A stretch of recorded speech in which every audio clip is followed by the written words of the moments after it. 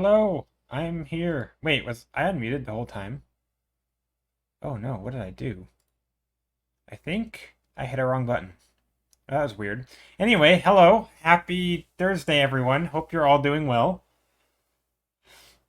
So I was trying to fiddle around with my stuff with the the alert box because it hasn't been working properly. So whenever somebody follows or subscribes or donates or whatever or raids. Um, you guys can hear it, but I can't. So I was trying to fix that, and I couldn't get it working. I still don't know why. I can't. It. I don't know. I just can't figure it out. It's totally broken. I think I need to undo my alert box and re-add it or something, and just set it up from the ground up again. I'm not sure why it's not working. But anyway, in the process, I moved some things around, so like the input and outputs and stuff. So yeah, I moved those bars around. So when I went to mute myself, I think I muted my alert box. Not that it matters because it's not working, but yeah. So anyway, microphone never got muted. Anyway, how's everyone doing? Siren Knight, Sparrow, Basilisk, Bajar, Koi, hope you're doing well. Hanelf, happy lurking. Hello, hope you're doing well. So, I did a thing. I feel fancy. Actually, I feel like I it's actually okay. So I normally am not a big social media person. I don't enjoy using it. I don't use it too much. I try not to use it. Like I'm really bad at making posts, right? I maybe make a post every month or something. With at least on like Instagram. And I don't really enjoy using it that much. I have a ton of things that I in theory could post, but I'm always like, oh, I have to send them to my phone or put them in a Dropbox, and then I upload stuff. So I did a thing. I downloaded a social media scheduler, and it's amazing because from my desktop, I can literally just click through the various accounts. I can click through Twitter, and I can click through Instagram, and I can literally in one screen, I can just click the tab and I can make the post and I can schedule it and I can do like 30 posts at a time. It's amazing. It's honestly so easy to use. Ooh, so I'm using an app called Buffer, Buffer. Here, I'll show you what it looks like. I'll even show you my thing. I only have 7 posts scheduled right now, but it's kind of a pain to set up because you have to like go through Facebook. Like you have to link your Facebook to if you want to do Instagram, you have to link your Facebook to Instagram because every app has a different way of working of basically you have like the site you're using obviously has to be able to make posts on your behalf. Like that's just part of it. So I did do a bunch of research into them. They all seem to use the same way. It seems to be safe. It seems to be what people use. Most of them charge money in some capacity, including this one, but they all have versions of a free version. And this free version is you can have up to 3 social media accounts linked. So in the case of Instagram, that takes up 2 slots because you have to have your Facebook linked as well.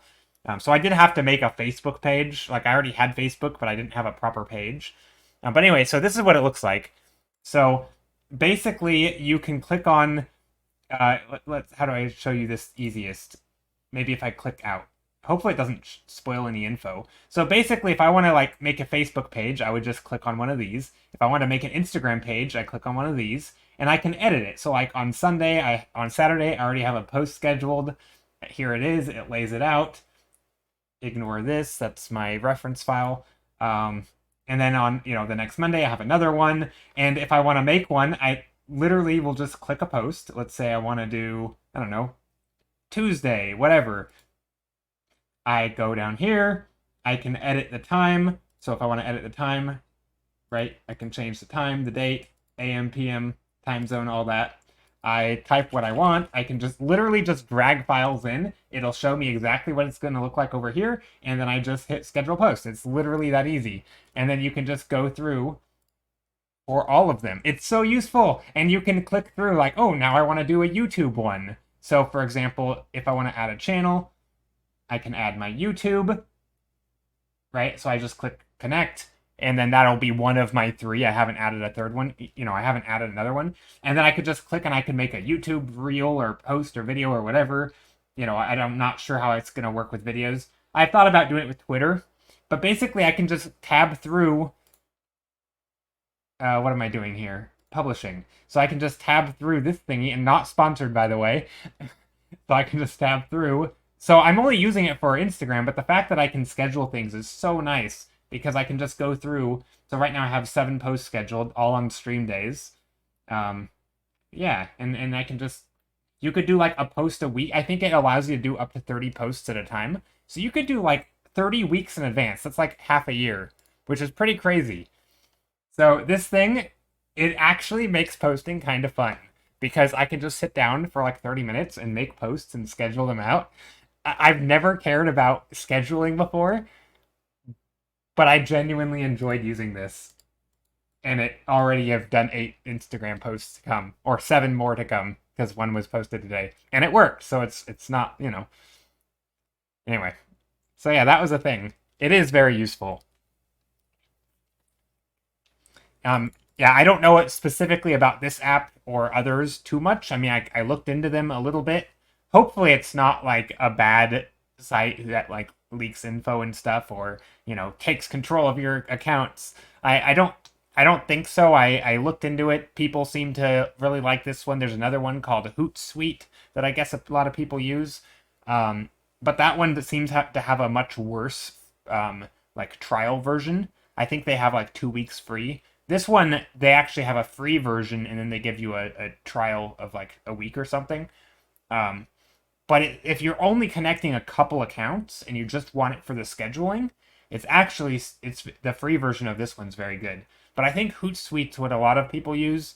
I guess if you have a lot of accounts to manage, it's quite good. But I think the paid version is what most people are on. I don't know. I'm not quite sure how that works. Yeah, it seems expensive. People say Hootsuite's expensive. I think Later is another good one, but also quite pricey. The free version is only a 2 week trial. Yeah, yeah, that's what it looked like. Um, yeah, I think Later is the app that I first looked into because I had heard some people talking about the Later scheduling app, and it's pricey, and it basically doesn't have it more or less doesn't have a free version at all. Um, and it's just expensive. It's like $30 a month or something. It's like, dang, I can't. It's not. I mean, honestly, it would be worth it probably from a time management perspective, because if you're getting paid literally multiple, that if you're getting paid, let's say that much an hour, you're definitely saving an hour. I mean, I only spent so granted, I'm very slow, and it also took me forever to figure out how to set up. I only spent like 2.5 hours fiddling with it yesterday, and half of that time was trying to set it. Actually, all of that time, pretty much, trying to set it up to connect the accounts because I kept having problems with Instagram. But after I got all that figured out, like I'm normally very slow at posting. Oh, I should probably be painting while I'm doing this. I'm normally very slow at posting. I try to make everything crafted and perfect, and I have to transfer stuff um, over to my phone, and I don't like that process of not being able to post from my phone. But also the schedule, I don't know. It's just nice. So I'm excited. I'm genuinely happy about trying this or using it, and it so far it seems to work. So yeah, it's great.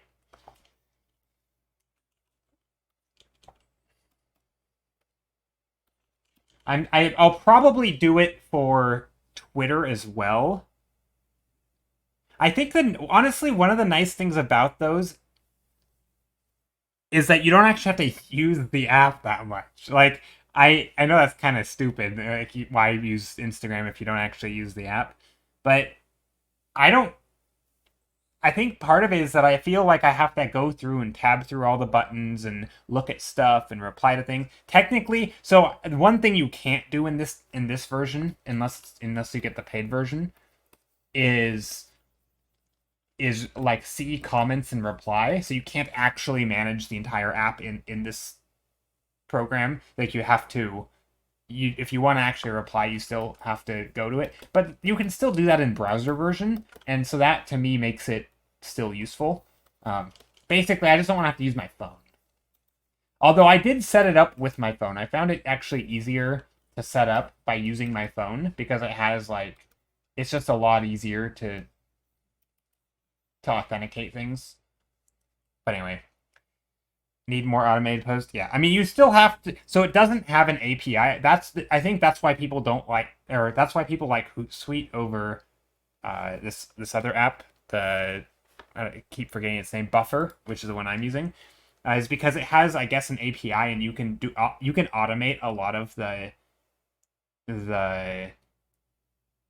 posting, I guess. Like I'm pretty sure you don't even have to manually upload stuff. Like you could just set up a bot and have it do it for you. It's a lot easier, I think. So if you're working on a massive scale and you wanted to just like make a bot that spams posts and tries to make it big accounts or something, I think then you probably would want something a little bit more fancy that doesn't require your time. But this, if I'm obviously I still care about my posts. Most of the times I'm going to be posting more recent stuff. What am I, guys? What are we talking about? I was mentioning that I tried out, or I got a social media scheduler, so like I can schedule posts out for like a month or whatever. It's called Buffer. It's really handy because then I can actually, well, one, I can use it from my browser, so I don't have to be on my phone. And it's just nice that I can, if I have 30 minutes, I could schedule out multiple posts. It's also really nice because on my phone, I don't like making a multiple, what do you call it, like slide posts is kind of a pain because I have to add every image individually to my phone, and then I have to go and select them all. But in this, I can just literally drag and drop. So I can just, straight from my painting files, I can drag drop the images directly into the app. It formats it. I can do all the things Instagram can do, and then I can just schedule it or just post it directly. But yeah, anyway, I'm excited about it. I'll probably be talking about it a lot. And then I'll just forget about it because it's so, I don't know, it's just fades to the background. Do you like the colors? Yeah, they're kind of nice so far. I don't have a lot going on. How are you, Crafty Little Rascal and Himiwari Ray? It sounds interesting. Yeah, I mean, it's nice. I mean, when I say scheduler, I just mean, having, like, I have like 7 posts right now scheduled out for various stream days. Most of it is obviously older work because, it's like stream thumbnails that I've never shared. So I figured I can just do this and drop them in, make little posts. So yeah, anyway, I'm quite happy with it so far. Again, I've only used it for literally today's Instagram post, but it works. It also has emoji integration, so all you have to do is just type the emoji key and it will, you can select all this stuff. So everything's the same. It basically is just like using Instagram. Anyway, I find color combinations I wouldn't have thought to use. I like finding color combinations. Those colors kind of inspired me. Ooh, interesting. Doing good, man. Just got new furniture, just chilling before packing. Staying at the boyfriend's place this weekend. Need to relax. Been busy week. Nice. New furniture. That's always nice. Yeah, Basilis, this I wouldn't quite call a new color combos. I mean, this is just basically just warm colors, right? This is pretty, I feel like this is pretty standard. I don't know, maybe not. I feel like it's pretty normal.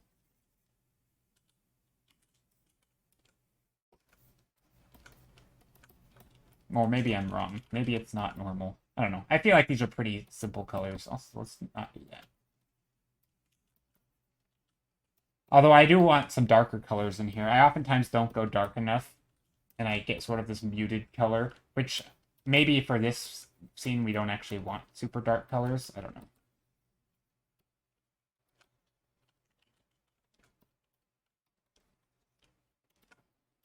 Also, I realized whenever I paint deserts, this isn't the desert, but whenever I do paint deserts, I always paint like Sahara desert type stuff, Wait, you asked how I'm doing? Yeah, how are you doing? I don't know if I said your name right, so maybe you didn't. Yeah, maybe it didn't come across as me saying your name properly, so it didn't come out right. The shade of pinkish, orange, and yellow are colors I've never thought about. Your process allows for a lot of play in color than mine does. So, I mean, that's the thing, though, right? You could, in theory, and this is why I always try to communicate this, but I don't think it ever comes out right. But you could do this like pre-process, right? Like, even and I always mention this as sort of like I think of this not so much as thumbnails or composition sketches, but I think of it as idea sketches, and it's almost like before a painting. Because while I do make this as my entire process on stream, it's technically it would be suited best as like a pre-painting process where you're playing with ideas and colors and you're not really worried about composition. You're just so it's like once you find colors that you like, you could then start sketching out an actual painting, right? You're like, oh, these colors are really nice, and then you could go and figure out what you want to do. Because what I'm doing is kind of not like I don't know what I'm painting yet. I'm trying to try. That's sort of what I'm trying to figure it out. But if I do find colors that I like, then I might as well lean into them. Creation, is this considered golden hour? I mean, it's golden.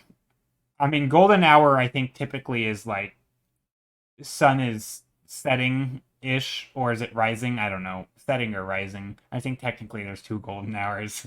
But I think typically it's in the evening. Stuff's starting to the sun's getting a little bit more golden yellow or red, right? Not quite sunset. Shadows are a little longer. They're not, it's not directly from above. I mean, I don't.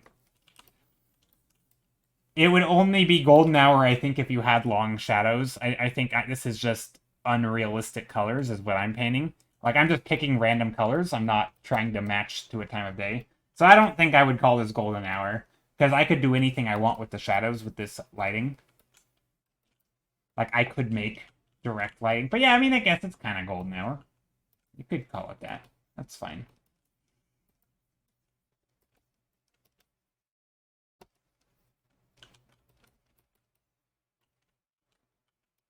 I guess I always think of things like that as referring to a specific, like, it's referring to a real thing.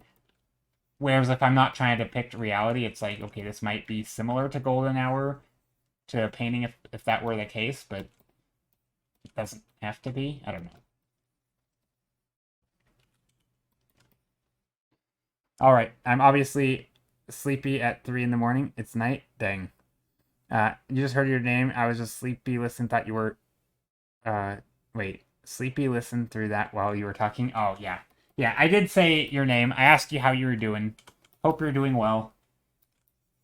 And Koi, you were talking about, or we were talking about, or mostly you and the other person were talking about perspective, and I think I will talk about perspective today too because I I felt like a lot of the things you were doing is a matter of like matching perspective to existing objects um in a photo, and I feel like that is a probably a pretty good skill to have, especially if you're working a lot from references, because it's especially hard. It's like playing on hard mode with thank you for the follow, uh Senor Floofy. Senor Floofy, how are you doing? Because I think it's especially hard with organic shapes like humans, where their heads are tilting at all angles. Because like if you look straight ahead, your head is and you were to draw a box around your head, right? It's gonna be very flat. Like it's gonna just be a box straight forward, right? And then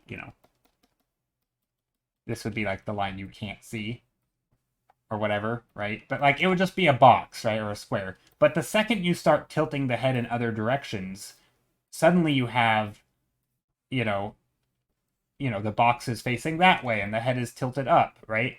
And it's like if you were to draw shoulders, right, it might look like this because, right, you now have this box, the head and these aren't going to be vanishing at the same point, right? Because they're going, they're going to different places because they're tilted, right? You can call me Ray or Rye or Ray, aka Sunflower. It's not my real name anyway. Just a name that stuck around. Okay, I'll call you Ray unless it's Rye. I don't know how to. I never know if it's Rye or Ray, depending on language, but I think it's Rye. But yeah, so I feel like this is the hard part because this actually might be easy, but it might be if you have like an actual photo here, a reference photo. Because I think yesterday, whoa, this is huge. Why is this so big? This is like the largest resolution image I've ever had. I guess we'll go like that. Because I think I'm not sure, and maybe the thing you were struggling with yesterday was knowing where to put the box, like where do the vanishing points go? Because normally, right, if you had your eye line, which is down here for us, because we're looking up at him, right, we're also looking down at his feet, right? You can, well, here you can't see his feet, but here's his feet, right? We're clearly looking down. So anyway, our eyes are about there. Plus, we know this because, well, we don't actually know this. Actually, maybe that's not where our eyes are. Let's take a look. It probably is. Yeah, our eyes are totally. At least sorry, not our eyes, but the camera is here, right? Because, yeah. So anyway, the camera's here. But the point I was trying to make is that depending on the tilt of this, like you can't assume that everything is, that he sits perfectly in a box. I mean, you could draw him in a box, but the box isn't going to be oriented in any specific way, right? You would just draw a random box like this, right? You'd just be like, here's the box. Right? But that's not what you were talking about because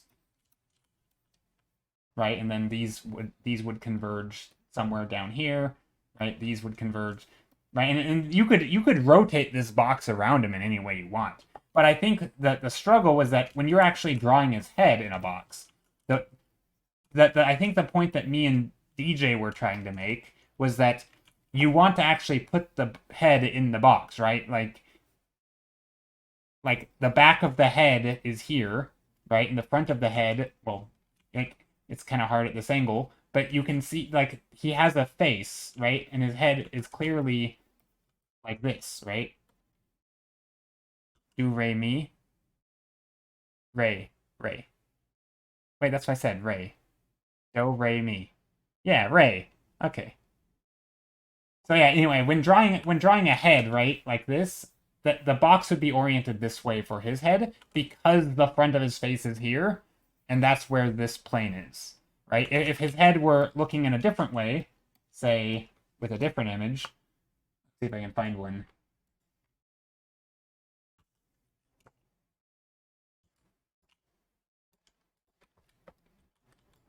Like this image, which granted it's upside down, right?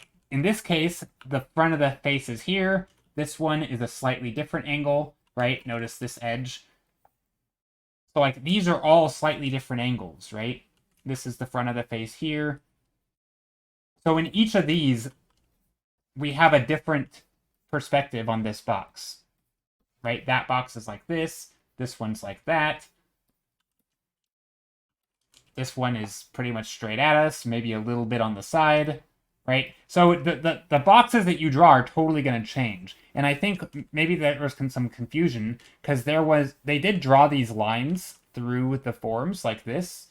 It might have went like that, and they drew some other forms like I don't know, like they drew various forms, and these lines were representing like the shoulders, and if you were to draw the hips, it would go like I don't know that or something. I'm actually not sure because I'm bad at forms. But the idea is that if this is the side, this is the side, right? It'd be like I don't know. You'd probably curve it. I don't actually know how that works with curving forms boxes. This is where anatomy is not my strong suit. Actually, you'd have two sides in here.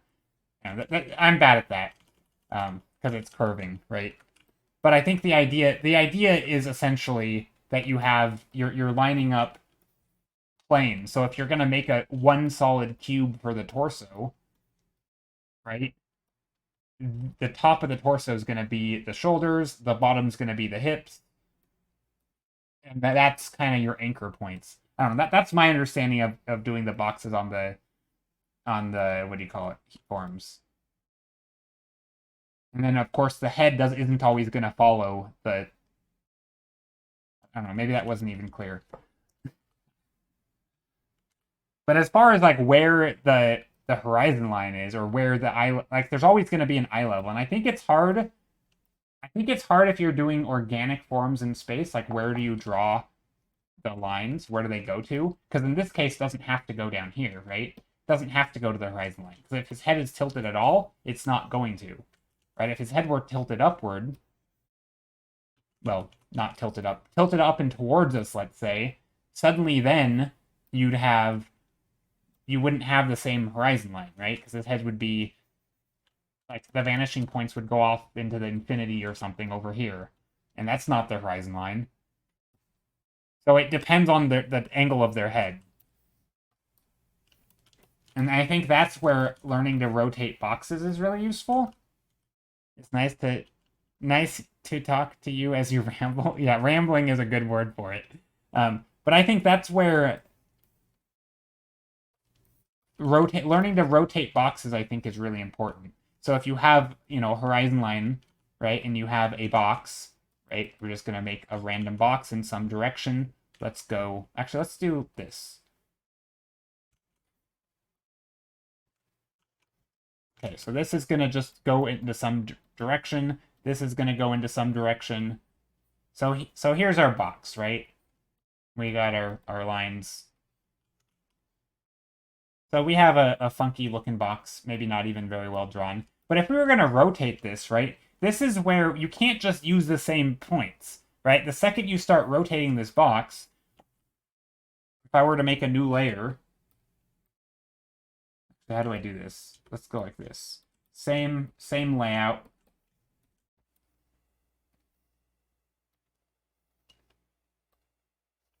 Right, if I were going to do another box directly over the top of it, let's do this one in orange or something. No, let's do pink or purple.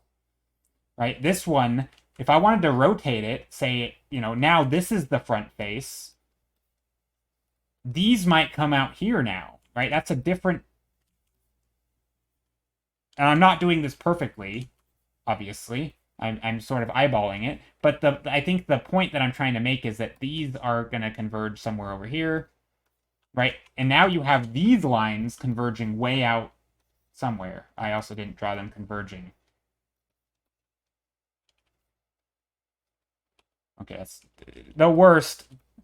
I see you're bad in anatomy. Yeah, I'm not very great in anatomy. My anatomy skills are... I mean, I can eyeball stuff, and I feel like I can get it right eventually. But there's a lot of... Yeah, I'm not great at anatomy. But I guess the point I was trying to make is that these lines rotate along with the form. So this line comes over here. So notice how these lines, wherever they would converge, right? Again, this isn't drawn perfect, but these are going to converge somewhere over here. But then in this one, they're over here. So it's kind of like moving. And then these are moving over here, right?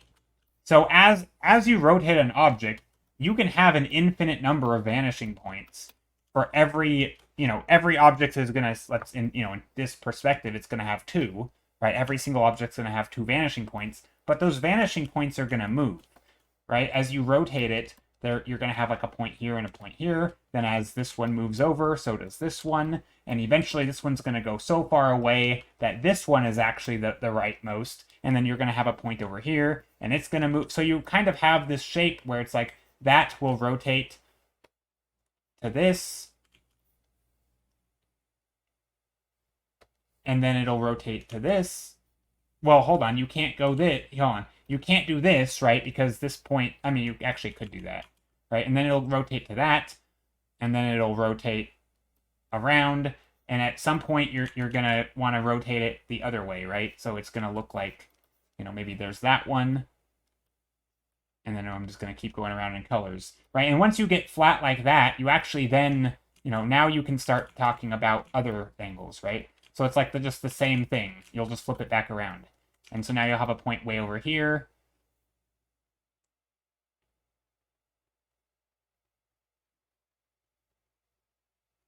You're good at perspective, at ...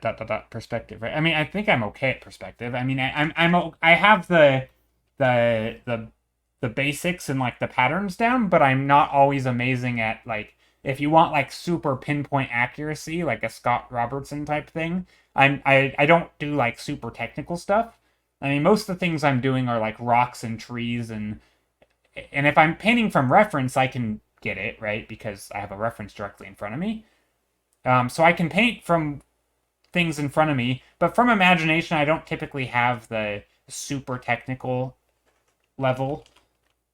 Anyway, I guess the point that I was making, if you were to rotate an object like this, if you were to think of bringing it around, like you eventually you're going to go back to the same, like once you flip over this line, it basically becomes the same, right? This perspective is no different than this, right? But these are the lines that are rotating. So if I was going to draw a box, right, here's that, or here in blue, sorry, right, or in green, or in this green, right, this is like that.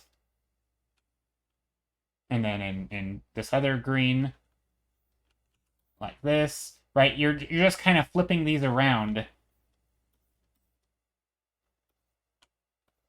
And the points are just moving. Yeah. So, my point was that as you rotate these, right, these points just start moving around. They're not, so they as long as you don't tip it upright, right, it's gonna stay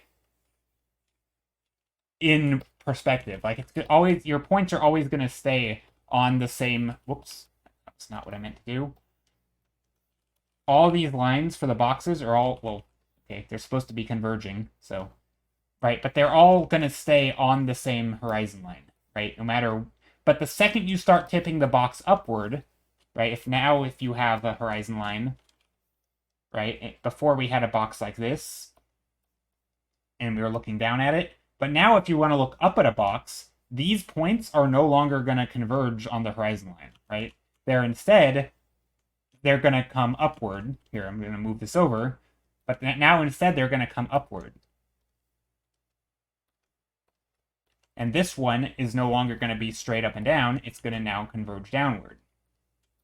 Because now this is our eye level. So if our perspective were up here, this box would be sitting on the ground. But our perspective's not up there, right? Our perspective's down here. This is where our eyes are. And because of that, this box is now tilted upward.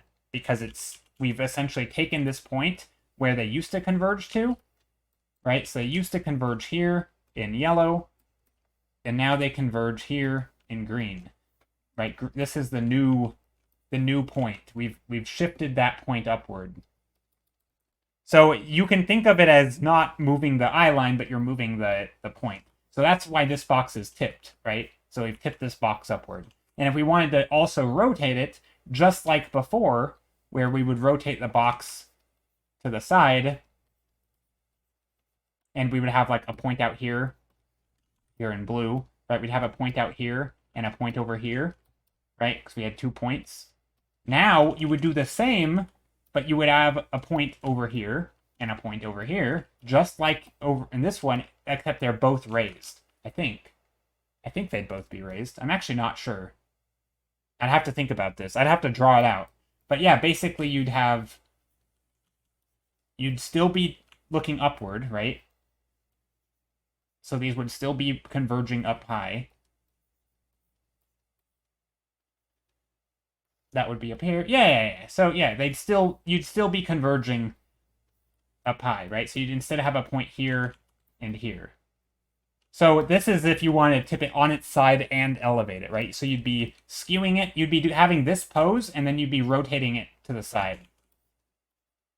So you'd be bringing these edges around. So this edge would correlate with that edge. this edge would correlate with that edge, right? That edge is now that edge, right? Because you're rotating the whole thing. I don't know if that makes sense. So it's more of like patterns to me, and I guess that's where when you take like an actual human face and you start rotating it, you kind of have to understand what the cube is doing, I guess, or it helps to, and because then you can start to know like, oh, like if the head is just looking straight at you, it might look like this, right? If you can see the top of the head. But the second you start rotating the head up and away, now you're going to get something that looks like this. Yeah, I mean there are a lot of patterns. I mean, this is where like, you know, if you again, if you draw like the circle, right, and you just were to put a cube in it, I don't actually know how this classic diagram is, right? If you were going to rotate the cube, right? And it's like each one is going to you still have your horizon line, right? But these are going to like they're all going to sit on here somewhere. Well, assuming I drew it correct, right? And then these are going to extend to infinity or more or less to infinity, right? And you make this pattern of, and it rotates along the form. Yeah, I mean, it's very geometric. I feel like it's not super, I drew this terribly, but like, yeah, it's very geometric. You have this form that's gonna, again, this is extending off into somewhere, and then as you change that form, right, as I rotate the cube, there's a line here, there's a line here, somewhere. I drew my ellipse poorly, but you get the idea. Like you're basically finding this right angle, or what represents a right angle, and it's rotating. It's going from there to there to there, and like it's just you're basically in the end you end up with all these little lines. I don't know. Hello, what's up? Me, I'm making a mess of things on Canvas. Like the crash course in perspective for people who don't want to be super duper accurate and hardcore what do you call it? Like hardcore precise. Because I think when you start like trying to measure a cube and like duplicate it but also rotate it and move it, that becomes really complicated because now you have to draw guidelines to make sure that your cube is consistent from one to the other. Like, it's not just a matter of rotating it and getting the rotation right, but it's a matter of getting the size right, which is a whole nother measuring thing.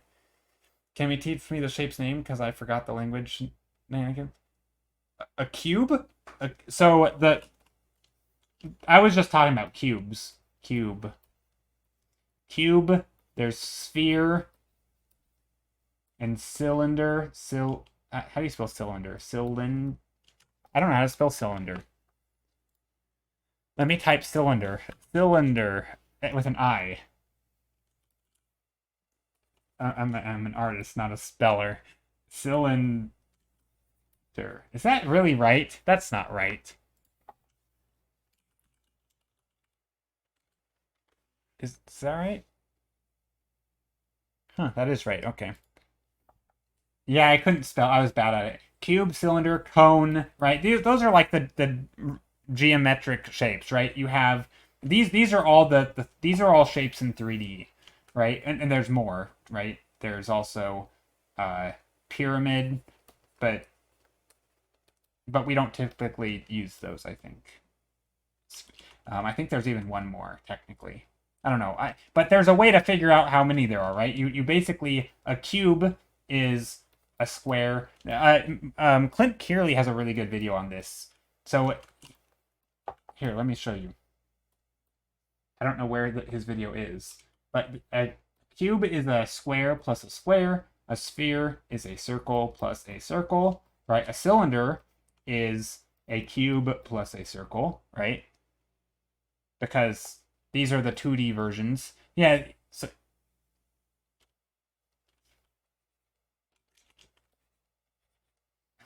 cylinder, right? So this is a cube. So from one side, the cylinder is a square, but from the other side, right, from the top, it's a circle. and from the side, it's a square, right? And then you have these shapes, right? You have cones, which is from the top, right? It's a sphere. From the side is a triangle, so it's a circle plus a triangle, right? Technically, a pyramid would be a triangle plus a triangle, but I feel like that's not one that people talk about when they talk about basic, simple geometric forms. What else is there? There should be square plus circle, square plus, oh yeah, square plus triangle, right? What's it called? A pyramid together with a reverse pyramid? What do you mean? Pyramid together with a reverse pyramid. I don't know what you mean. I mean, technically, then you'd also have pyramid plus square, which would be a square base with the sides like that. But that, again, is kind of just another type of pyramid. I don't actually know if these two have different names. Pyramid and square pyramid. Maybe these have... Oh, you mean like... Well, I think it's... I mean, so from the perspective of an artist, right? You would just break it into two pyramids. A diamond, yeah, but you would just break it into two diamonds. Cone and prism still. Oh, is it prism and cone? Okay, gotcha. So is this? So this would be the prism, and then this would be the cone. Okay. No. Cone is spherical, right? Cone has a circle on the bottom. I got that. The pyramid, one of them has a square base, one of them has a triangle base. Anyway, the point is these aren't ones that people talk about, right? When you talk about the basic geometric forms, I don't think you'll ever see these really in like a real book because you don't typically break simple geometric forms into those. I mean, you could, but I feel like most of the problem with these is that technically you could make them composed of, depending on the dimensions, you could actually make them of cubes as well, like cubes on its side, and I don't know. Cone is squareable. Wait, you would call this a cone? No way. That's not a cone. A square cone, maybe? Again, I don't know the term. It might be just a prism. I guess I don't actually know what you call those two, right? There's pyramid. I think pyramid is a square base with a triangle, right? That's the square plus triangle is a pyramid, I think. I don't think this is a pyramid. I don't actually know what this is. A cone plus cone or triangle plus triangle? I don't know what the triangle plus triangle is. I don't know what the name is. Again, maybe it's a pyramid. I have no idea. Anyway, it's not important what it's called. The point is there's a form that's a geometric form. Square is a square. What do you mean? No. So these are, sorry, a square is a 2D shape. No. Ray, I think you're missing what I said. You're missing what I said. So these, okay, there's 2D shape. So these are here, let's draw this in black. 2D shapes. Okay, the 2D simple shapes are triangle, right? Circle, and square. Right? There's other shapes too, like octagons and stuff, but they're not as important, right? These are the three primaries. But you also have 3D forms, right? Forms is the key word. Anytime someone uses the word form, they mean in 3D. Well, unless they don't and they're misspeaking, but that's fine. Yeah, so there's shapes and there's forms, right? What are you trying to prove? Oh, I'm not trying to prove anything. I'm just talking about forms and volume. Yeah, forms or volumes, probably. Yeah, true. Yeah, there's probably different words for it, Koi. But so what I'm talking about is like the actual, yeah, the 3D volumes or 3D forms. So what I'm saying is, if you take a triangle on a 2D plane, right, and you add it another dimension to it, right, so you turn it onto its side, right? So if you take a triangle plus another triangle, so you have triangle, circle, cube, right? If I add these together and you say, you know, from one side you have a triangle and from the other side you have a triangle, right? That's going to be this shape, right? This is not a triangle. This is a something else, right? But if I take this one and multiply it with this, that's like having a circular base and a triangle. So from one side, if you look at it from one side, right, it's going to be a circle, and if you look at it from the other side, it's going to be a triangle, right? That's what I was saying with a cone. And then same thing for the square, right? You have a square base, and then you have a triangular top, right? That's where you get things. And then if you have a circular, again, a circular base with a cone shaped side. So anyway, these, and then a circle is just a cube, or sorry, it's a sphere, right? And then a square, the circle is a cone. So that's where these names came from, right? Each of these names have their own things, and that's what I was trying to get at, right? And of course now we have, you know, square and triangle again, right? We've already done these, right?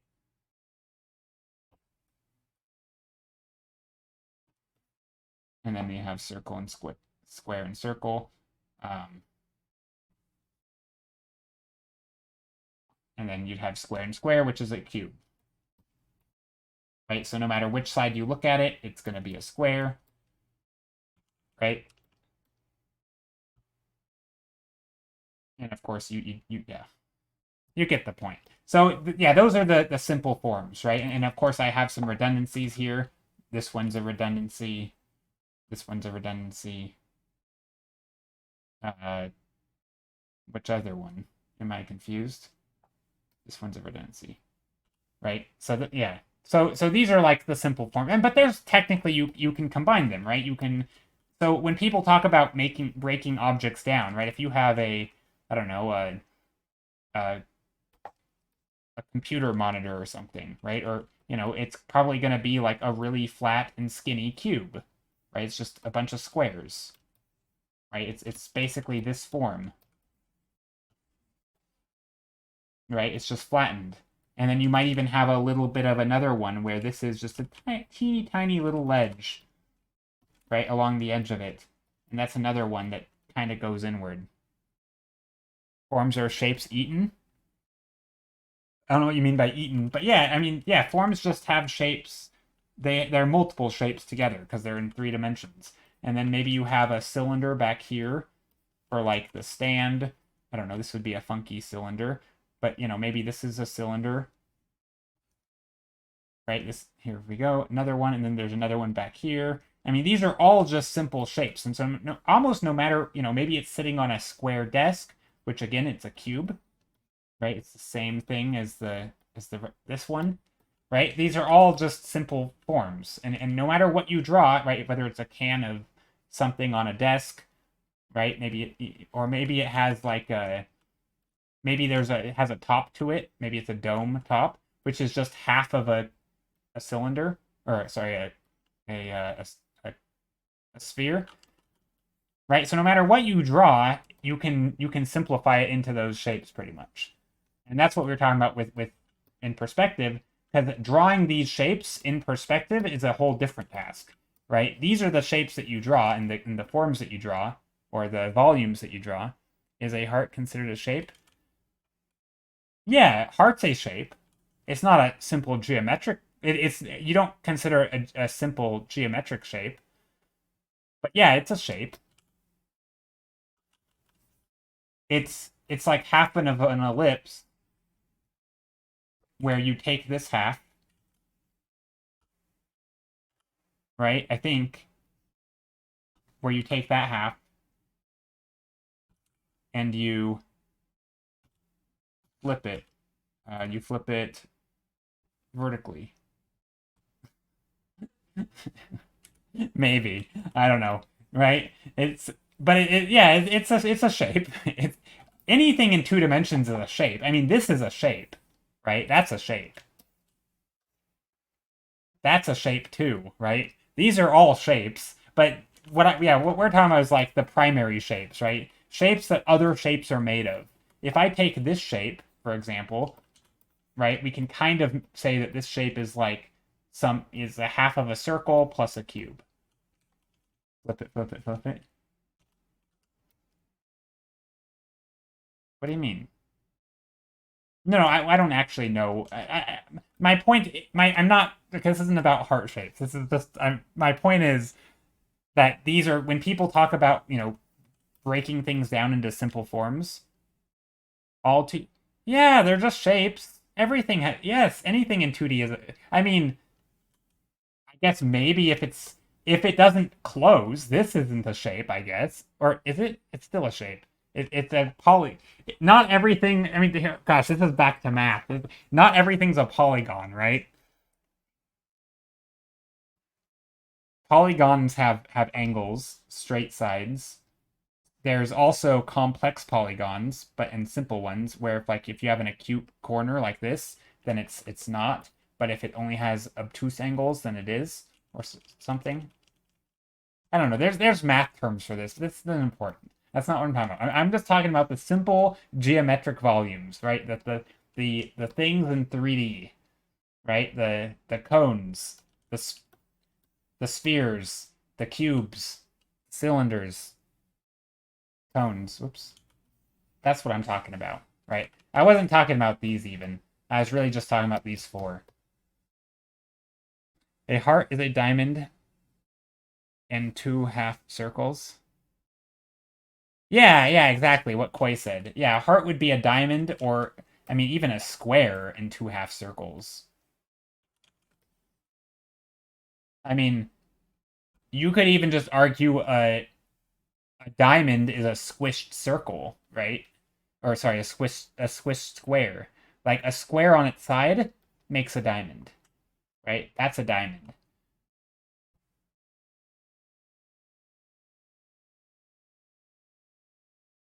Well, not all three. I mean, I I think for as far as artists are concerned, yeah, 2D, a shape is just like a yeah, two-dimensional shape. It's a I don't know what you call it. Like anything in 2D is a shape, really. I mean, yeah,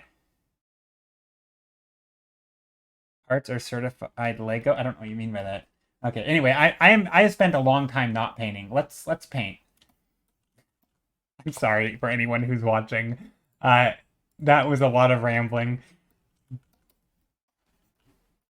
But yeah, the point is that drawing the forms that I just mentioned in 3D is important because that's where you start doing things like sketching in buildings and especially if you're doing environments, right? Or really anything. Even characters need a lot of 3D, even though it's typically a little bit more intuitive and not as accurate. Crazy Moth Lady, hello! This stream is a shape. This stream is a shape for sure. I'm having language discoveries. Yeah, so I mean, keep in mind, not to say that this is technical, Ray. I wouldn't call this super technical, but this is as far as art is concerned, I'm using it in the artistic technical sense, right? I'm using shapes and forms to mean basically 2D and 3D, right? Forms as 3D, shapes as 2D. Now, again, Koi mentioned out that you could have volumes as the term for form. Um, sometimes form may be technically depicted in 2D, although depending on the other implications, I don't know. It's so yeah, I call them forms and shapes. Let's bring back some thumbnails real quick from a previous stream. I'll open. Let me just find something here from last stream. What was a thumbnail that I liked? I liked this one. We're gonna bring him back again. And I guess and this is why sometimes when I talk about drawing environments, I actually don't talk about form a lot because I oftentimes draw my environments in 2D. So here, let's stay on this thought process for a second. Oftentimes when I'm talking about things, right? Let's say you have an environment here, right? And you have some mountains back here and some back here. These, to me, they are 2D shapes that are representing forms, right? Right now, there is no form, right? You don't know the form of this. All you know is it's far away and it's a 2D shape, right? Form is added when you start doing things like adding shadow, right? Once you start making this into a 3D object, then it's starting to have some form, right? Because before that, there isn't really a form because you don't know where any of the planes are, right? Maybe there's a triangular shape here, right, on this plane, and maybe there's a squarish one over here, or another triangle. Like these are making it look like they're in 3D, right? This is just a shape. Again, it's representing a form, but there isn't information there, right? So like this, for example, just looks like this. This looks like this, except it also has that extra line here. So now we know it's in 3D, right? So it's this though we don't know. We have no idea. If I added a shadow here, now we would know. But I could also add a shadow like this. That makes it look cylindrical. Whoops, I'm not doing a very good job with my cylinder. Right? You could make a cylinder or a pyramid. Yeah, exactly. Blank and if it's formless, right? If it's formless, it's a shape because it's just again, shapes and forms, right? If it's a formless shape is a shape. What do you mean no? If it's formless, it's a shape. It's a cone. This? No, no, no, no, no. This shape is not a cone. This shape is a triangle. This shape was a cone, right? Or a pyramid. No, yeah. So when it if I add the circle, remember a cone is like the circle base with a pyramid. So it's a triangle from one side, right? So triangle from one side. But once I decided that this is going to have a form, once I decided that the base of it was round and now it's in perspective, now it's a cone. Right? Up until here, it's just a pyramid. Or sorry, it's just a triangle. Now even I'm getting confused. So my point is that oftentimes when I'm painting environments, I'm not really figuring out what the exact contours and the shapes or in the forms are, right? I'm purely drawing random shapes. They're just representing forms. So sometimes even if I want to draw a house, I could draw a house. This house is a representation of a 3D object in 2D, right? I haven't drawn the sides of it yet. But once I start adding in these sides, now it's 3D. And now it's a cube.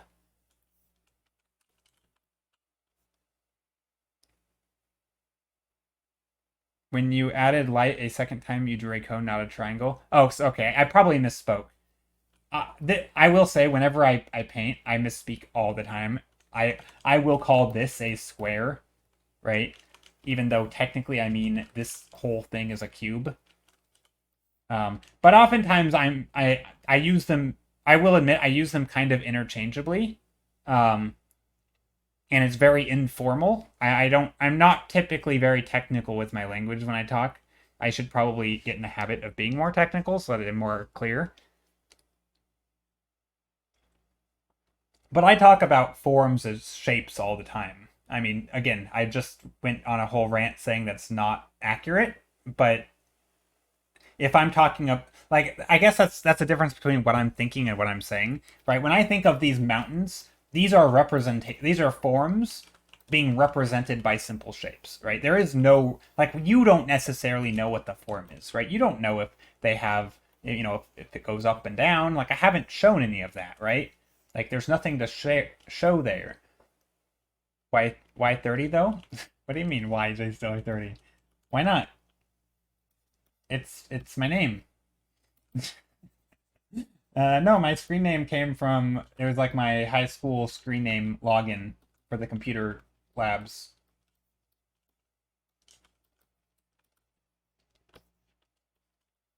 J29 was taken, yeah. Or this is my 29th alt account. Yeah. Yeah, I'm forever 30. Yeah, there we go. But isn't there like a forever 29? Forever, no, what is it? Forever some 17? I don't know what the name is. There's like a thing, isn't there? I just don't age. No, I am. No, it's just my screen name. Forever 20. That's the one. Forever 21. Thank you, Basilisk. I didn't know what it was. I had no idea. It's a clothing store? Okay. So yeah, when I do things like this, right, this is me adding, well, their shapes in perspective as form, right? This is where you can imply a lot with a little by drawing things that look like they're in perspective.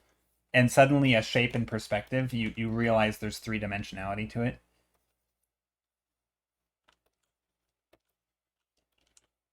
Maybe there's a...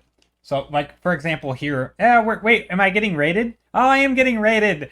Beauty and the Beasts. Wait, Beasts. I read that as beats, like the food. How's it going, Beauty and the Beasts? How are you? Welcome in, Raiders. Hey, Leesler and Beauty and the Beasts, and Minasia, 0407. Hello. Hope you're doing well. How was your stream? What were you working on? Are you an artist? And if you are, share your work. I demand it. And yeah, we were painting for an hour and we have done nothing. All I've done was rant about what shapes are and what forms are and the difference between 3D and 2D. I know, very, very technical stuff here. But yeah, how are you? Hope you're well. Maybe there's a building here. I demand it. Yeah, I know, I'm very, very demanding. It was good, thank you. I am indeed an artist. I body paint, so I was doing She-Hulk today. Oh, awesome. So I dabbled in gouache as well, so I'll do a bit traditional. Very nice. J Rambler. Yeah, I do ramble or rant. Yeah, would you like to share? Do you have like an Instagram with art and painting, art body paint, which I guess is art. It's still a form of art. I don't know. I don't know what to call it. I guess it's body painting. Just say what it is, right? It's like the silly distinction between like illustration and art. It's like it's the same thing.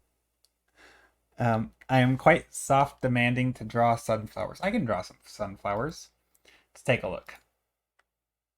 I don't actually know. Ooh, these are really good. Okay, here I'm gonna share on screen. Twitch doesn't care, right? Like I assume there's probably, I don't know, maybe does it count as, I have no idea. Does it count as nudity? I have no idea. Anyway, I'm gonna share anyway. I feel like it's probably permissible on Twitch. Body paintings.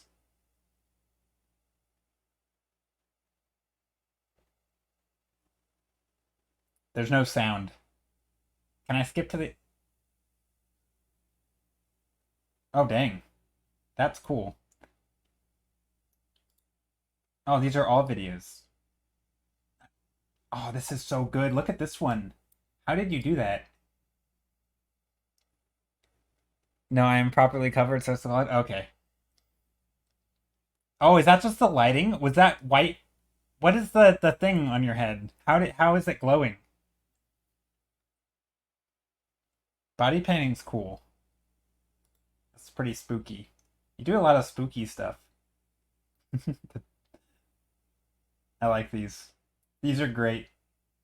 That looks like fun. Sorry, yeah, sorry, Instagram pushes videos now, so I have to make a lot. That's fair.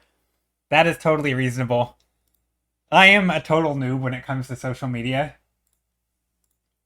Yeah, I'm pretty bad. Although I did, and I was mentioning this earlier, I just picked up or I just downloaded a social media scheduler because I'm so lazy that I can't be bothered to constantly log into social media. So I just have it so I can just do a bunch of posts all at once and schedule them out, and it's amazing. It is seriously the greatest thing that I've ever experience on social media. So I just for the first time today, I had my first post with my scheduler that I got yesterday. It went live today, so I'm happy with that. But yeah, so that's me being bad at social media. It's a Disney Hades. Oh, okay, very nice.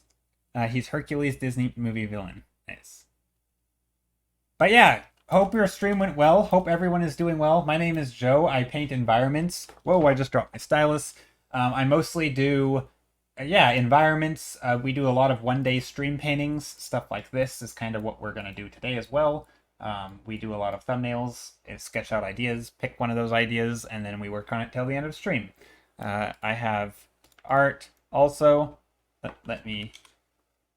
Here, let me just bring up the good old Graham.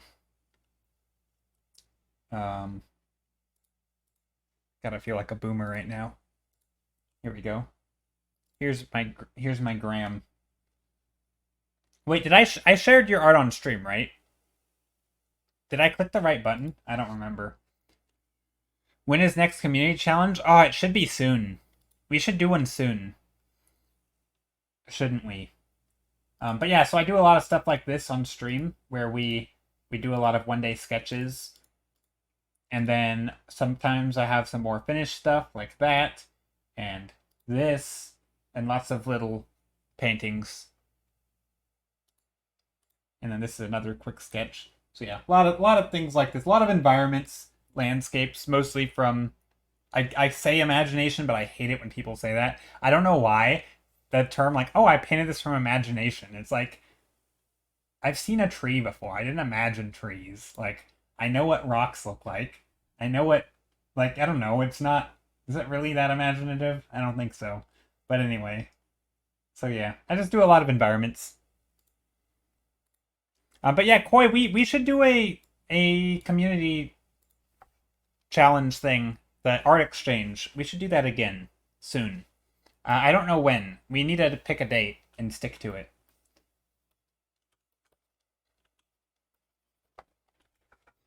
Okay, so I'm gonna sketch very loosely a building.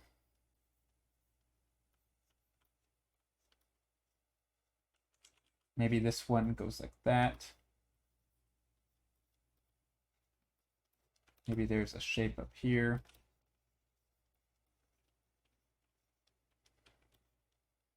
Some cones.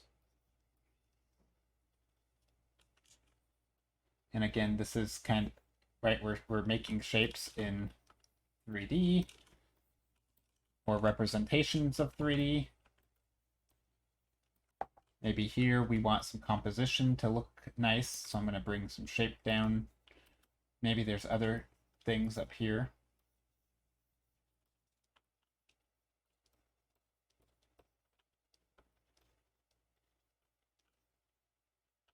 Maybe there's something over here as well.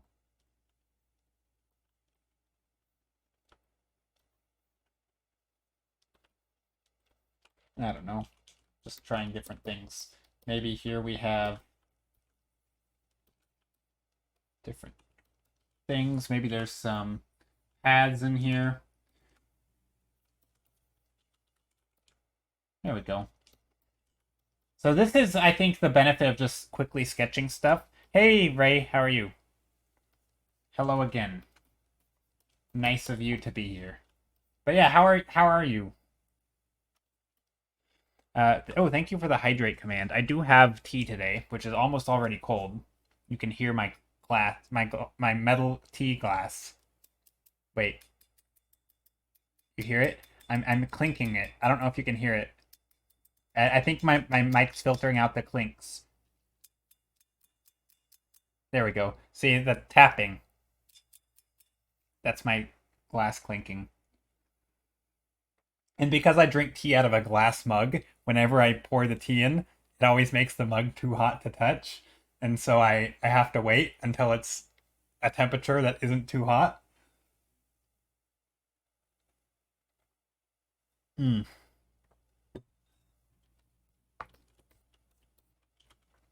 You hear it? I'm glad. The ASMR. I mean, that's kind of a nice, quick painting. I think this kind of thing is tough because the colors aren't always that great. And this is why I actually like to start with colors first and then do a sketch like this. And in theory, then I would combine them.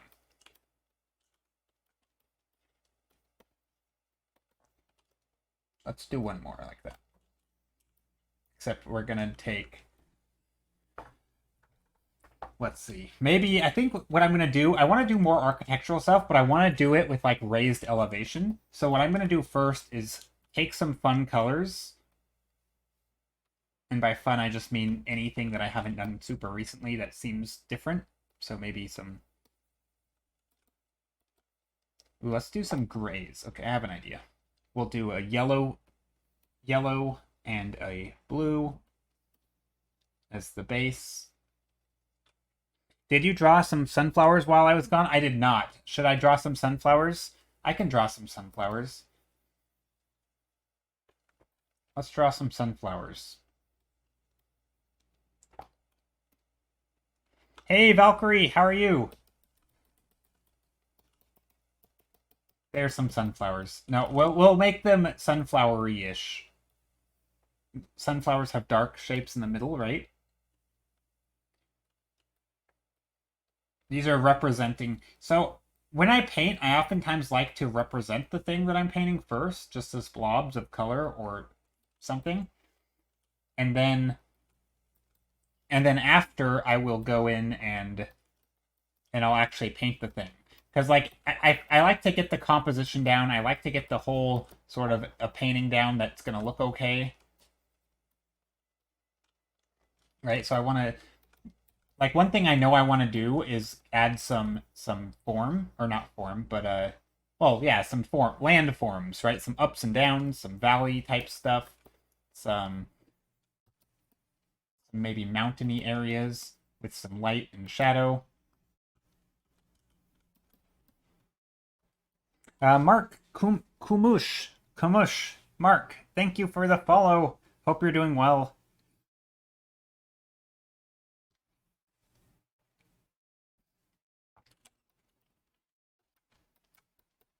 I think I should make videos on Instagram. I don't know how to... Well, I guess I do. I could put time-lapse videos on Instagram. Why don't I do that? I can do that with the scheduler. Hold on, I'm gonna start doing... I could do a video a day for over a year. I have that many videos saved. I could do so many Instagram videos. I feel like I'm just now coming up with ideas of like, oh my gosh, I could take my social media to a whole new level. What do you mean, what? I have time lapses of everything I paint. Or unless I haven't turned it on today. Oh, I didn't. It's turned on now, though. Oh no. Now it's turned on. I didn't have my time lapse on until now. Do you know that sunflower leaves are heart-shaped? That's why I asked about heart shapes, by the way. Are they? I didn't know that. I do now, though. Well, I assume it to be true because you told me. But you know how the saying, don't believe everything you hear on the internet. But yeah, I do have hundreds of time-lapse videos.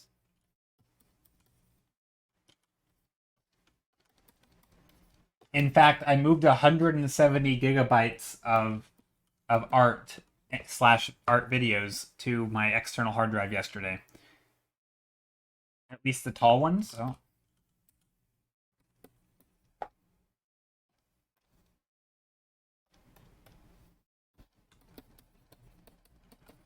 So here I'm just adding some lines to make things look nice. Adding some of that purple in here. Didn't know about the little ones? Okay.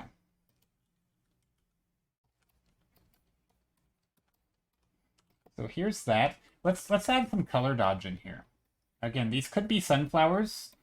They don't have to be yet, but I did say they would be, so I should stick to my word. I don't want to be made a liar if I can avoid it.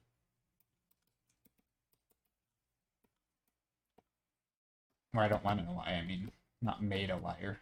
I guess you're the only one who makes yourself a liar. Okay, over color dodge. Let's do the dodging. Ooh. This is such a weird... Look at this brush. It's almost creepy how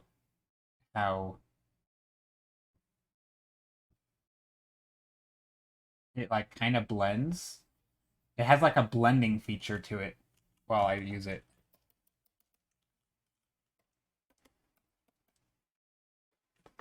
And then I'm going to add, like, an overlay and do, like, a dark color. Maybe we'll not do that. Excuse me. Sneezed into the mic. I don't like it when I do that. Soft brush. Let's add some darkness to this. So yeah, I am gonna do some sunflowers in this theme. I swear, it's gonna happen.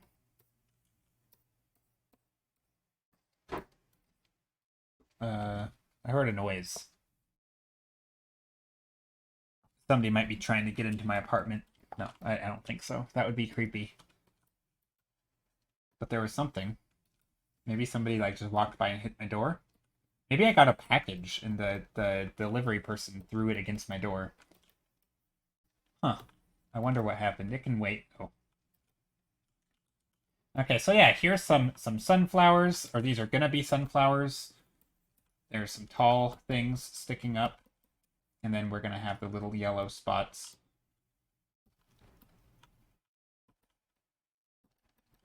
Again, they're just representing it, because if I do put these in, I'm gonna want to put them at intervals. You know who paints really nice flowers and stuff? Zillustrator. Zillustrator, I was in his stream earlier today before my stream. I think he's ended by now. Let me take a look. But he does beautiful stuff. Let's see, is he live? He is not live anymore. But yeah, Zillustrator does wonderful flower fields and clouds. Those are kind of his bread and butter. Lots of that kind of thing. I'll give him a shout out /shout out. I'm also shouting him out because I use some of his brushes, which he also sells. And he also has free versions. I think he still has his free versions. He might have removed them, actually. I don't know. But yeah. So anyway, so here's some funky lighting. These art pieces are sick. Ah, oh, Holly Howells, long time no see. How's it going?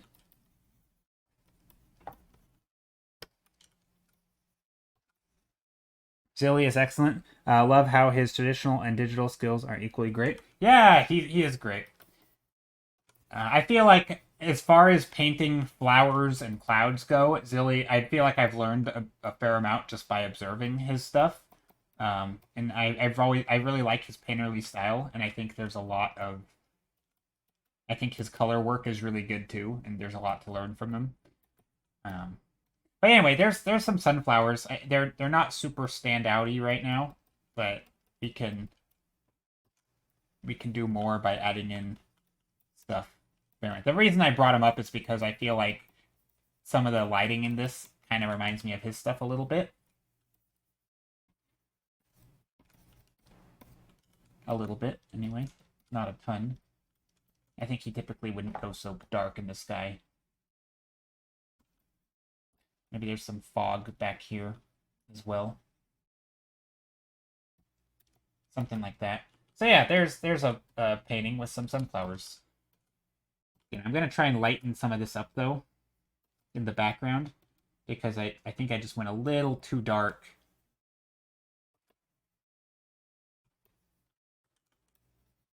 There we go.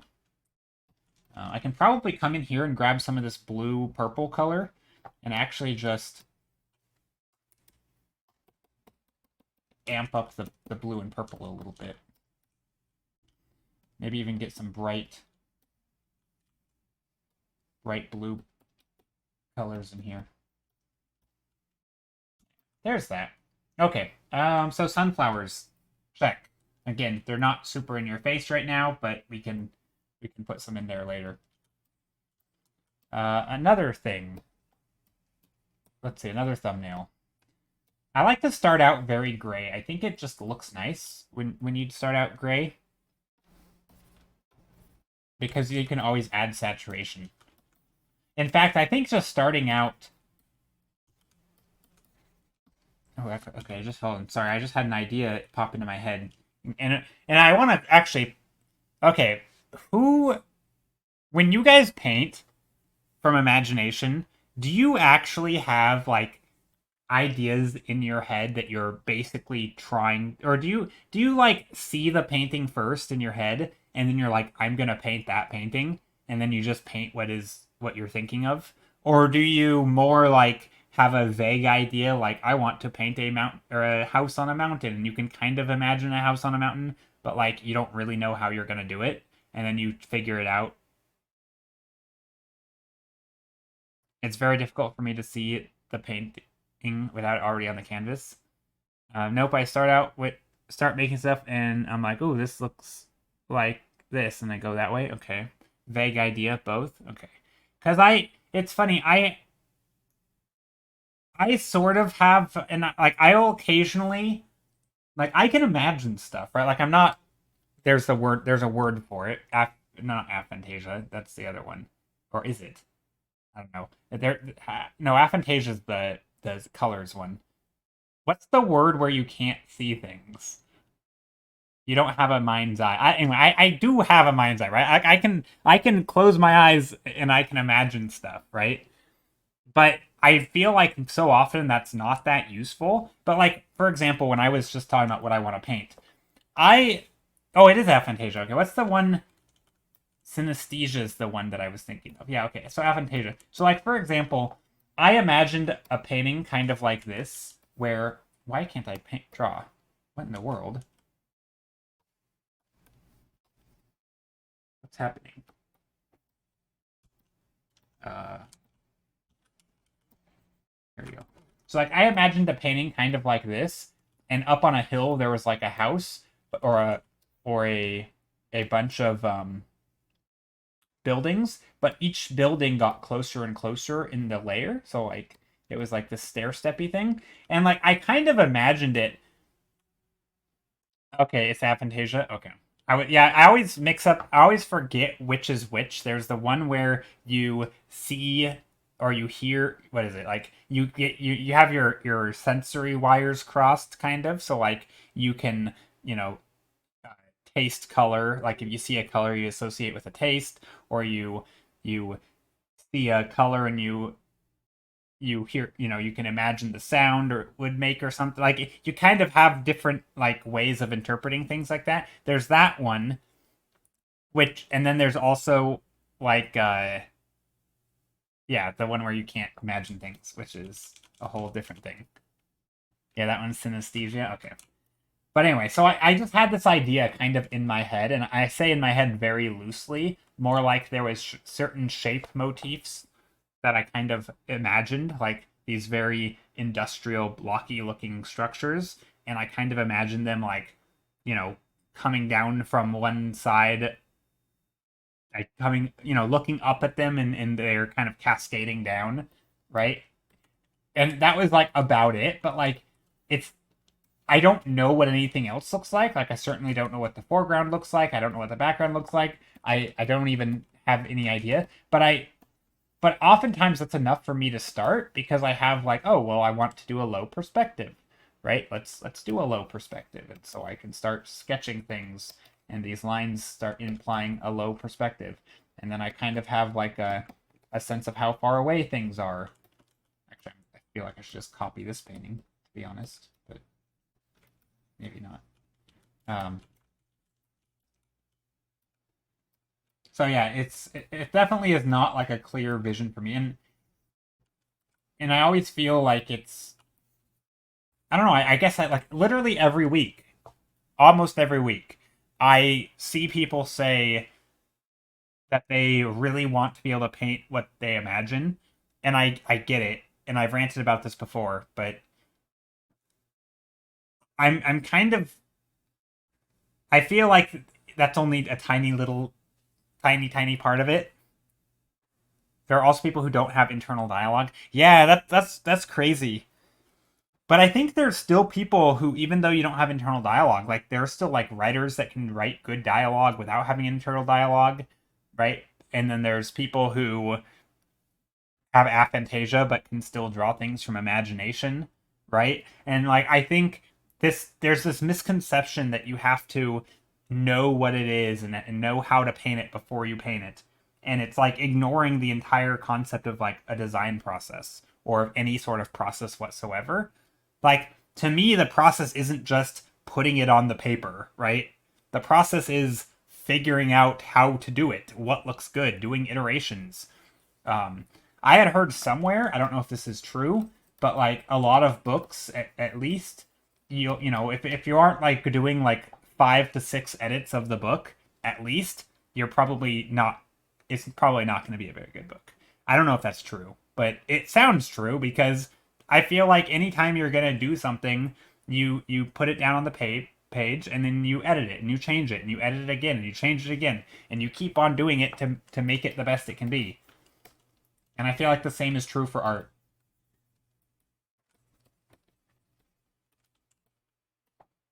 Okay, so what I'm going to do is just take the lasso tool.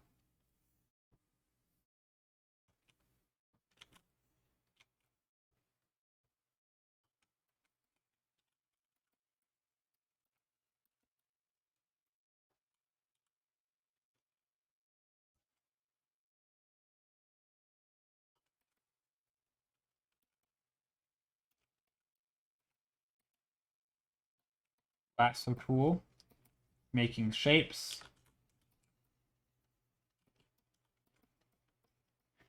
And then also this is not in perspective.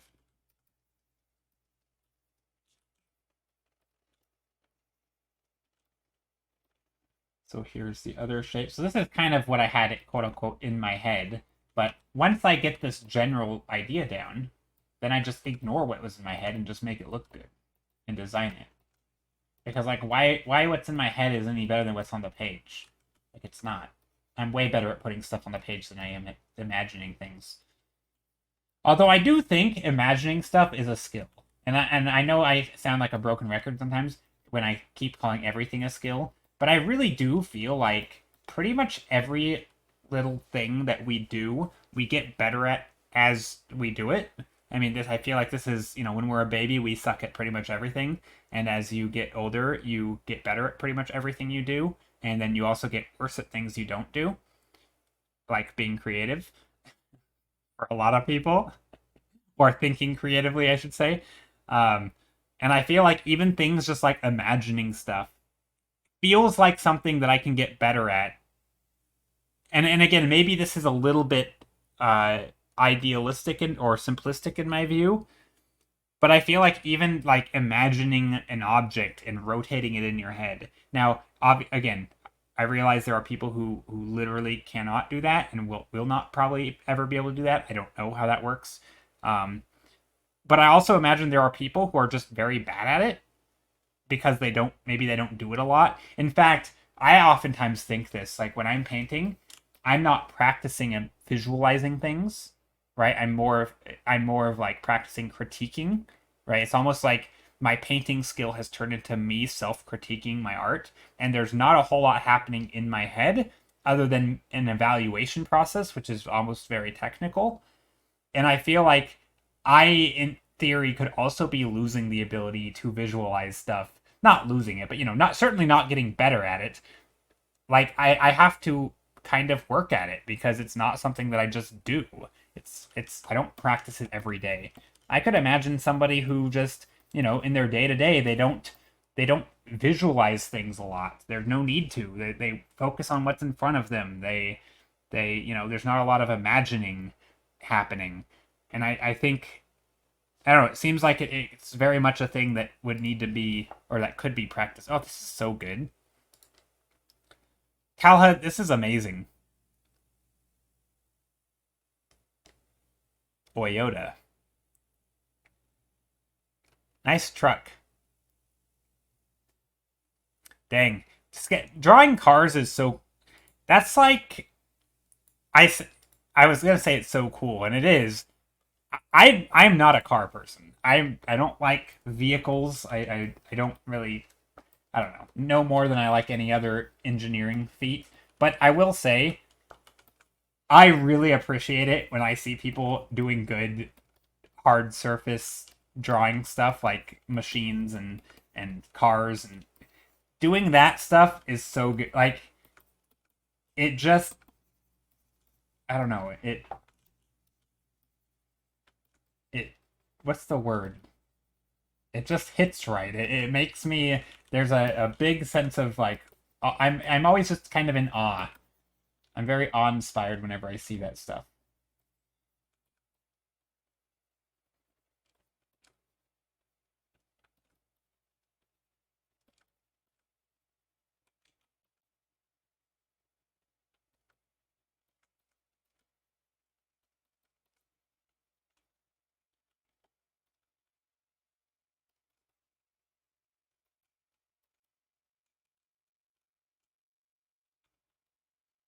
It was my greatest weakness, man. I'm trying to get it. Yeah, it's really good. Um, you're doing great. Are you? I mean, I assume you're doing that from reference because it's literally a Toyota truck, and it would just make sense that you'd be doing that from reference. But do you ever do much hard surface stuff from imagination, or is it pretty much all reference at this point? Because that perspective is super on point. Like it looks extremely good to me, which is why I'm asking. Because you got some serious skills. And it's funny, it always asks like I'm asking this question in a way that makes it sound like I'm belittling painting from reference, and I hope it never sounds like that. I guess the reason I asked it like that though is because in my head it's like two separate skills, and I'm kind of always curious what skills people are using, right? It's kind of like, are you doing this with one skill or are you doing this with another skill? References needed. Yeah, yeah, no, I'm not. Yeah, I'm definitely not implying that you should or could do it without.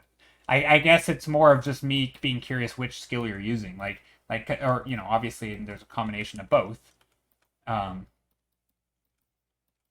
because like I feel like I could draw cars that look okayish from without reference, but they're certainly not going to be as accurate as that. And I don't know if that's how accurate that is because again, I don't know anything about cars, right? I have like no visual library when it comes to cars. Um, and so it would suck. It would be absolutely terrible if I were to draw a vehicle without reference. I'd have to be inventing it on my own, right? And I feel like I could do something kind of cool, but it wouldn't be anything like a real vehicle. See, if I knew if I looked at that and knew that it was a real car, like I wouldn't couldn't tell you if that was accurate or not. For all I know, you designed it yourself because I don't know anything about cars.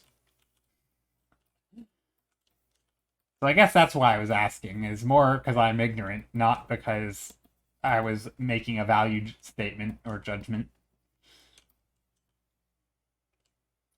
I can look at reference and draw it in a different angle now too. Now, oh, that's cool. That's good.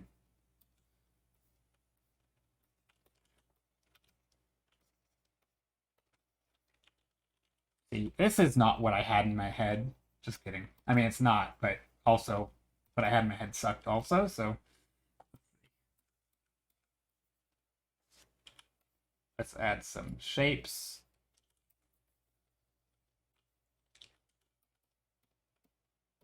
And then some other shapes.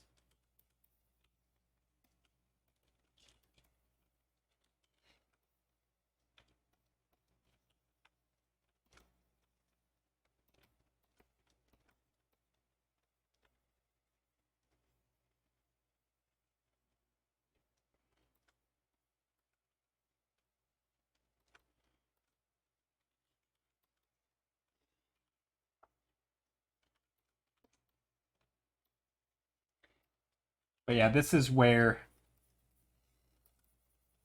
interesting shapes are going to come into play a lot, I think, in this kind of thing.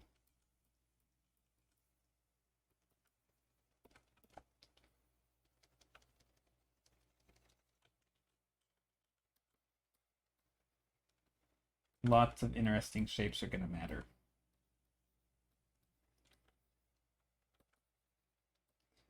I do want this to be overlapping, so this little edge here is going to overlap.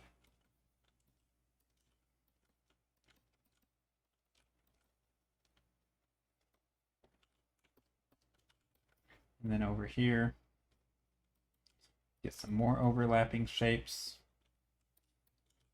Maybe some over here as well. I think maybe over here, this will be like, there will be like a, that's what I'll do. Something like that. Where it's implied, maybe they start turning the corner here.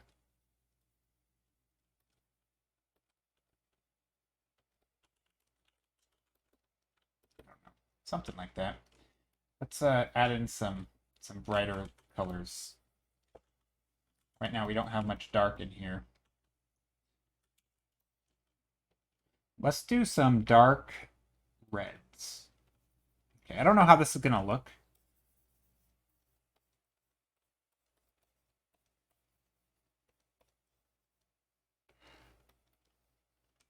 Some reds. Then I'm going to merge some of these layers into one layer so that I can start blending some of this. I want to try some stuff.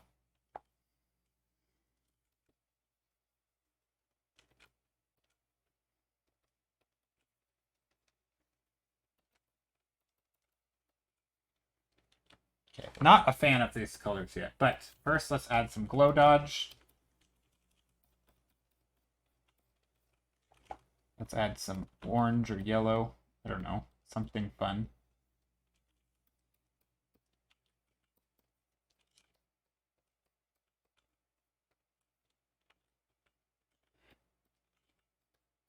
Ooh, we could do light over here being backlit, and then we could have the light pass through these little gaps. Like that.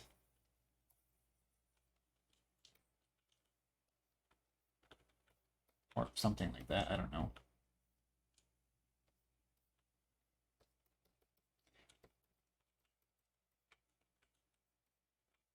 Why can I not delete this? Oh, there we go. So that could work.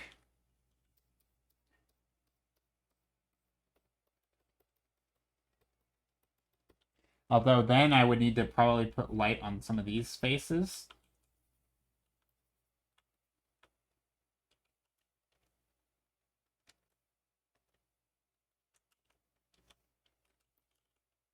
So that's not bad.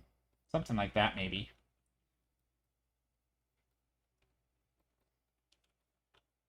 Let's try that.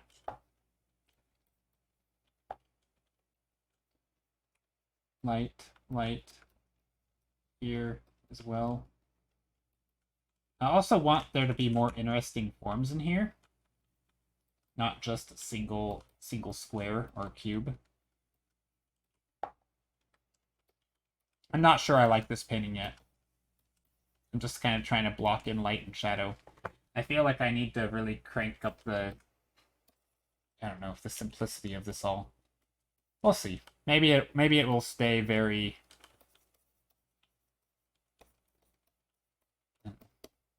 with lots of colors. But I think what I'm going to do is I'm going to try to do what I was doing yet last stream, which is where I take a painting with simple colors like green and yellow, and I start introducing all these little color notes in there. I think that's going to be my plan for today, is to paint with light and shadow, maintain value structure, also maybe focus on some fun designs or something. Speaking of fun designs, this painting is not. It is very, I feel like, boring designs, actually.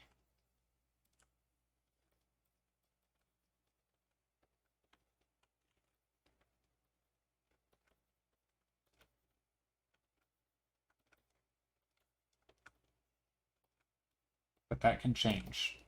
You can get it to look nicer.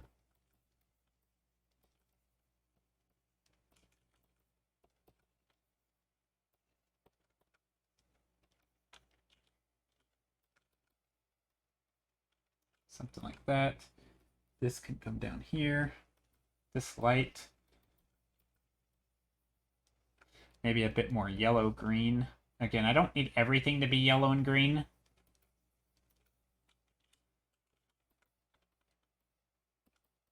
But it does kind of make sense if we have grass and then it gets yellow-green in the light.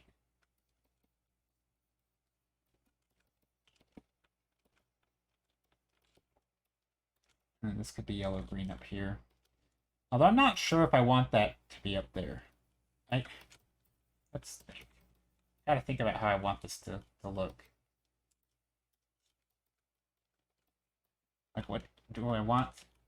Maybe there's something here.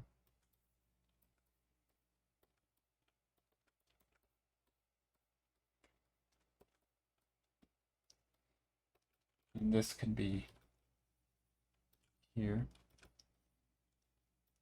Maybe there's some structures or something over there.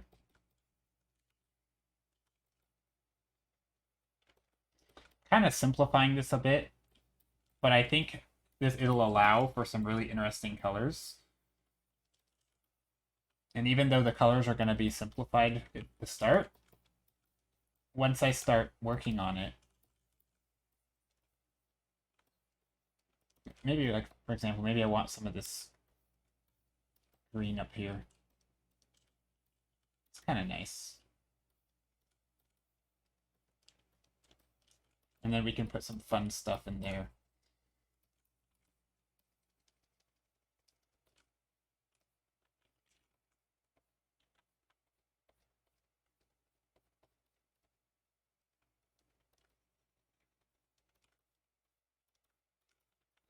Also some interesting shapes there. Maybe there's some patterns of light back here. Something like that. I'm really just trying to focus on patterns of light and shadow.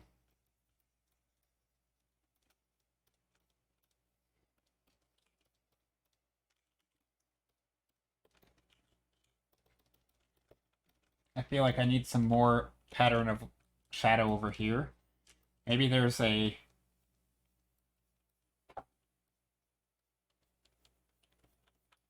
shape here or something.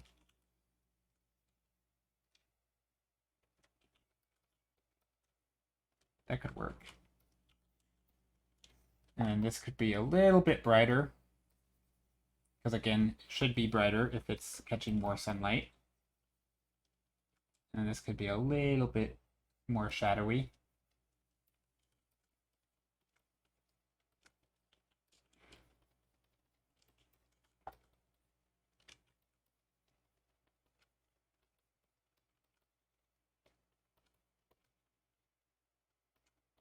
Okay, maybe this can go off the page.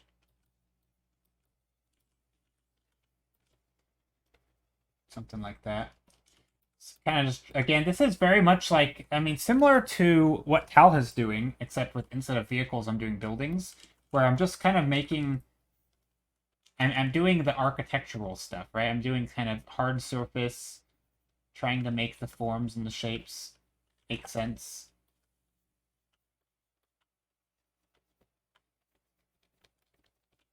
Obviously, I'm not drawing it, right? I'm painting.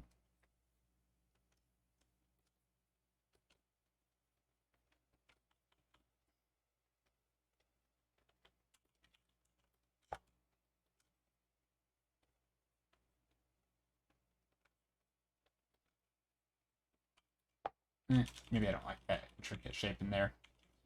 I feel like I can simplify again.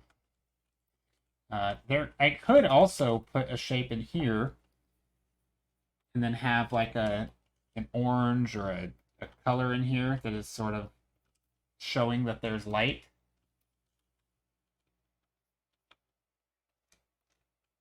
I think that would look nice. Definitely designing this as I go.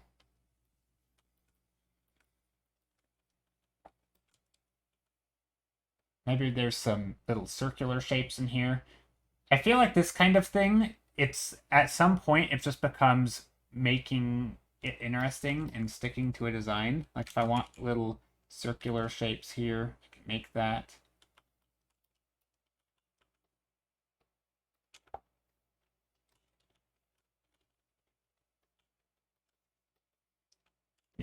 How long does it take you to do one environment in this exercise? So this isn't really. I mean, I guess it's. I don't know, anywhere from 5 to 20 minutes or longer. I mean, so these aren't full paintings, right? This is just me sketching out an idea. This one I think I've spent a little bit longer on because I am kind of playing around with actual color and stuff. But not too long. So here, I'll do one right now. I oftentimes, so for example, starting with what I don't know, I will just, let's do a bright one today. Kind of, maybe. We'll start out with some orange and some yellows, maybe some yellow greens. Hey, Lucian, thank you for the follow. So I'll show you what I normally do. So let's say well, okay, so we had a painting the other day, right? We had this one that I really liked. I liked the lighting. What if we did something similar, but instead of, forests, we did buildings, because I'm kind of on an architecture kick. So let's do some architecture. So I do like the idea of this green yellow sun, but maybe we'll make it yellow orange or yellow red or something, kind of like that one. Because I like the like that. So I'm just kind of blocking in color. And again, maybe we want stairs here. So if yeah, some architecture, but also kind of green or something. I don't know. I'm not sure. Again, I like the idea of stairs, but this time I'm going to go a little bit more like, what do you call it? I'm just making shapes now. Literally just patterns of light. Just to represent stairs. Maybe I don't want them like that. But I'm trying to make them almost pure white because I'm thinking like stone stairs or something. Maybe we do something else, like some shapes. I don't know. I'm just trying to make shapes that seem interesting. Maybe we have these big stone pillars. I kind of actually like this gray. Gray and orange. It's kind of a cool little combo. Holy crap, is coming into focus. Well, it's not, because I'm changing it, right? I'm already changing it. But yeah, it does. I do try to make it come into focus quick. The quicker I can make it kind of read, the better. And so, like, I'm thinking, okay, so what do I do? And I actually kind of like this idea of it almost being like on a hill or something. And I like the idea of this sort of big foreground hill. So I'm actually going to change the whole composition. I'm just going to move this up here. And I'm thinking we get some more like gray, orange ambient light. So I'm actually going to get rid of a lot of that green. I'm still not totally sure what it is. But this is where I'm starting to get an idea a little bit. And I'm going to play with these ideas. Now there's some shape design going on, trying to figure out what I want these shapes to be or how they're going to read. I'm trying to get rid of some of that. Also, why is it on a weird tilt? I don't know.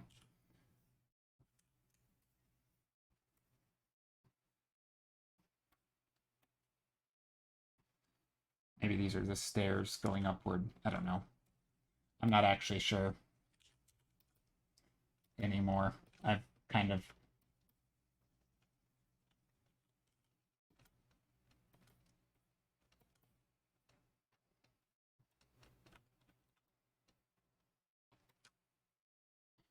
and then once I start to figure out more or less what it is, there's some sort of like weird temple or shrine or walkway. It's like a stairs to, not to Mordor, but to some place. Okay,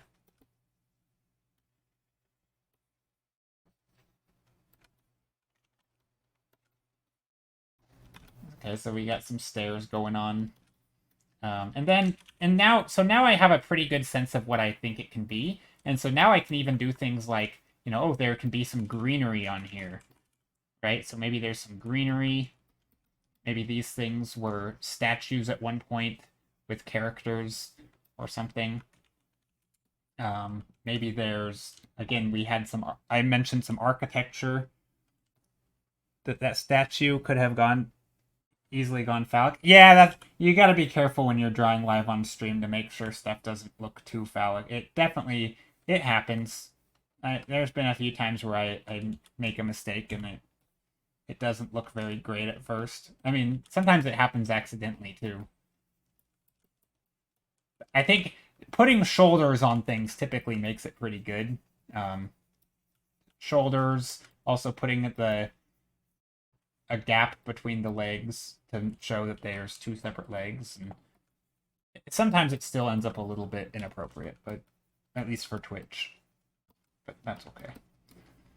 That's part of when you make a lot of cylindrical and pillar-like structures. So yeah, this is kind of, I guess, again, so now I'm thinking, okay, well, I don't like whatever's going on up here in the sky. Maybe I don't like the color scheme. I could just make it blue, but I feel like a red. So this is where I'm kind of liking something about this painting, but I'm not liking the colors. So I'm just going to take an overlay. I'm going to take a darker color. I'm going to make some of this darker for now, just to see, just to kind of balance some of the colors. And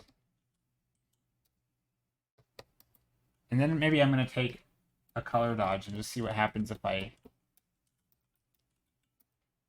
don't know, just seeing what happens if I do different things. Like, what if I put a blue back here? I mean, again, this is ridiculous, but, you know, it never hurts to try. Or maybe I don't want to do the overlay. Maybe I should just jump straight into a glow dodge and see what happens. You know, what if I put like a bright sky back here? No, maybe not.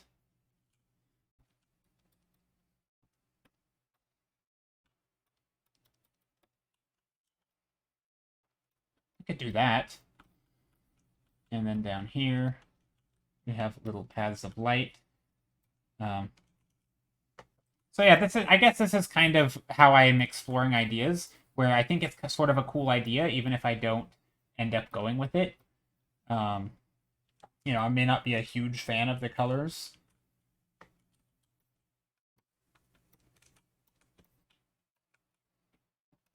I struggle with making art practice really fun. This process seems more natural and imaginative, which is cool. Yeah, I think this is a fun way to start out with an idea. Or, sorry, when you don't have an idea to start out at, sometimes it's literally just, I want to paint something yellow, or I want to paint, you know, maybe you say, what if instead this was architecture, right?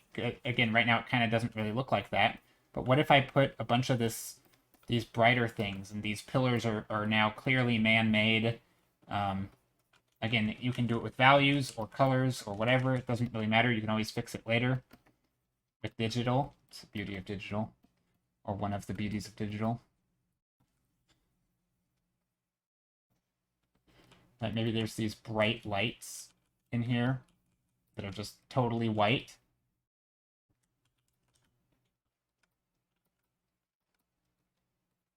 And then these things are going to be a white structure. I mean, I'm kind of changing it as we go.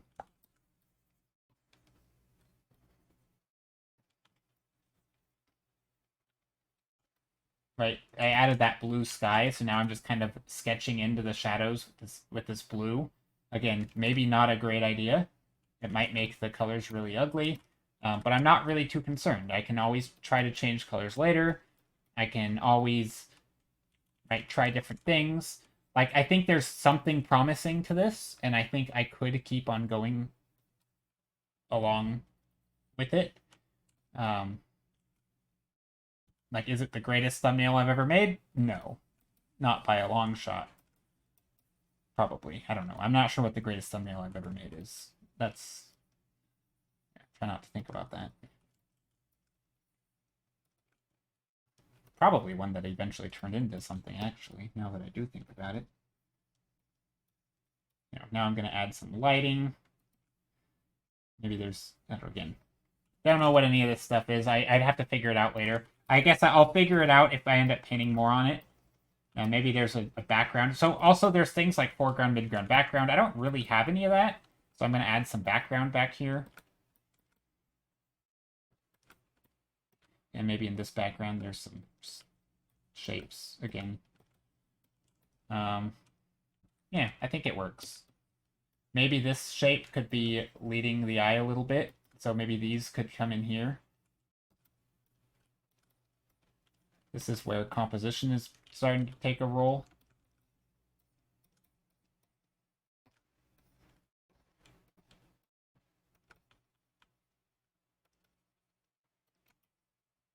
And then maybe down here is like a...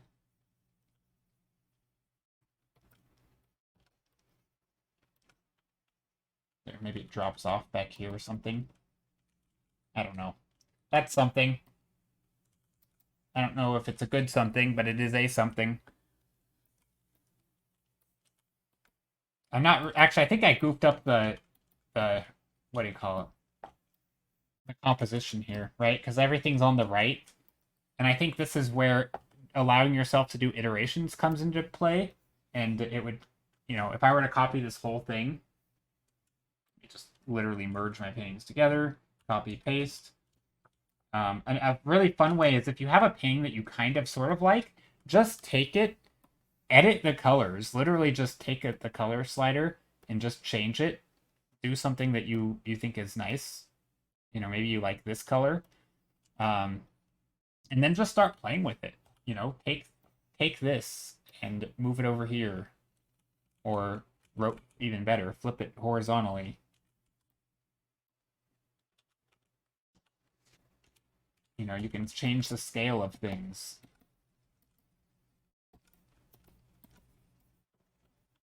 It might look bad, but that's okay.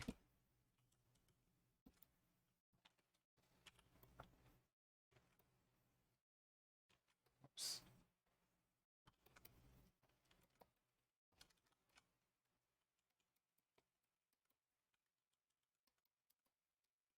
Maybe there's shapes like that. Again, maybe we want to do some yellow light in here. I kind of like this sort of yellow and teal color. Kind of works in a way. Maybe there's some brighter stuff back here. Maybe there's these floating rocks or something. I don't know. Like at this point, I'm basically doing a different idea, and I'm just continuing it. Maybe there's...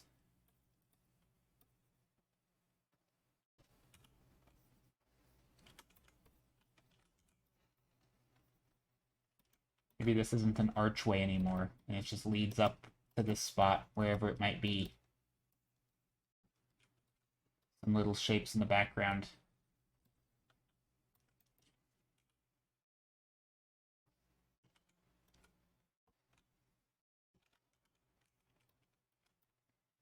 I feel like I have an eyelash in my eye.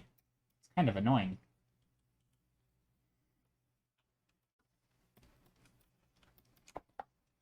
Maybe there's some big dark shapes in the foreground.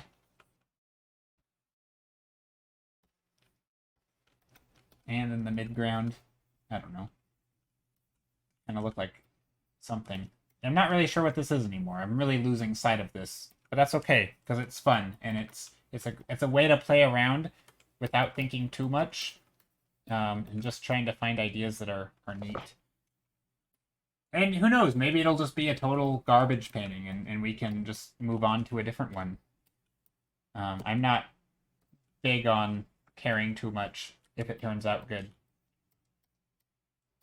See, I just totally changed the colors just by adding... Oh, actually, I like this. Hold on. There's that. That one's nice.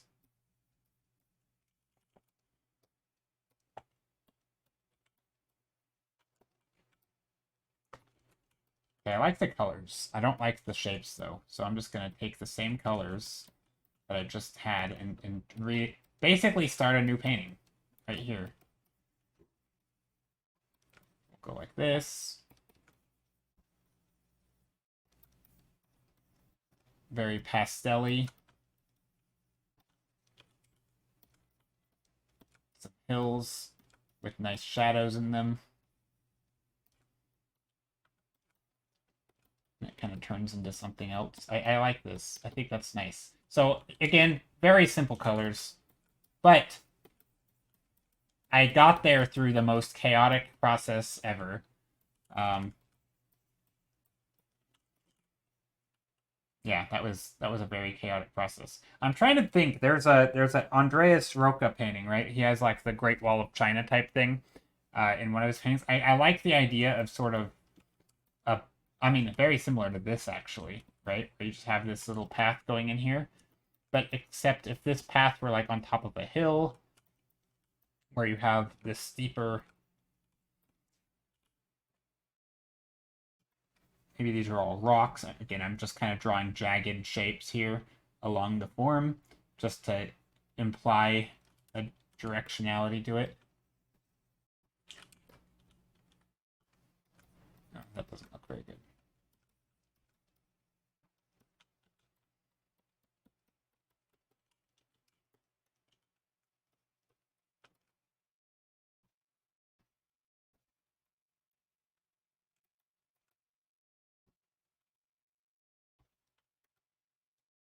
Hey, Mad, how are you?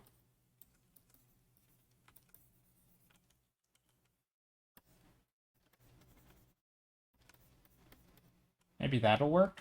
Actually, I think I like it better without the teal. But I do like the teal. I'm just trying to figure out how to do this.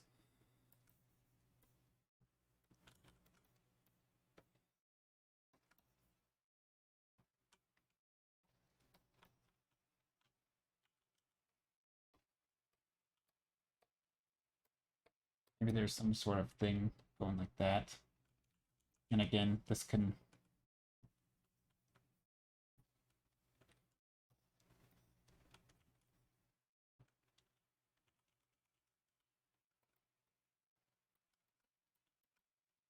I don't know. Sort of fun idea here.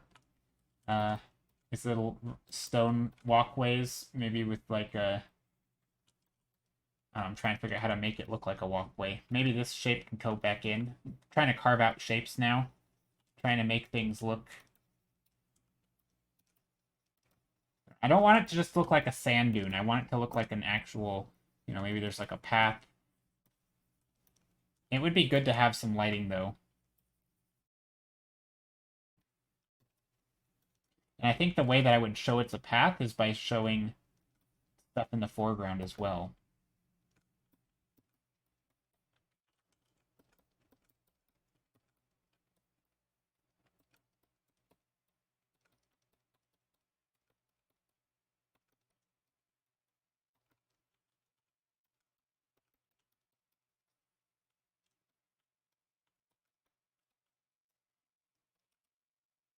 Maybe like that. And then over here, of course, we can have some interesting shapes that make it all explain itself. Again, not really worrying about the shapes, but I do want to have some shapes. Again, we don't want to make them inappropriate shapes. Anytime you paint pillars, so could become a little bit much. Doing good studying faces at the moment. They're painful to draw. They are. They do seem like they would be hard to draw. I don't draw a lot of faces. I mean, I do if I'm doing like a study, but again, this is where me drawing from reference directly is just such a different skill than drawing from real like imagination. They're extremely hard to draw without direct reference. And again, gosh, I this is such a hard topic for me to talk about without making it sound like I'm berating references. But really, it's just me trying to put a separation between the two skills from like drawing from, constructing versus life drawing, essentially. Like, for me, they're so distinct. And I don't know. I feel like maybe I'm wrong here, but I feel like we as artists do not talk about we do talk about drawing from life, right? And drawing from reference, but I feel like we don't talk about them as a separate skill. Like, again, like if you say the word copying, right, it makes it sound like it's a bad word, but like the skill of copying is a very real skill, right? Like a lot of people, if they have something in front of them, they cannot draw it, right? It's very hard for them to copy because copying is not a skill they've worked on, right? They haven't worked on getting the same proportions or whatever. And then also drawing from sort of imagination or reconstructing something is also a skill, right? They're just different skills. And I feel like I can do the copying skill, right? I can do so. The only way I can draw characters is to copy. I don't know how to construct them. Whereas like with landscapes, I can construct them well enough, and then if I want to get them really accurate, I'll go to references. Emilian Palladium. Emilian Palladium. Did I say your name right? Thank you for the follow.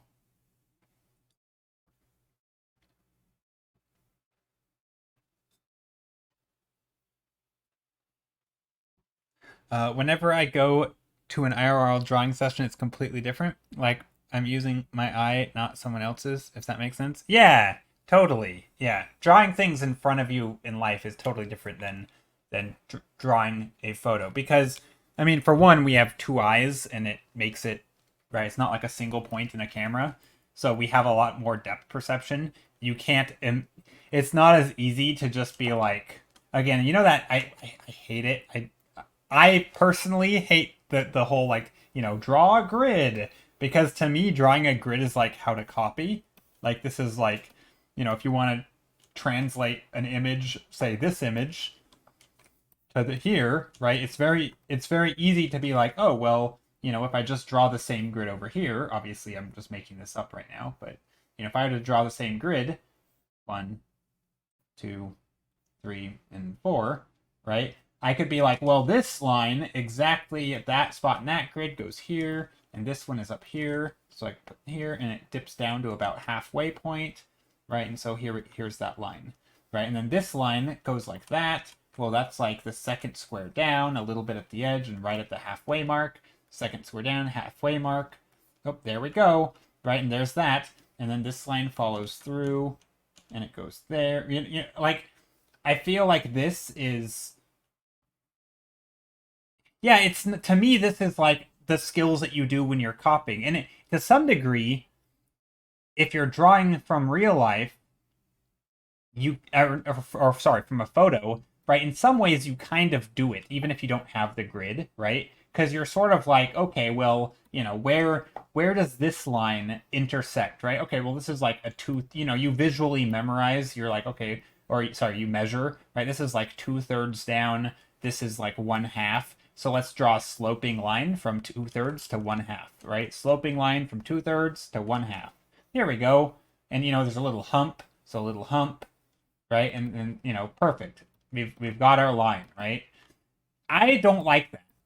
I mean, again, it's a good skill to have, right? It's a skill that you do when you're copying, but when you're drawing from real life, right? It's not always as easy because if you tilt your head one way, it looks like a different thing, and if you close one eye, it's going to be different. Like you kind of have to decide.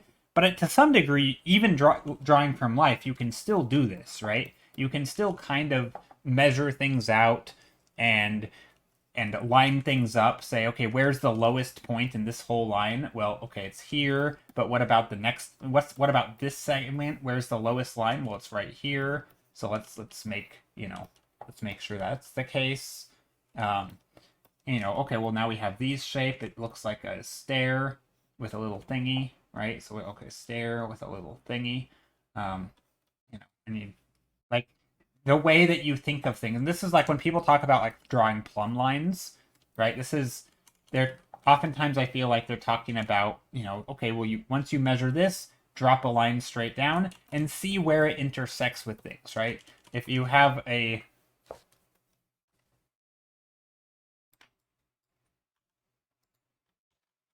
say a character, right? This, do it visually saying, okay, well here's his elbow, if I drop a line straight down, that's going to intersect, with his top of his calf. So now when you're drawing your character, here's your elbow and here's your leg, right? You want to make sure that his elbow is lined up with his calf, right? And then you can do your, whatever. You have your character or something, right? Or whatever. I'm bad at characters, but you get the idea, right? And I feel like this, like things like plumb lines, things like here's another line from the edge of his leg to his foot might be like right in the middle. It's like, oh well, okay, my foot's too far back, or obviously I'm not trying to get it accurate right now, but those types of things, again, I don't feel like they're useful at all when drawing from imagination, because that's not part of reconstructing, right? Not typically, anyway. I feel like to me, it's more about, understanding the sort of geometry of, say, his hand, and, you're like this stuff, and then you're like, okay, well, here's that, and I don't really know what the shape of this is, but because I don't know how to draw hands, right? And this could be a cube, and you sort of reconstruct, like,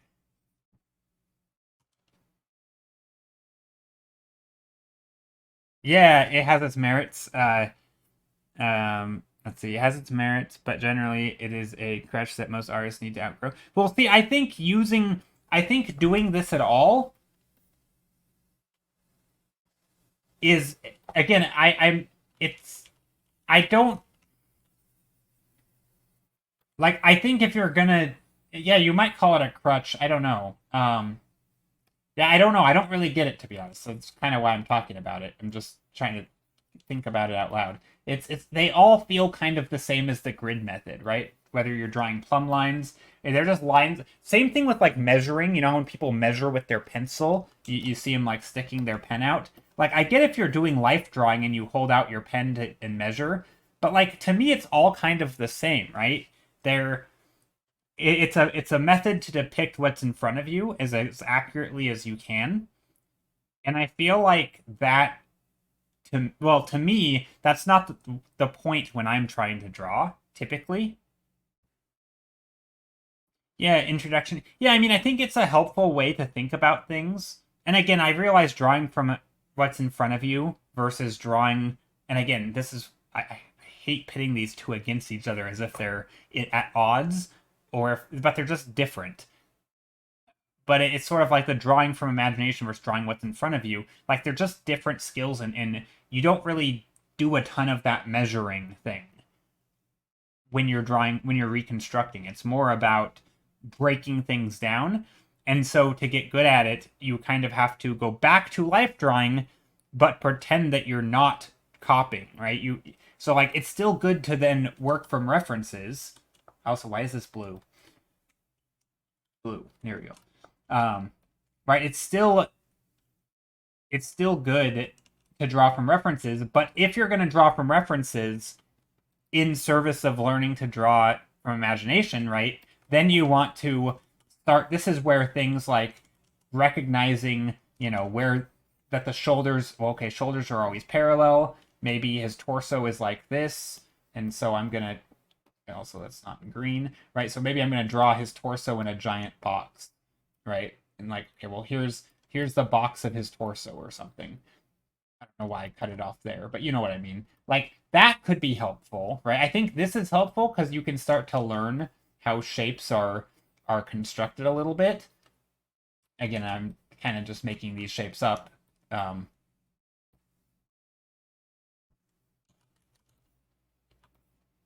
you have another box here or something. Again, like, I feel like this kind of thing could be helpful because this in some part might help you reconstruct it, but it's not useful for drawing this reference, right?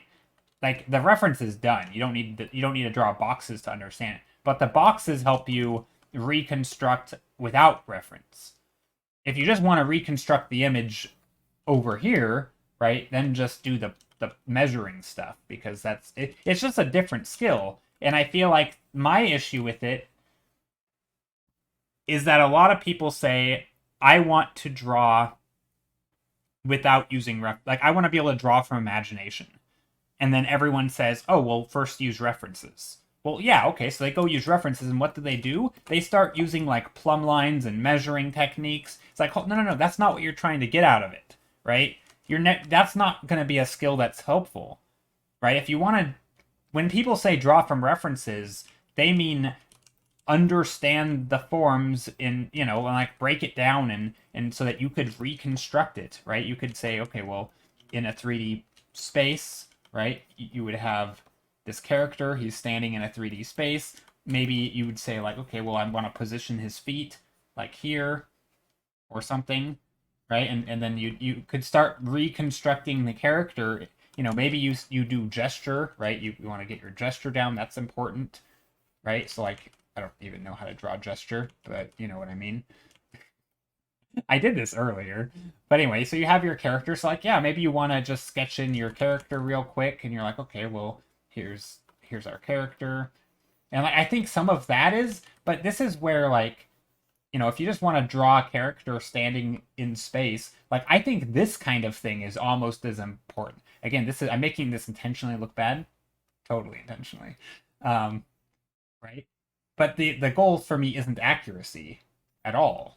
In fact, it's not at all accuracy. It's all about just like this is what I do when I'm painting. I'm making these big broad forms, right? And I'm like, okay, well, let's add the side of his face and the top of his shoulders. Oh, there's some light up here, right? Because this part's going to be in shadow, right? So we want the light. And again, we could look at the lighting up here to see, but it's like, okay, well, now this is a simple form. Let's add some lighting, right? There's some lighting on top of his head. And it's like, okay, well, here's our character. Maybe I want to add something else on, you know, onto this character. That shape looked really bad for a moment. Just saying. Right, maybe there's light on the back of his legs.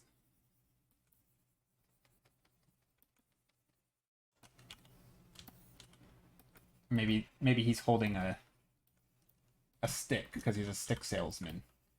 There we go.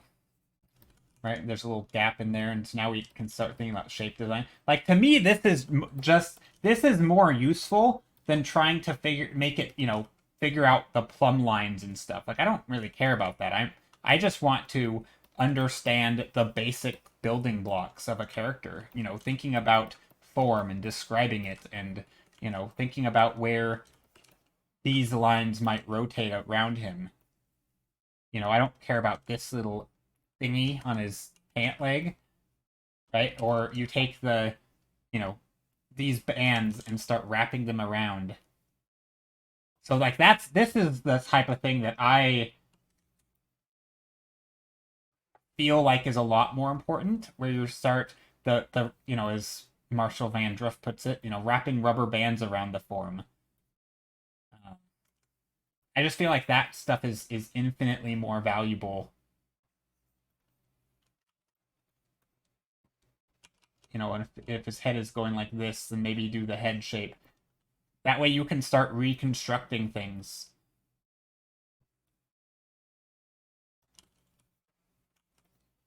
I don't actually know if his leg would go like that.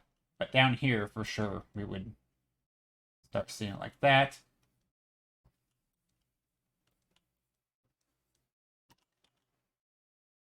That doesn't look right. I've goofed this up.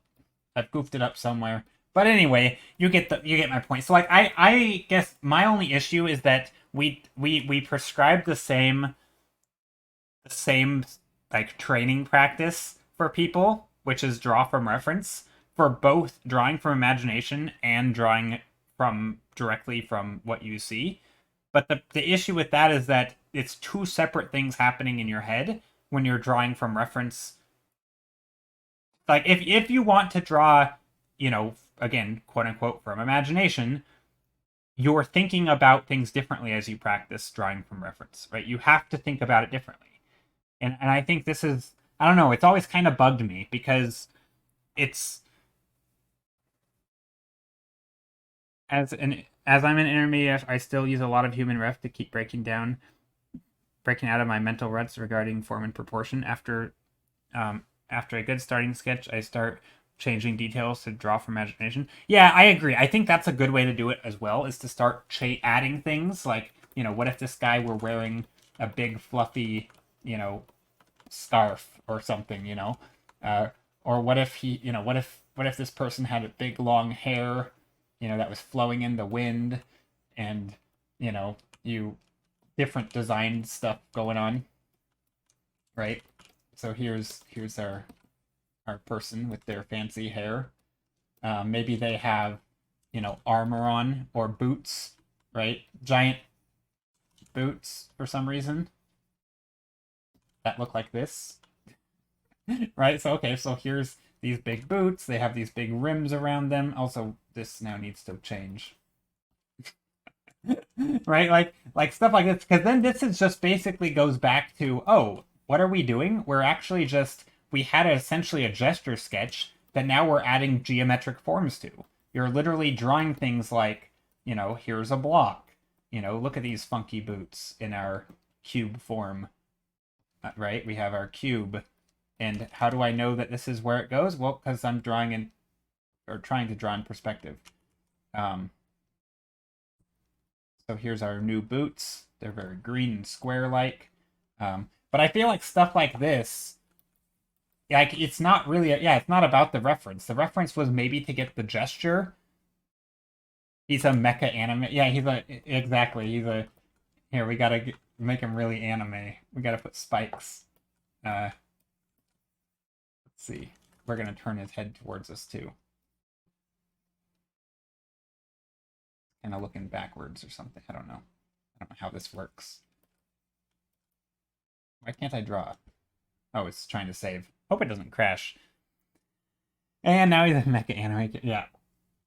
Yeah, we gotta have this lots of weapons and spears. Anyway, just spikes everywhere. But anyway, you get the point. I feel like there's just I guess it just kind of annoys me a little bit that artists have such terrible language to describe. Oh, we should be voting. But we just have terrible language to describe different ways of doing things. And yeah.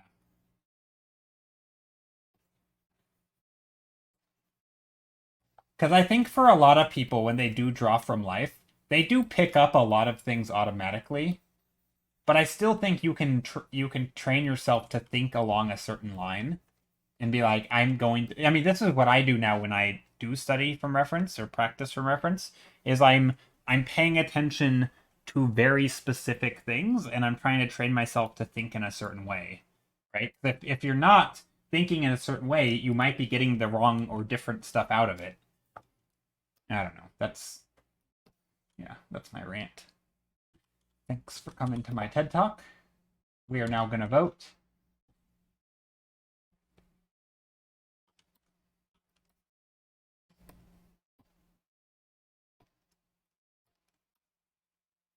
That. Let me make a straw poll. Straw poll incoming with 7 options. 1, 2, 3, 4, 5, 6. Oh, not 65. 6 and 7. Allow selection of multiple options. Yes. If I do say so myself, I would like that. There we go. Straw poll is up. I believe that works. Yeah, there we go.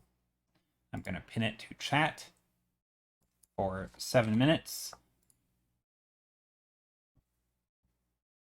You know what? We're only going to do 5 minutes. Hold on. Let me change. Unpin after 5 minutes. We're going to do a quick poll today. So if you want to vote, vote now. Time's a ticking. There we go.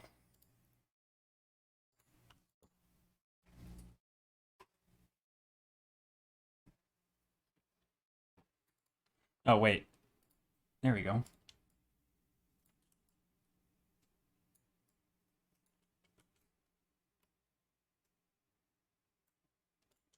All right. Yeah.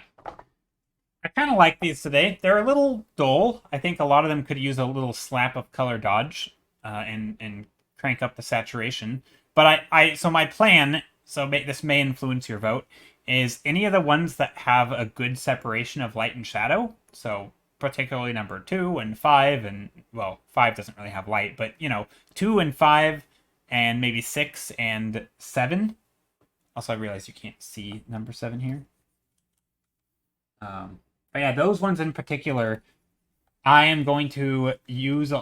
I'm basically going to add a lot of color variety in those shadows and sort of really play with brushwork and make them just interesting, painterly sort of forms. I'm gonna paint the forms with light and shadow, and I'm also going to use fun colors. The other ones, I think I'll have to focus a little bit more on design, probably.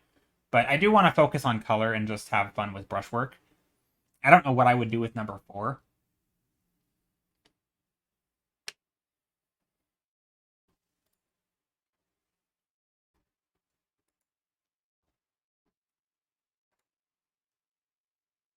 And after this, after voting, I have a question. I'm going to bring back up the topic of the social media scheduler, and see if anybody has any experience with those, and if so, which are your favorites? Pros and cons of social media schedulers for anyone who uses them. But first, voting. What am I going to vote for?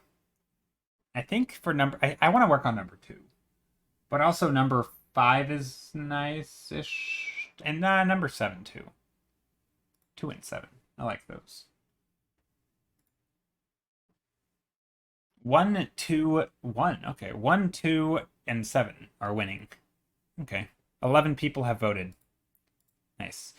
I wanted to thank you for introducing me to Kara. It's a great platform, and I found it thanks to you. Oh, I'm glad. I actually haven't used Kara in a while. Or maybe it's been like less. I mean, I guess it's been less than a week. Yeah, that's cool. I like Kara. Kara is nice. I feel like it just doesn't quite have the user base. I don't. It just. Oh gosh, did I just rip my smudge glove? Ugh, I think I did. No, maybe it's still intact. Jishu. But yeah, I'm glad. I'm glad you found, or glad Kara's working for you. I need to start posting more on it. I would love if it took off. I mean, and it's funny. I've mentioned this early on when I first started using it. I really do view it more as like an art station. It's like a weird mix between ArtStation and Twitter, and I don't think I have any intention of spending a ton of time on it because that's not how I use ArtStation. Like I use ArtStation as, I look at really nice art. I see what people are. Occasionally, I'll look at. It's basically just to look at art. Like, whereas Twitter and now Threads is kind of just about like posting garbage and memes and random questions and text. It's not really about art. And I actually like those platforms for that.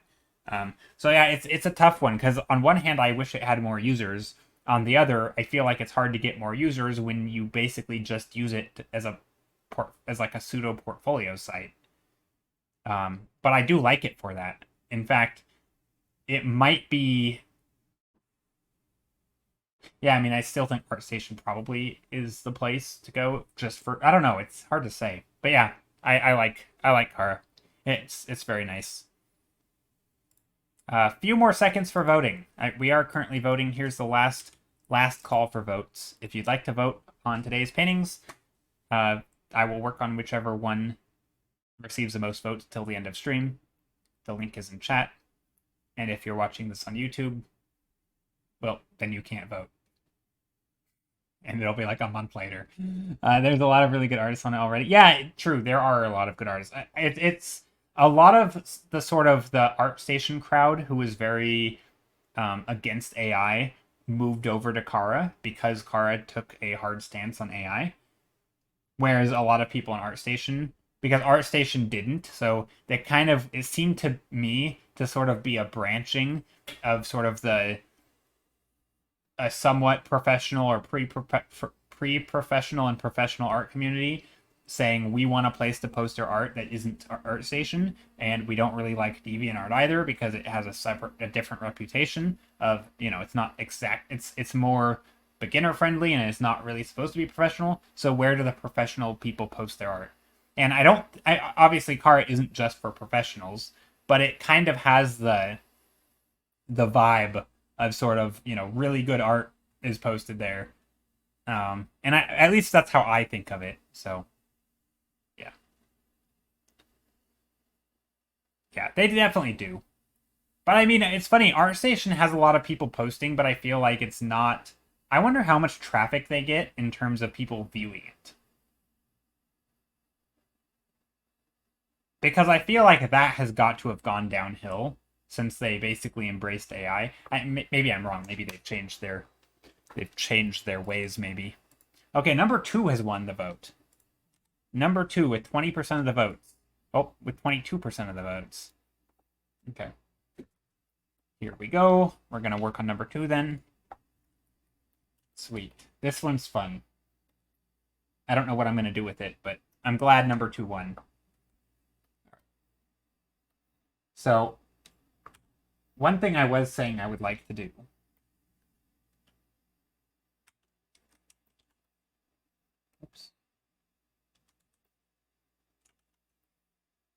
is really focus on the light and the shadow and making these colors kind of, again, sort of Marco Bucci styling this. This is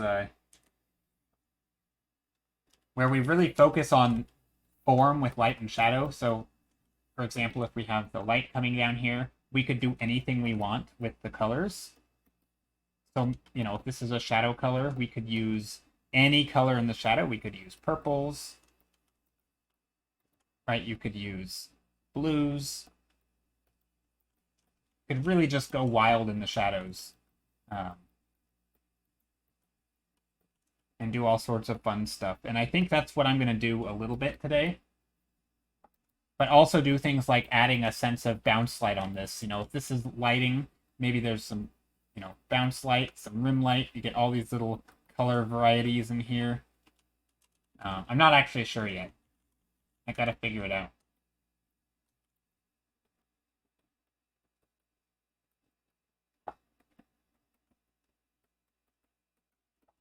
I guess we can paint to the edge of this screen a little bit.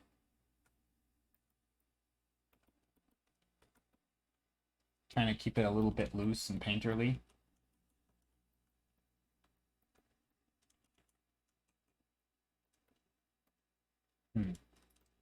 I'm trying to figure out what I want to do over here. Because this spot's going to be a tough one in my painting. Okay, so yeah, the other thing I wanted to ask people, since there's a lot more people here than when I first started stream, is about social media schedules. So I just yesterday downloaded a social media scheduler. I have only used it for Instagram so far, but basically it's like a separate program, or I use it through the web browser. But basically, you go to the web browser and you can tab through all the different social media accounts that you've linked to it, and you can just make the posts right there. And then you can schedule them for whenever you want them to release, and then you can just forget about it. So you can schedule like 10 posts in advance or whatever. On different platforms. You don't have to change windows. You don't have to, put things on your phone and do whatever. Like it's all, you can just do it straight from your browser. It's super handy. I just used it for the first time today, and well, technically I used it yesterday, but the post came out today, and it did it exactly like it said it did, and it works, and it's great, and it makes social media so much easier, and it kind of makes it fun, to be honest. But yeah, I'm curious if anyone has any experience with any other of those, or if anyone's ever used those, because I'm curious if there's other good versions that are free. A lot of people use different ones like Hootsuite and whatever. I use Buffer. I don't know. Not sponsored, by the way. But yeah, I don't know. It's kind of fun. I mean, you still have to like make your posts, and obviously with art, it's kind of tricky because you obviously don't want you want to have relevant stuff, right? You don't want to be only posting old art. But if you're like me, where you do have a ton of art that you've never posted anywhere, it's just like, oh, now I can very quickly post in mass. I can post like Instagram slideshow type things, like 6 at a time, and just a bunch of old artworks that I've never shared. And also, I feel like it's going to help me get out of the habit of trying to make things good enough for social media, where I can literally just every month or so, I can go through and find old stuff from the last month that I think is worthy of posting, and then I can post it. But I don't have to think about in the moment, is this good enough to post? Yes or no? And then the next day I have to be like, is this good enough to post? Like now it's just kind of, I just skim through my folder and be like, oh, this looks good, that looks good, that looks good. There we go. And make a couple posts, and I don't know. It's just I feel like it's going to be so much easier by doing this. So I'm looking forward to it. Okay. Let's see. gonna find some references for this real quick. So rock, ball. Let's see, boulder, smooth boulder. That's what I'm gonna type. Smooth boulder. Oh, there we go. Look at that. Look at that texture. Can I just say this is the I literally just Google images. Couldn't have gotten me a better texture.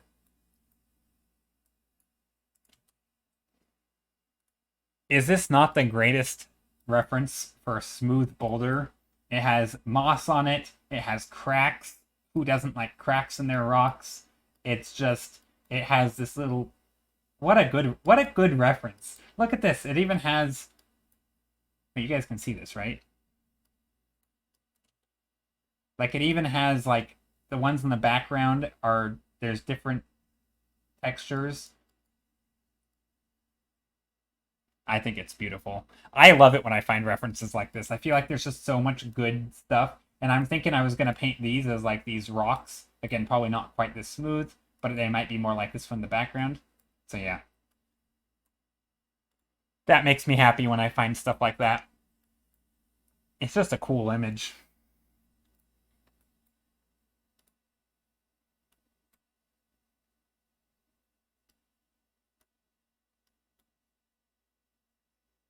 Holy crap.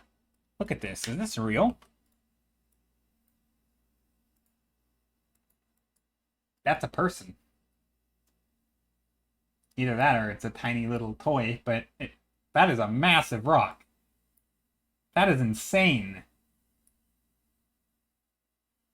So did this thing like just tumble down from a mountain or something? Like how in the world? How did something like that form? Okay, I gotta find it where the source image is.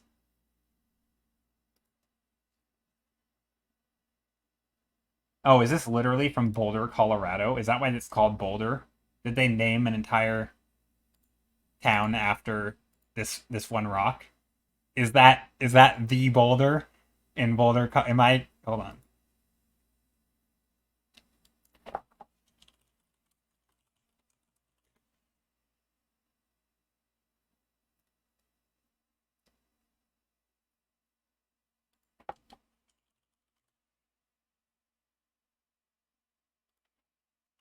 Let me Google. I gotta find out. Maybe not. Or maybe so. Maybe there's just a lot of boulders there.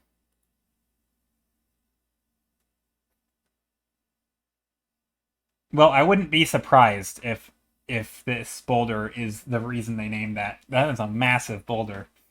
Oh wait, you guys can't see it. Or maybe I already shared it. But anyway.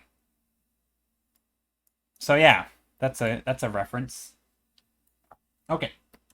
Back to painting. But this time I'm gonna add a little bit of light. So I think what I'm gonna do is I'm just gonna duplicate my entire painting. So I have my whole separate painting as one layer. And then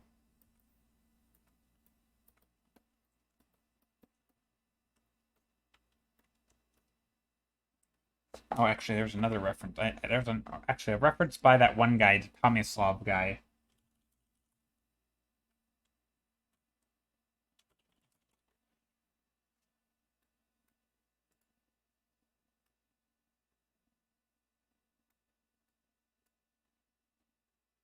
I think it was him.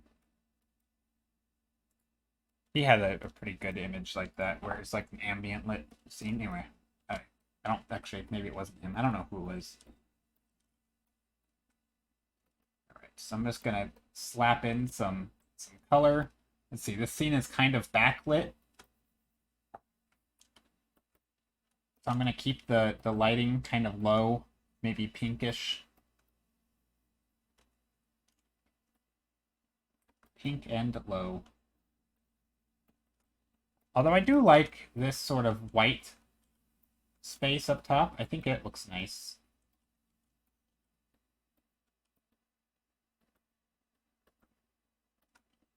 sort of blue and light colors.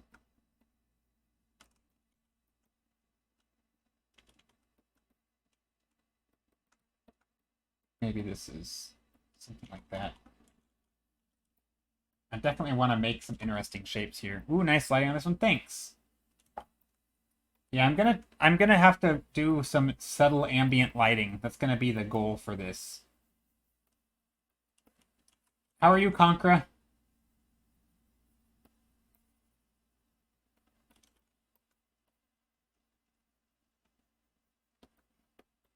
Lots of pink.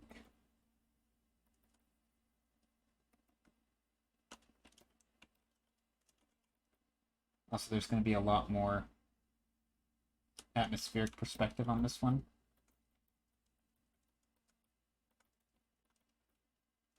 I'll probably lose some of the cuteness factor to it, if I had to guess.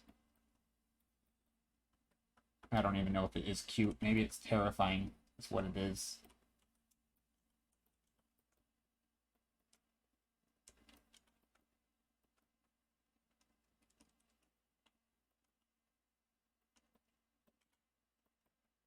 Maybe there's some nooks and crannies around the eyes and the mouth. It's like there's these little homes or something people can actually go into.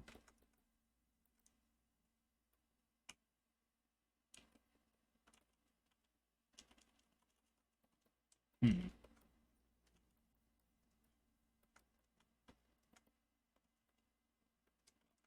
I do like this lighting. I'm not sure how I want to approach it, though. You're fine. How about me? I'm doing really well. My day is good so far. I've been ranting about how excited I am about finding a social media scheduler. Stiller, when are prints going out? I've already sent you a print out. I've sent all the prints out except Honey's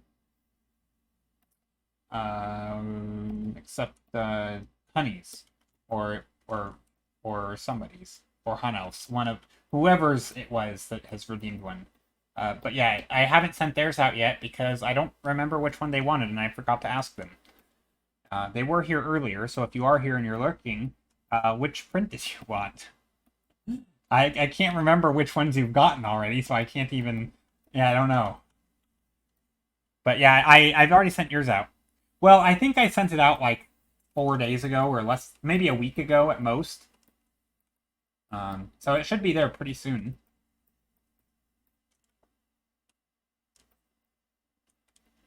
So yeah, it'll arrive.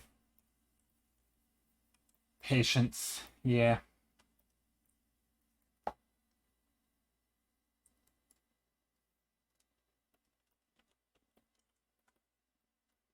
See, I kind of don't like that there's no direct sunlight. I mean, maybe I should put some direct sunlight here. This.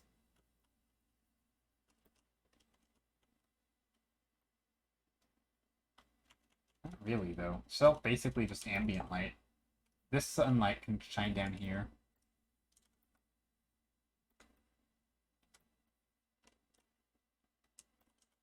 This one's very surprised. Surprised rock. Alright, I'm going to try something. I'm going to make some very gray colors in here.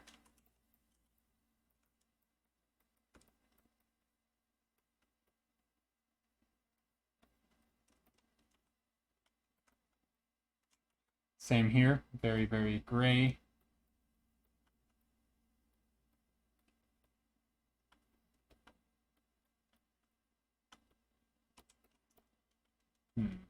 Not sure I like that.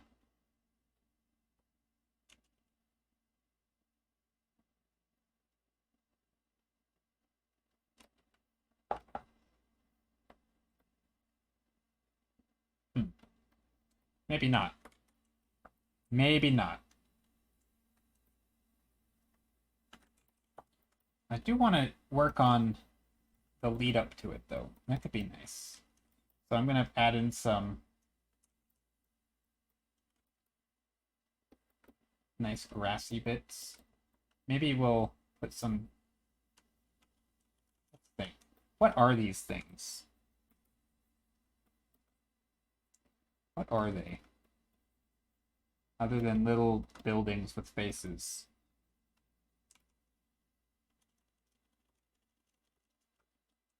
I mean, it's kind of cool. Just gotta think about it. Flipping it around to think of the think of composition. What do I not like about it? I think this line here is too direct. We have this little line here that has of light.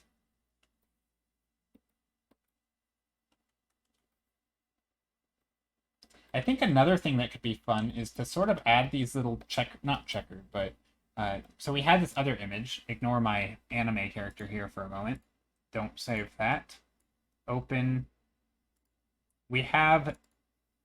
Uh-oh.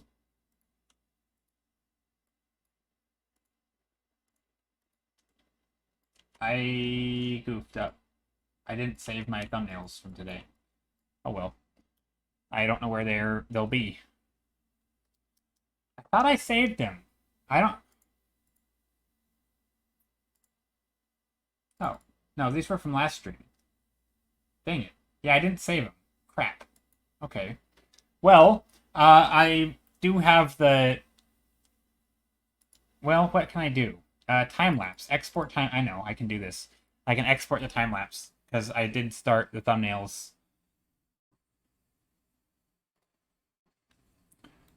Wait, I think that was it? No, that wasn't it. This one. So I wanted to take this thumbnail. So this one right here. I wanted that because I liked the vibe of this middle one. So yeah, these are the thumbnails. Oops. So I'm gonna go until there. So okay, so I'm gonna print screen, and I'm gonna put this in Discord so I have a copy of it. This is why time lapses are nice. Even if you don't save, you can always go back. Thumbnail archive channel, posting that in there. Then I'm going to take a screenshot of this center one.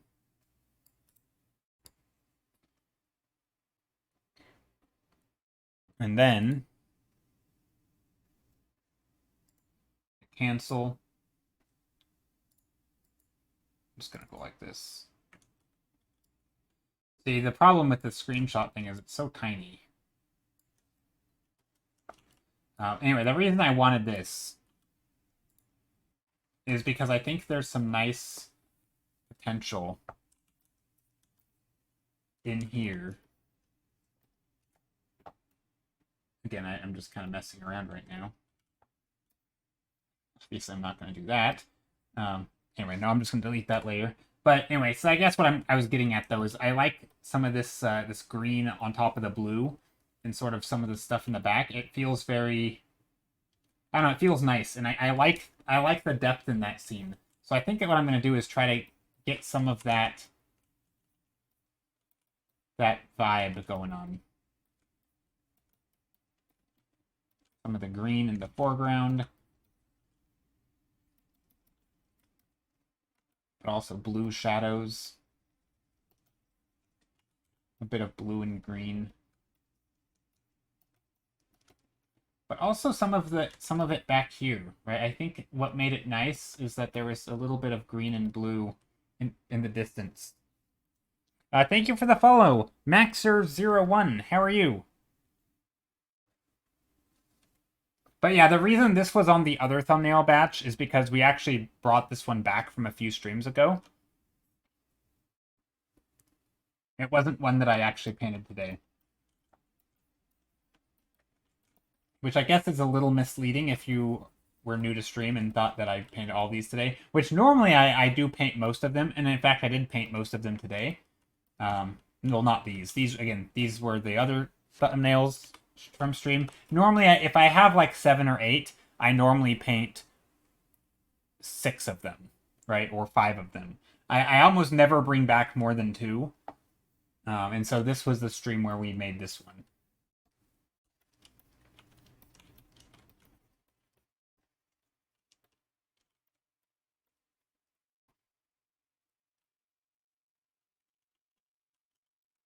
What about this shape? Is that a rock? I don't know.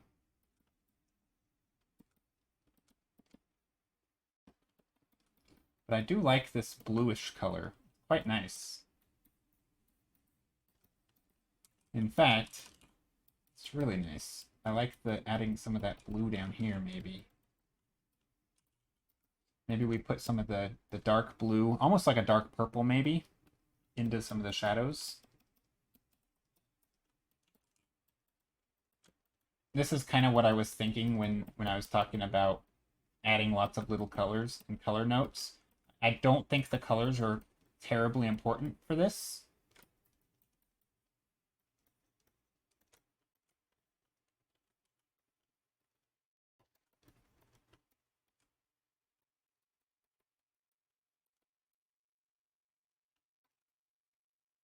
This is more about,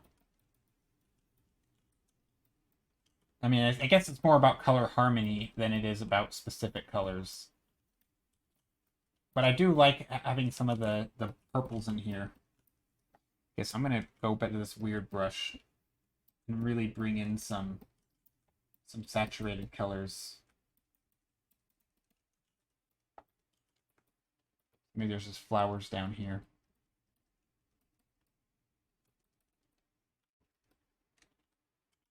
Something like that.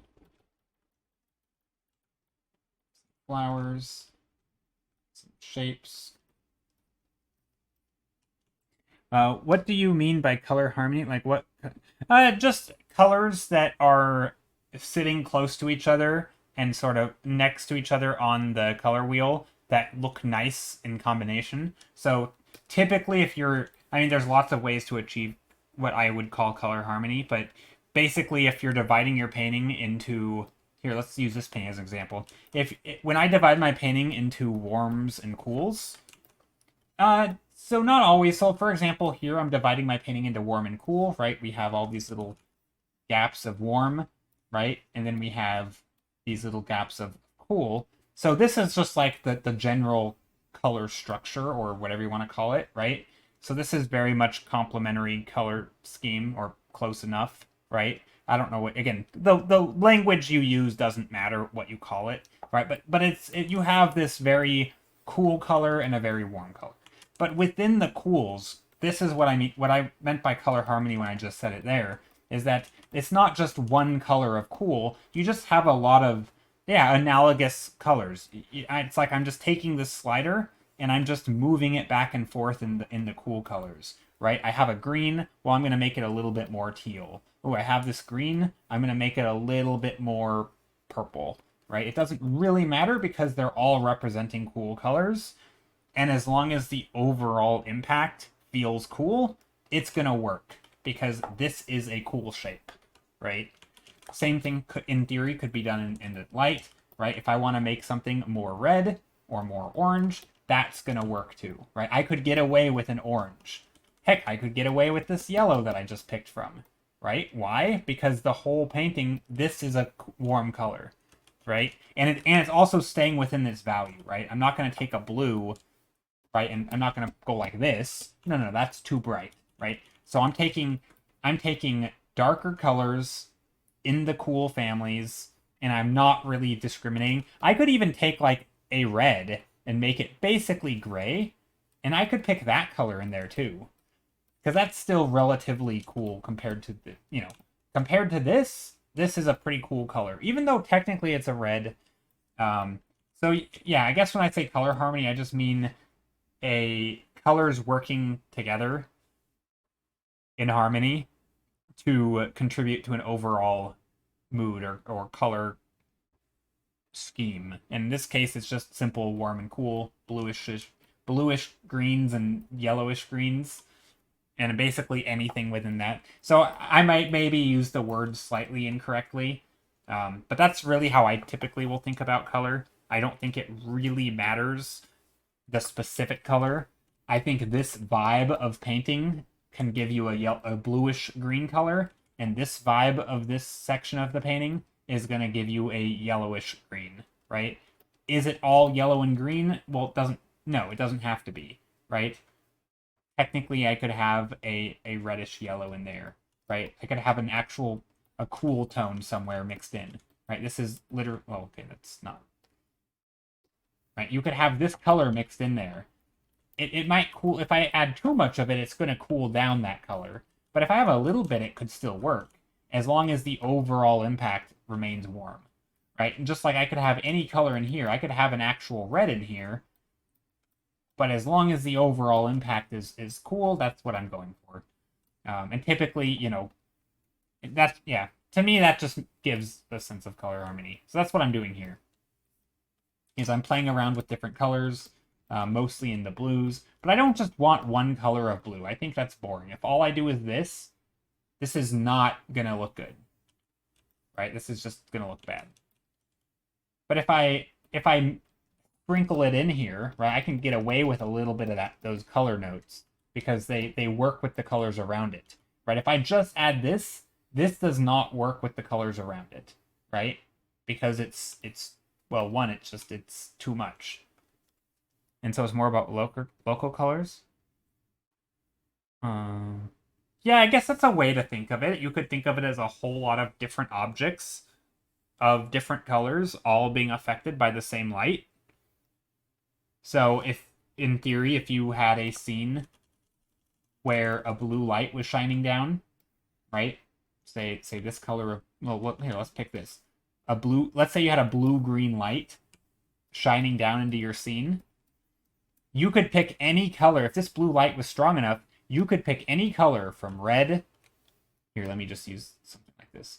Right, you could have red objects down here. You could have yellow objects.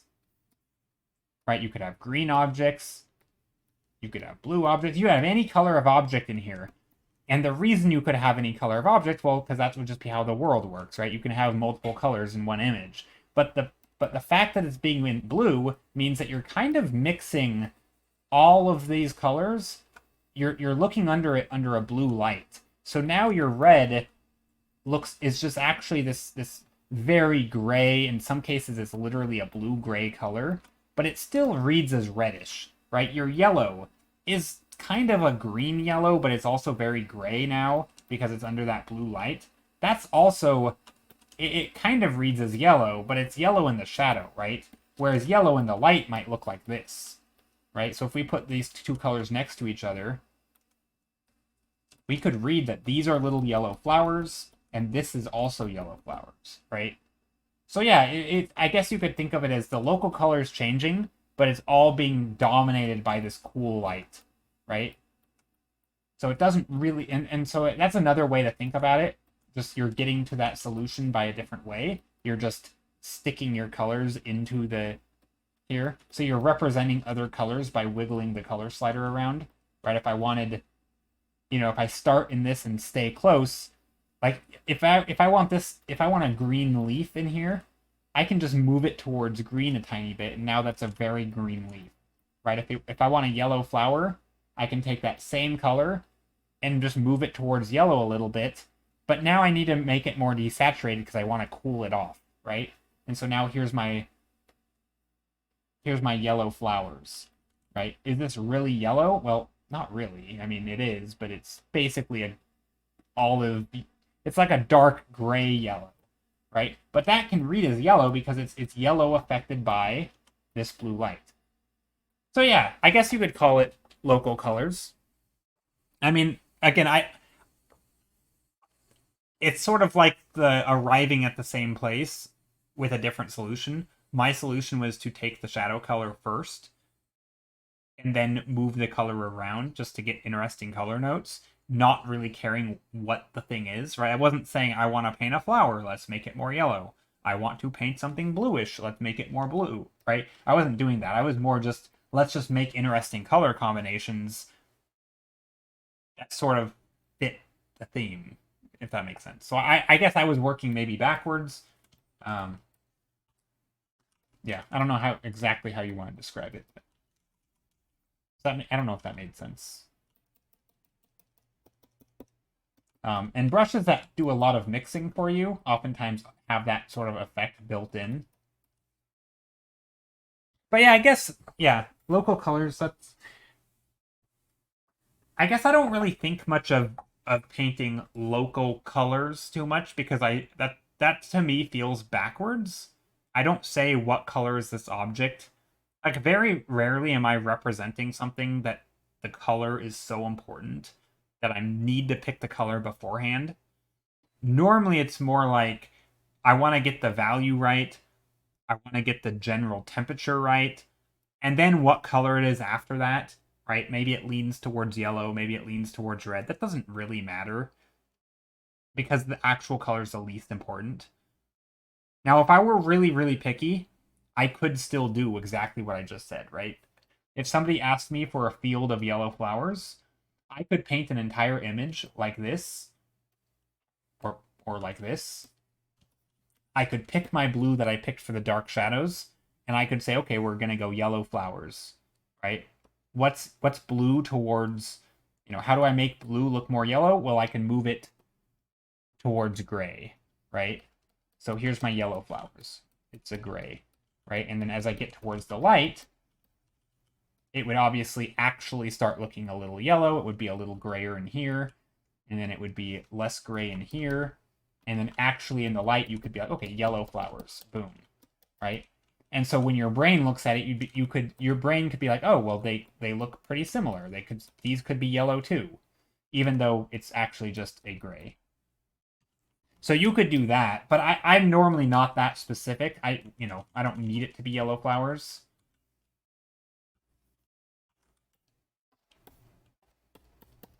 So I'm just gonna pick colors that look nice, and then kind of maintain my value and color structure.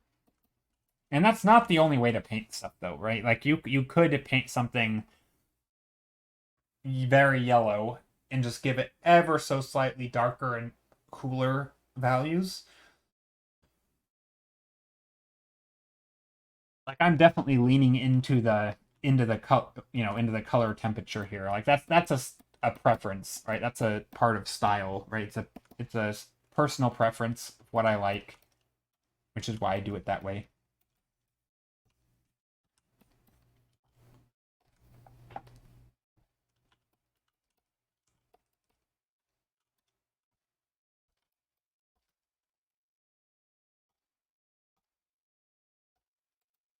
Yeah, that always makes me think of when any of the times people talk about style, and I wrote a little not Twitter, Reddit rant, not really a rant either, but you know what I mean, a Reddit response about style, and I feel like I put it into words for myself where I think style ends up being like the putting people who worry about style unless you're specific well no even then it feels like they're putting the cart before the horse, like they're focusing on the outcome, because to me style is like the result of lots of things, right? It's all these things coming together. It's your personal preferences, it's your skill, it's your your tastes, right? It's your process, it's your tools, right? It's all these things combined, and the output is what your art looks like, right?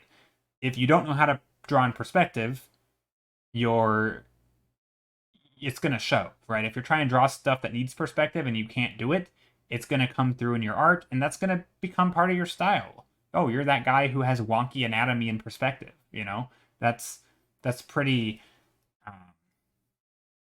like that's going to be a part of it. And it has nothing to do with your choices, right? That's had to do with your lack of something. If you struggle with colors, maybe you're the person whose style is very muted colors or very flat colors because you aren't using a good variety. And as you get better at colors, you're gonna be able to improve. But also, it's your personal preferences, right? Maybe you meant to do that, right? Or where you exaggerate stuff, and also your preference of tools, right? If you choose to use a brush, that's going to be different than somebody who uses a different brush or a different medium. And so I feel like style is kind of it's almost like an unimportant part of art because it's sort of just the combination of everything, which is important, right? Every one of those things is important, but thinking of it as style seems unhelpful to me. Oh, this looks like Ditto or Oh, this looks like a Doug Trio fan art. Hold on. Does this not look like Doug Trio? This is this is totally a Pokemon fan art. I didn't even realize it until now. It's not really, but it's kind of turning into it.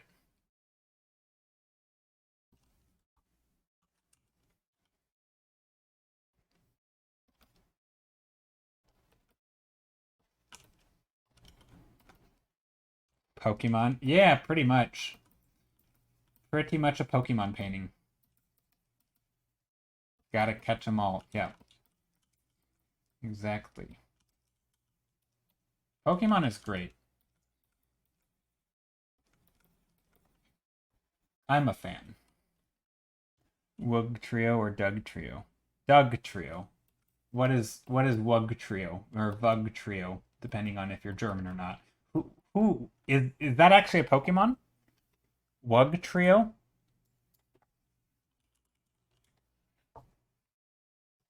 Oh, it actually is. Wug Trio is a Pokemon. Huh, didn't know that. I haven't played the new gens. Wiglet. Wait, is Wiglet also one?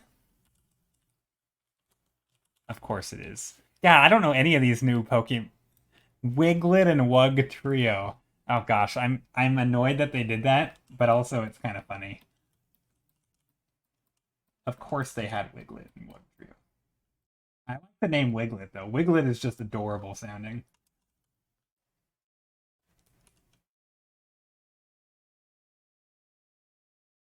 There's a fire one in the oh, interesting.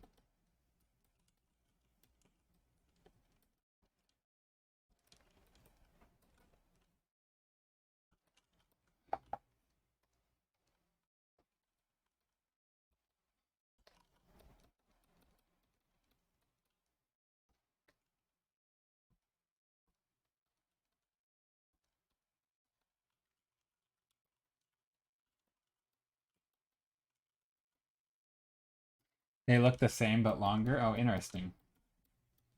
That's funny.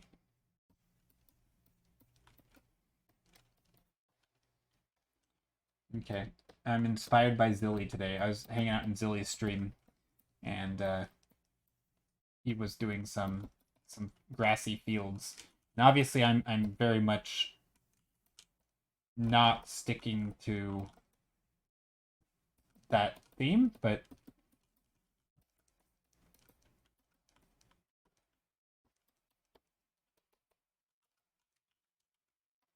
just trying to add a lot of little textures and colors and really just make this thing look fun.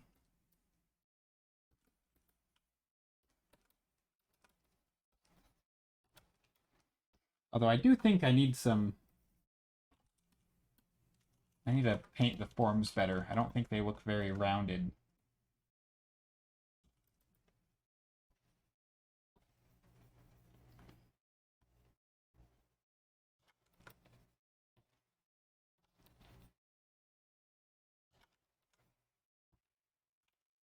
Yeah, no, this isn't actually a Pokemon scene, but it is kind of funny, and it could totally be.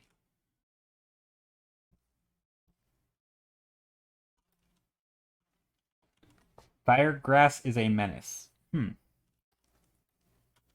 Firegrass, huh? They chase you around for no reason. That is such a weird, like, string of words for my knowledge of Pokemon. Like, they chase you around. What does that mean? Pokemon can chase you? I assume they can in newer versions. I haven't played any of the new versions. All I know is the OG Pokemons. I'm such a boomer when it comes to Pokemon games. I know the 151 Pokemon. I don't know anything outside of that. And I also know a few other names of Pokemon from like Pokemon Go.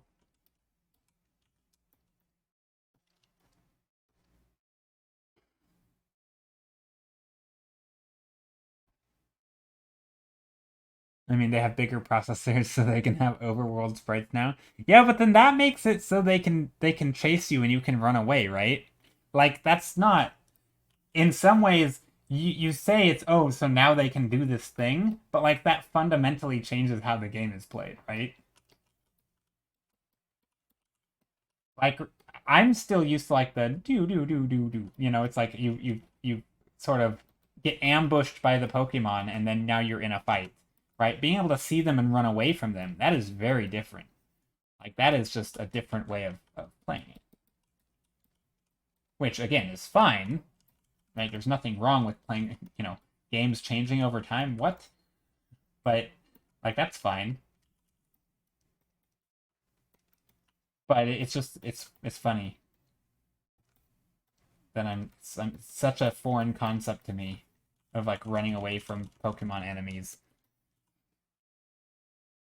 And they make it so the shinies are easier to get because you can see them. Oh, true. So it's like when you see it, you go towards it. You'll never miss a shiny because you know it's shiny.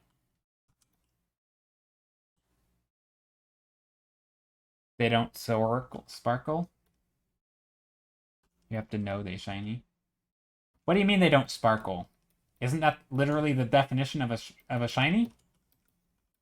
I'm so confused. Educate me.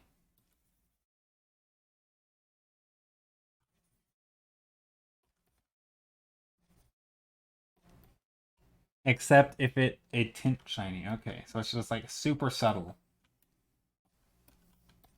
That makes sense.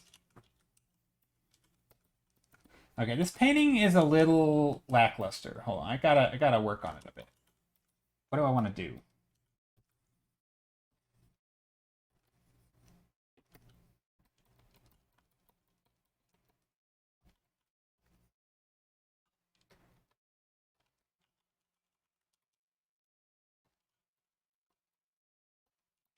Maybe there's some.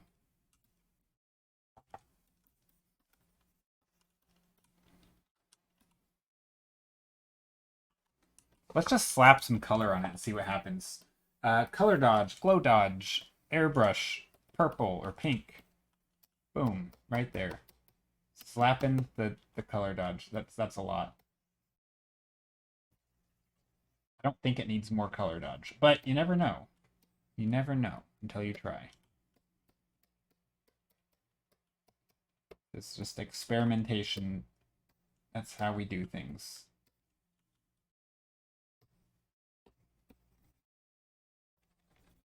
Nope, okay. Not that. Back to painting. Although, I could take things and make it more blue, or brighter blue.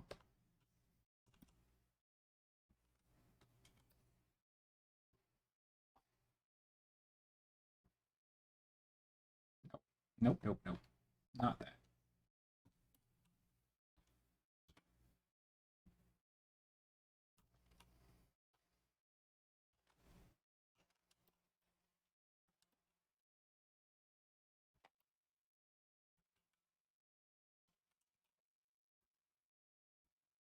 Also, if you want to have a fun rage, look up how they classify Pokemon by color. Someone did a video, but if you see it yourself, some color classifications are a bit off or wrong. Oh, interesting. I'll have to take a look. I'll have to educate myself on Pokemon later. I'm not gonna do it right now. Um, but yeah, that's funny. I'm sure that would probably make me rage a little bit. What do you mean by they classify them by color? I mean, isn't it by type? Or do you mean like the visual language of the types are inconsistent? So like blue does not mean water Pokemon. Is that the idea?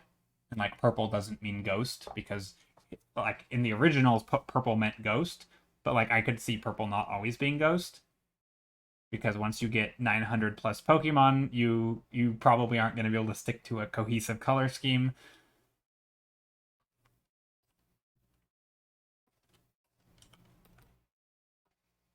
That would be my guess.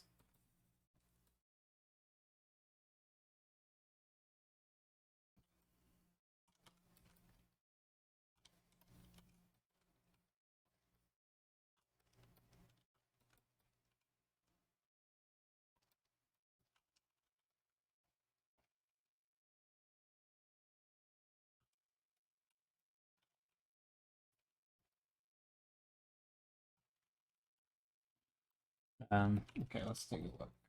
Or not take a look, but what do I want to do with this? I think I want to make this sort of a rocky texture. Very... let's see. Okay, so I'm going to blur it. I'm going to blur a lot of the background, actually.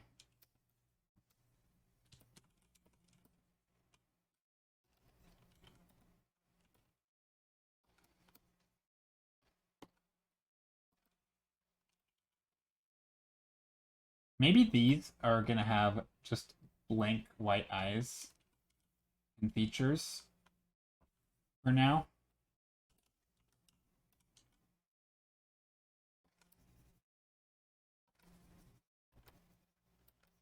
That way I can paint the... Oh, that's creepy. That is actually way creepier. Hold on. Let's change that. The reason I was going to make this like that, though, is because I wanted to make it so maybe the eyes aren't glowing.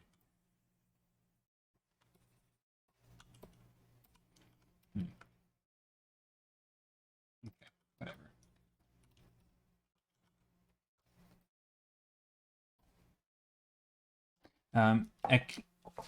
Arceus, your favorite, though. Throw you Pokemon to battle, and nearby Pokemon might 5-team you. Arceus. It's funny how there is no orange classification when classifying Pokemon by color. Oh, interesting. There's no orange Pokemon? That's weird.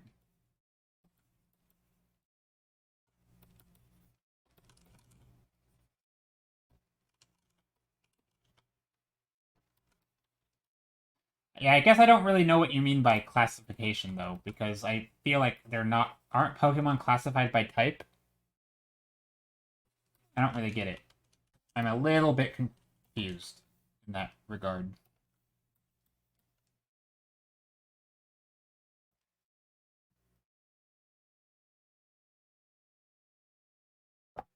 Let's add some actual lighting here. Let's go in here. Paint this like a proper scene where we put this.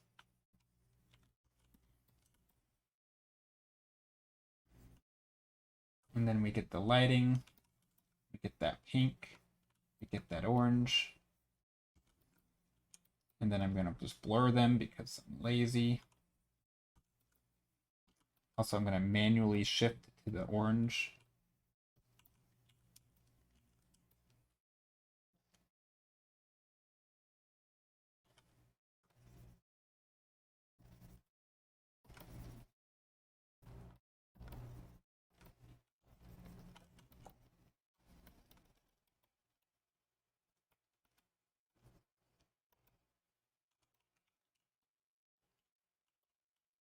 Like that, maybe. And again, I'm not too worried about anything in particular right now. I'm just kind of trying to make it look a little bit right.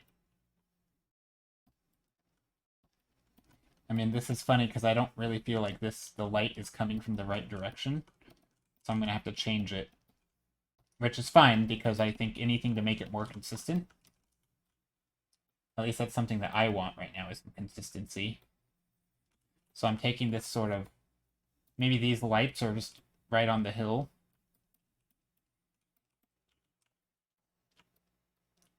Nisnetherin. Nisnetherin. Thank you for the follow. Hope you're doing well. Gonna put some little blobs of bright back here. Right here. I think one way I can do this to make this look interesting is by adding a lot of little texture. I don't know if it's gonna make this thing look gross or something. But I think adding little textures to it could be a fun way to show the shadow change. Because right on the edge here,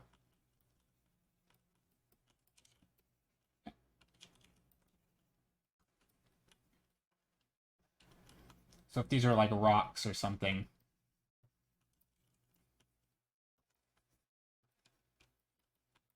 So they'll have these little cracks and various things.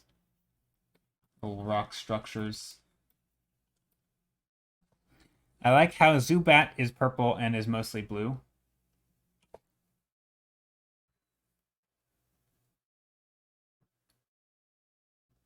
Like by how Charmander is red. Yes, red. Well, that's the thing though, right? Because Pokemon aren't classified by color, right? Aren't they? They're classified by type, and so if types are being represented by colors, that's like a. I mean, it's just like a bad way of classifying Pokemon. So if you had to do it by color, you first do type into color, right? Give each type a color, and then depending on the type of the Pokemon, you assign it that new color. So yeah, if fire is red, Charizard would be red, right? Obviously the color of the Pokemon isn't red, but that would be the classification. And so I understand that. I actually wouldn't make me angry if you understand the process, because otherwise, if you said fire is orange, then every fire Pokemon who isn't orange would now be in red classification. I don't know. I don't know enough about what you're talking about to even know if that's the way that it's working. I feel like I'm going to make this thing look really extremely unsettling. I don't want it to, but maybe it already is.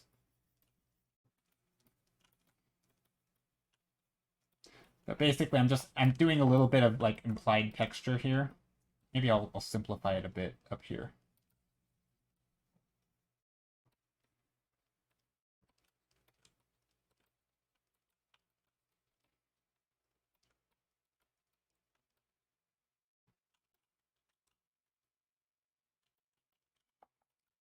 Adding some texture up here. Again, a lot less texture up here because it's far away. So I'm using just a bigger brush. Still want some stuff down below.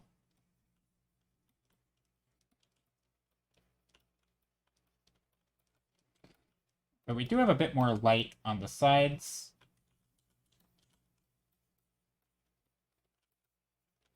Again, I'm just starting with like laying in the simple colors, and then I'm adding in other stuff to it in a moment.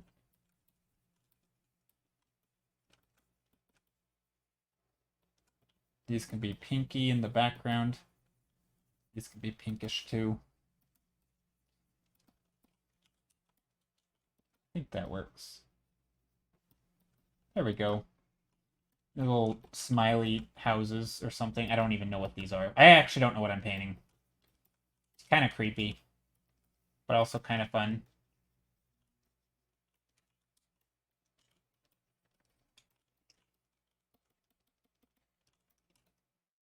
Very strange painting.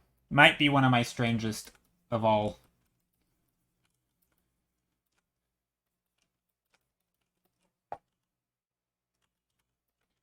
I do want to bring in some dark colors here. Maybe not that dark. No, not that dark. Just needs to be kind of dark.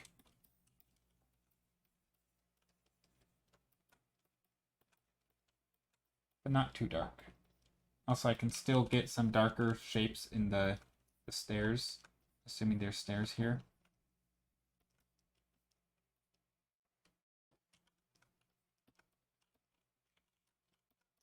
Maybe there's little paths. Ooh, that would be fun, actually. What if we did, like, little stone paths?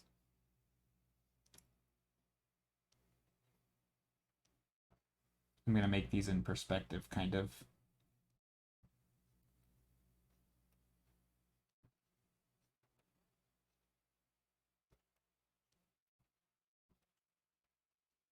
Okay. There's that. And then they're not going to be perfect, but basically I'm trying to make them a little larger up here, and we'll just put little shapes over here as well that are a little smaller. Not too many.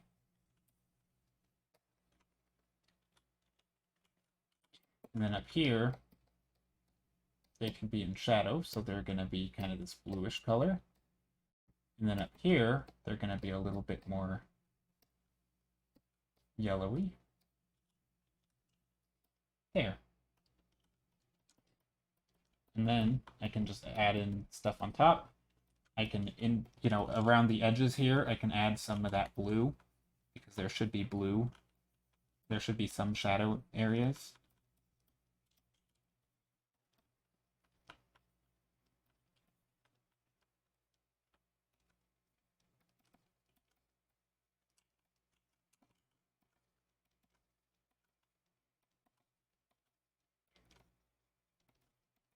And of course, I'm trying to make them in perspective a little bit.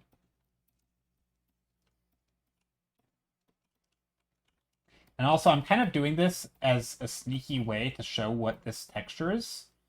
By making this the same color as this, it's sort of showing you that this is a rock dude, because these are clearly stone rocks as well.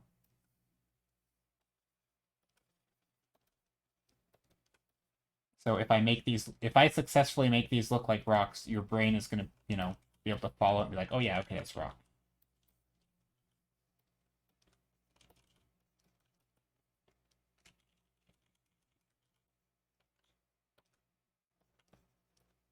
At least that's my plan.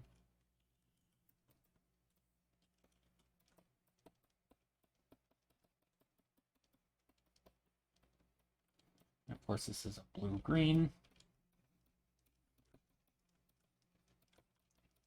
Blue-green for shadows. Yellow-green for highlights.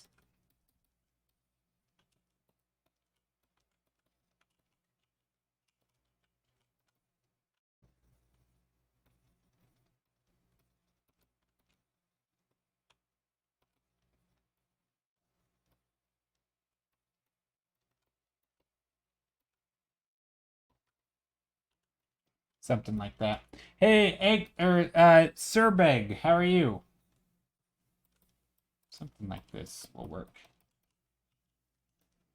Some of these are not very good in perspective, but that's fine.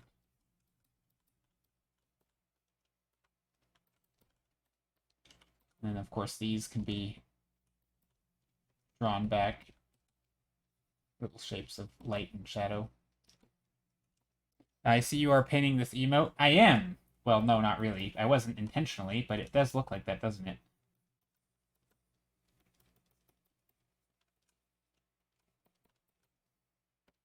Maybe some more green up here. Let's come in here now with this other fancy brush and actually add some fun brush work that is going to make it more exciting. Things like this, some blurring.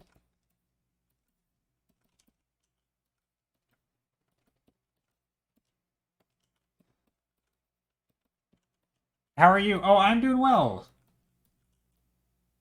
I am doing well. My day's pretty good. I'm taking new steps towards being a social media expert. Just kidding. I downloaded a social media manager, and I've been having a lot of fun with it. And yeah, so or schedule, I should say. Sorry, not manager. Scheduler. So I can schedule out posts in advance. That's a new thing for me. So yeah, it's been fun to play with that. And let's see, what else has changed? Really not much. That's about all. It's new. Been doing... I'm pretty happy with this painting, actually, so far. It's a little bit hectic, I think, and maybe I need to put some...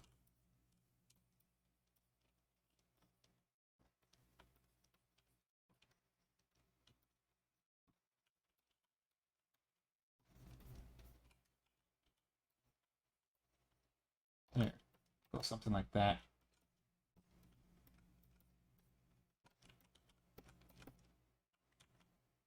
Maybe we get some orange and red in here, too. Make it look like some brown shapes.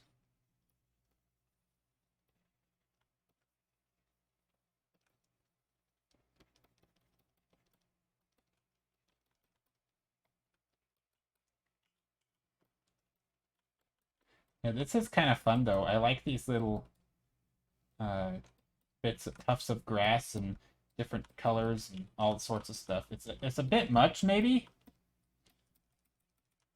but I think it's a kind of a fun way to do a quick painting where I just put lots of little colors. You stay within your color ranges or your warms and cools. Um, I like it. It sort of feels like it almost feels like cheating. It's so I feel like it works well enough. It works, and I don't want to say so well because then it makes it sound like I'm, patting myself on the back or something. And it's not even, it's not like something I'm discovering really, but it's sort of just it does work really well. Lots of little color notes. I'm probably going overboard with too much texture and not enough, places of rest.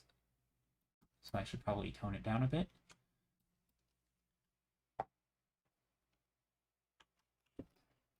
But I think it's kind of fun.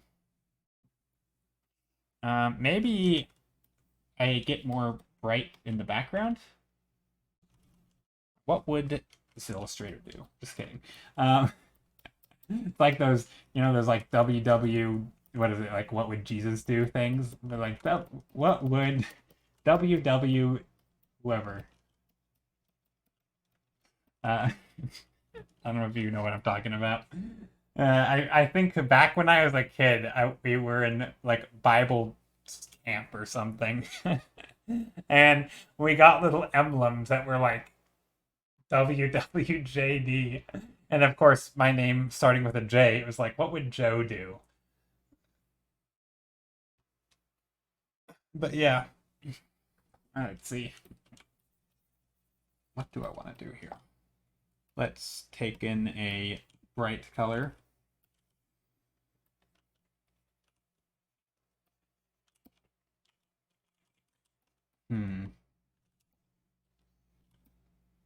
Let's slap in some overlay. Overlay time. Air dodge. Or air. Sorry. What would Joe. Oh no. Oh no.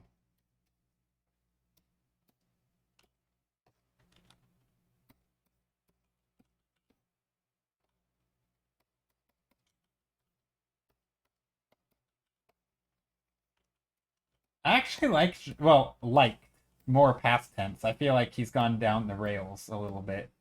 I feel like there was a time when he actually had genuinely interesting people on his podcast.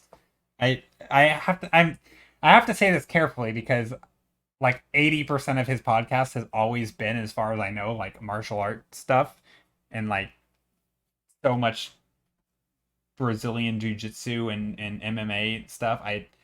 I'd never cared about any of that. Like, so I just skipped every single one of those. Um, but there have been some like guests on his podcast that actually are not terrible and they're quite interesting people. But like in the last year, it's been absolutely insane, and he's gone down with like conspiracy theorists and stuff, and it's like, oh my gosh, this guy is like that. I don't know. Some of it's just hardcore annoyingness now. So I don't really bother, but I feel like I don't know. 3 years ago, he had some decent stuff or some good guests. How's it going, Art Hobbit?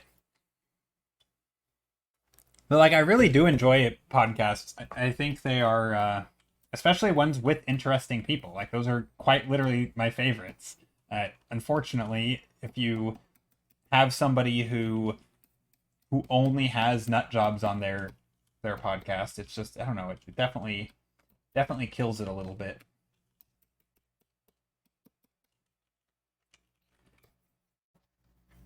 Um,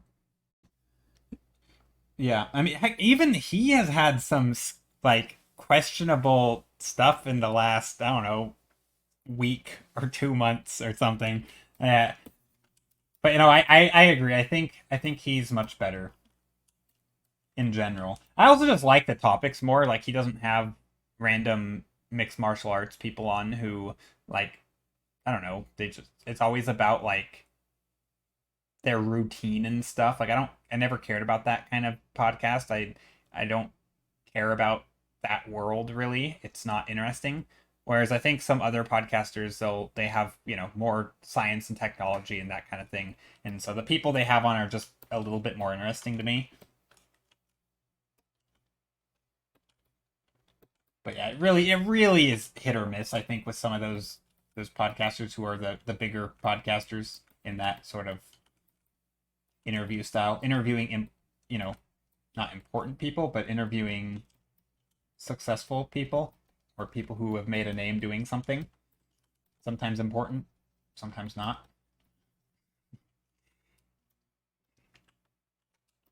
Okay, what do I want to do here? But yeah, Art Hobbit, how are you doing?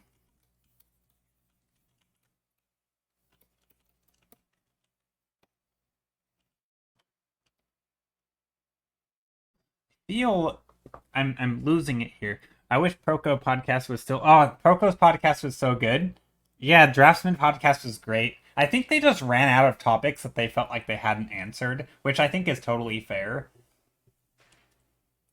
But also, who are you talking about? Earlier we were talking about. Well, I mentioned we had mentioned somebody mentioned Joe Rogan, and then I said Joe Rogan's kind of not. I have to be extremely choosy with his episodes because he has some really not interesting people on there.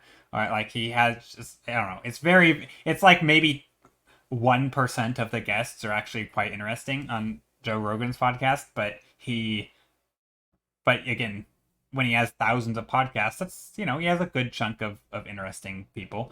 But he's kind of an idiot as far as I can tell. Um, and then our Hobbit mentioned Lex Friedman, who I feel like is similar, but I feel like he typically has just better quality guests in general, with no real topics. True, true.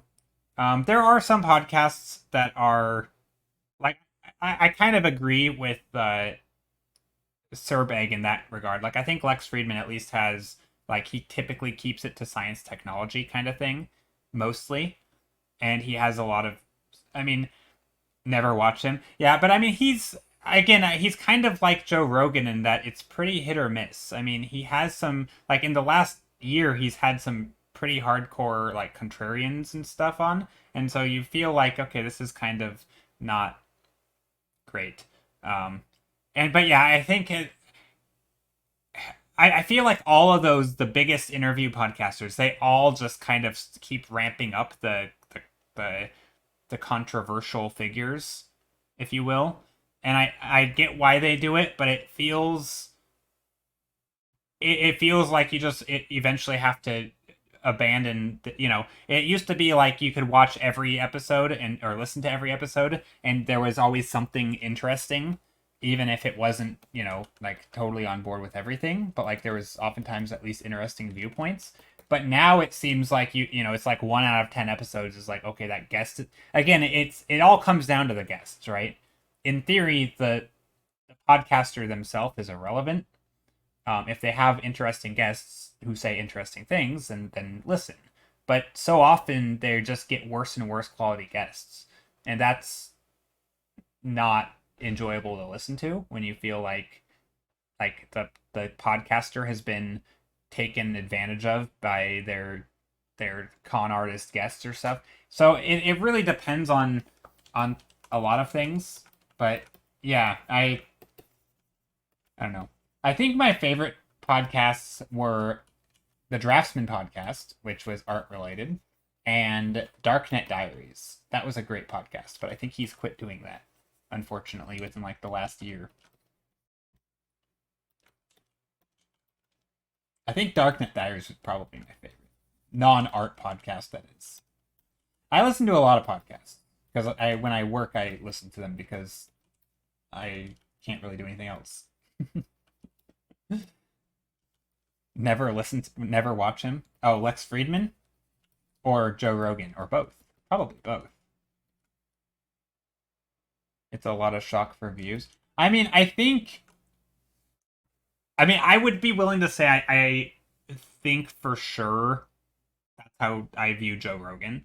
Absolutely. Like he's totally in that world and he's way more in it. I think somebody like I feel like Lex Friedman, I feel like he actually tries to be fair, but not realizing that he has an audience and it's not about fairness, right? It's not about. I think there's this weird because like there's an idea which I actually agree with, but there's an opposite side of the idea that is never there's nuance to it, right? And the idea that you should be able to let and have discussions about any topic, right? And it shouldn't matter because you can talk about them and it's nothing is off topic, which I agree with. The problem is that doesn't go for on a podcast with millions of people who, when you're not challenging the ideas properly, right? If you're an ignorant host, um, yeah, yeah, exactly. If you're an ignorant host about a topic and you let some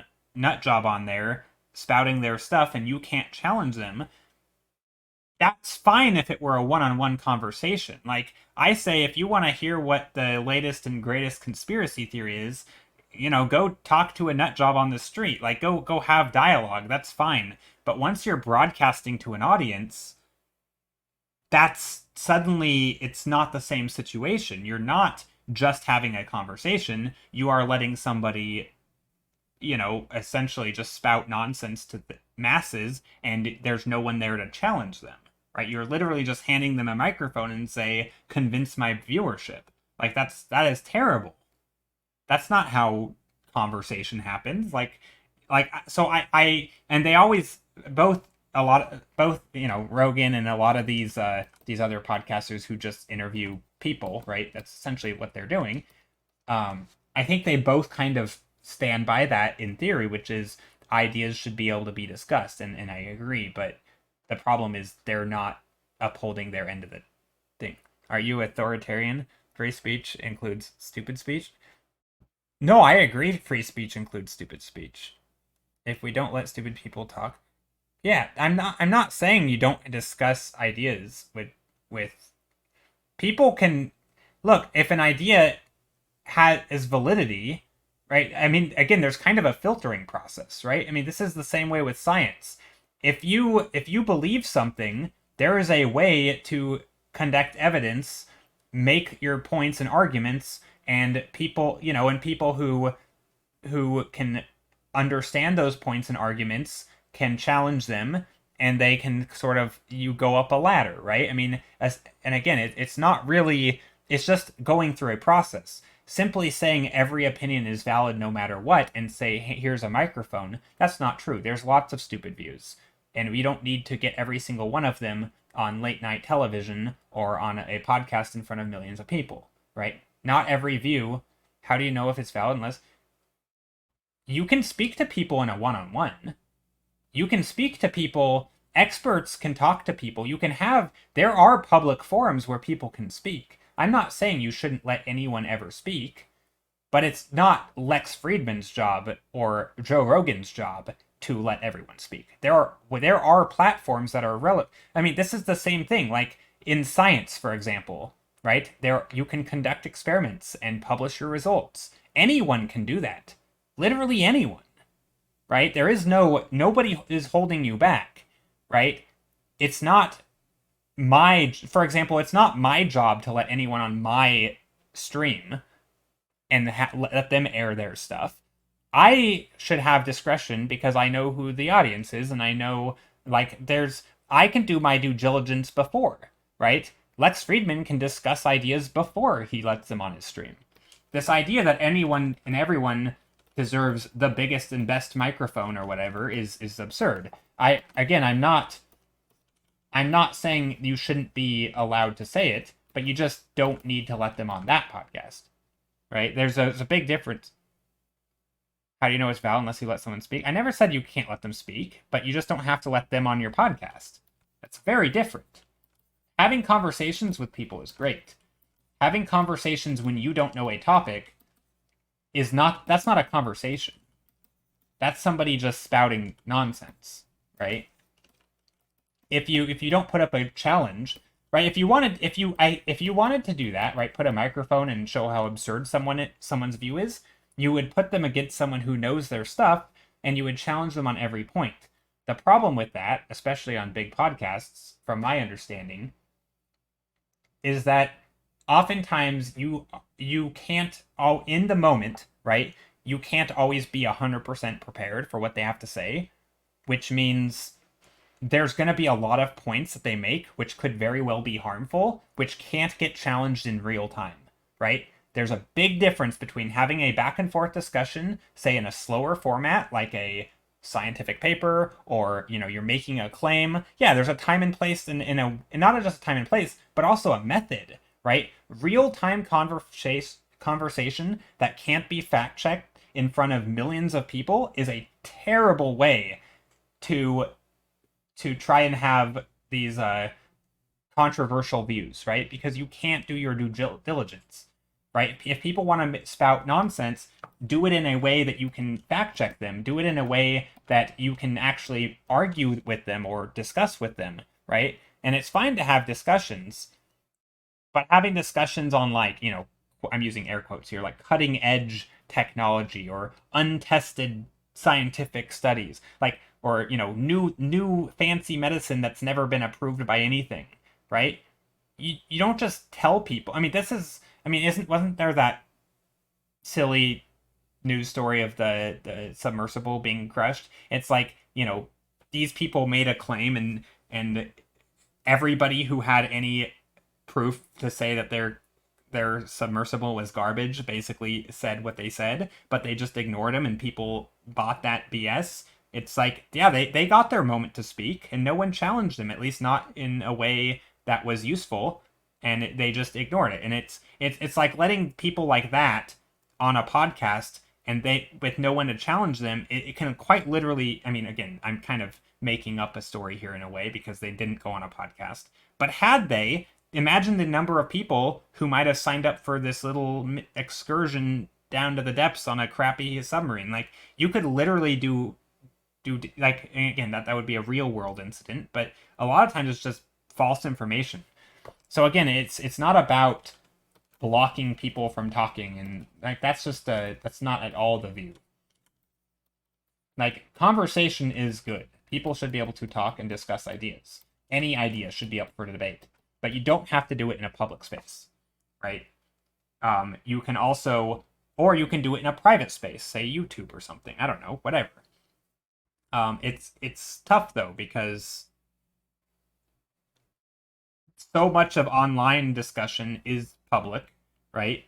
It's extremely public, and what makes it public is oftentimes not in someone's control. So it's not about who's right? It's about who wins the algorithm, who stirs up the most clicks and stuff, and that is potentially harmful, right? Because even if there are people who can 100% debunk every single claim that you make, they don't always get the biggest microphone, right?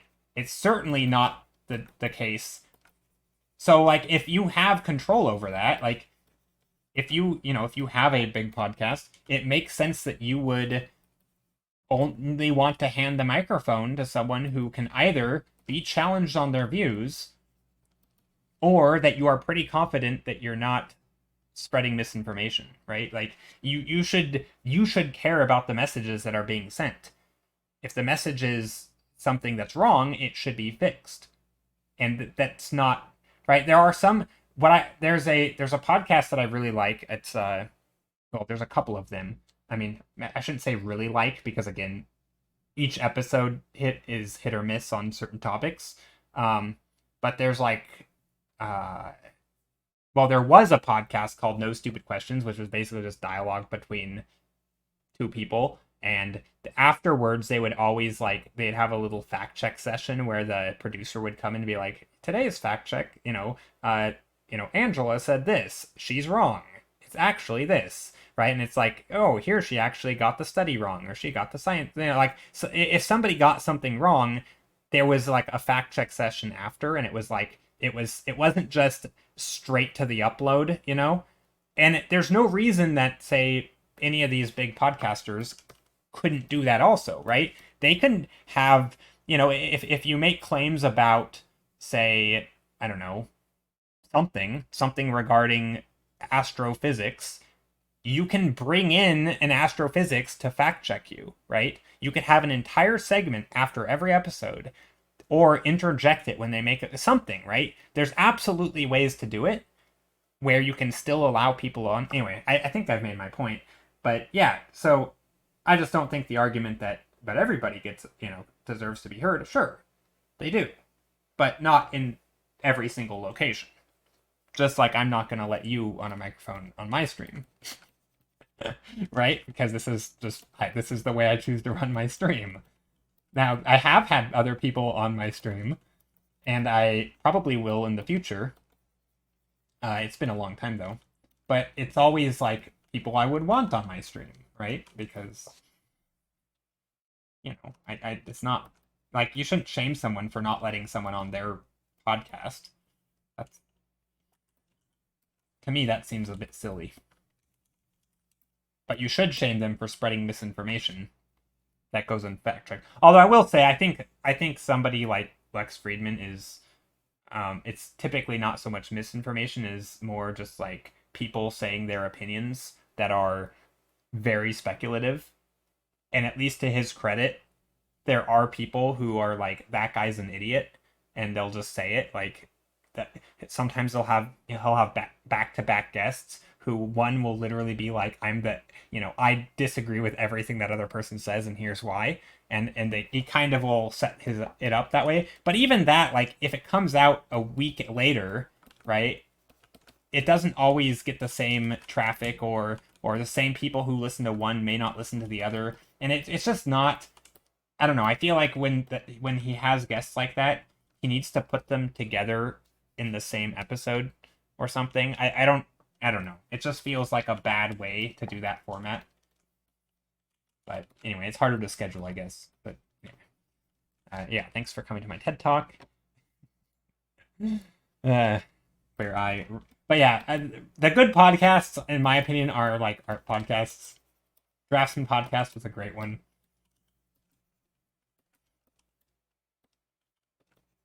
Probably the best art podcast. 3 Point Perspective's good too.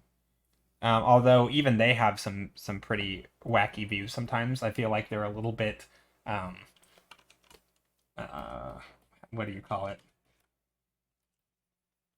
They're a little bit in their like, they say 3 point perspective, but what they mean is 3 point perspective from the same side of the circle.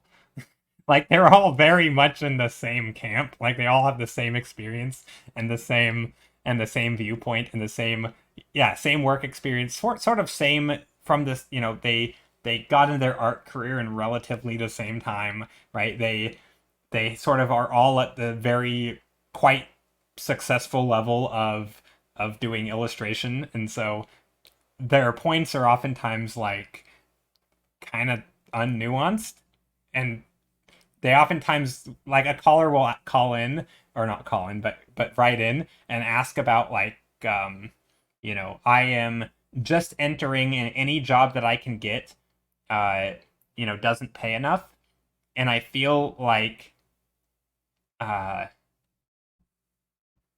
but basically they're saying, like, I have a family, I'm trying to do illustration, I'm still pretty early on in my career, I think my art is good, but it obviously can, but I feel like even at the rate that I'm currently at, I just can't produce stuff quick enough. And their response was literally just get good, but it's like they ignored the struggle to actually meet the pay, because to them it's like, well, if you're as good as I am, then you're going to get jobs, right? It's like, well, the whole point was they're not, right? It's like, how do you make a living when you're not one of the best, right? And they were like, well, I don't, they just, it seemed like they couldn't even respond to the question, because they just didn't understand that not everybody who gets work is getting paid a lot for their work, because not everybody is good. And I think, and obviously everyone should always try to keep getting better, but like, that's not going to solve their problem in the short term.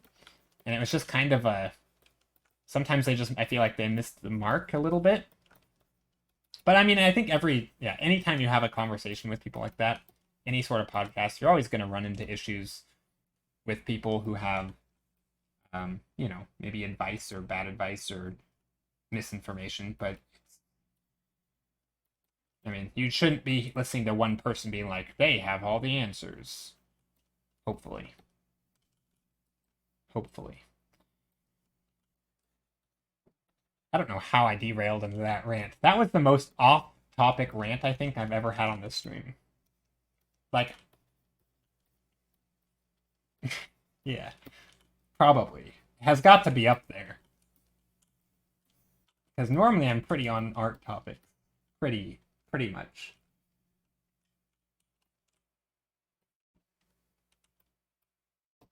And look, I'm sure on my stream I say stuff that is wrong all the time.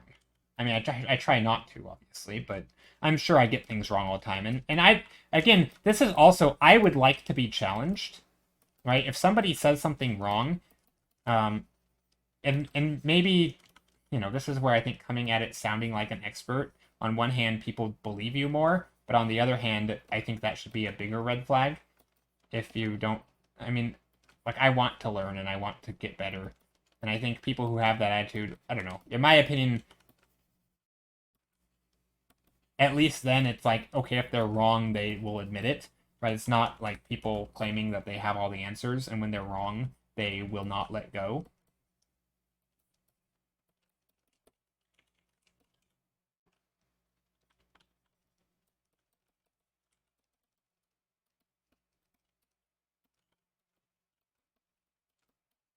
I do like this though. I'm having I'm pretty happy with this. Let's come back in here with some of these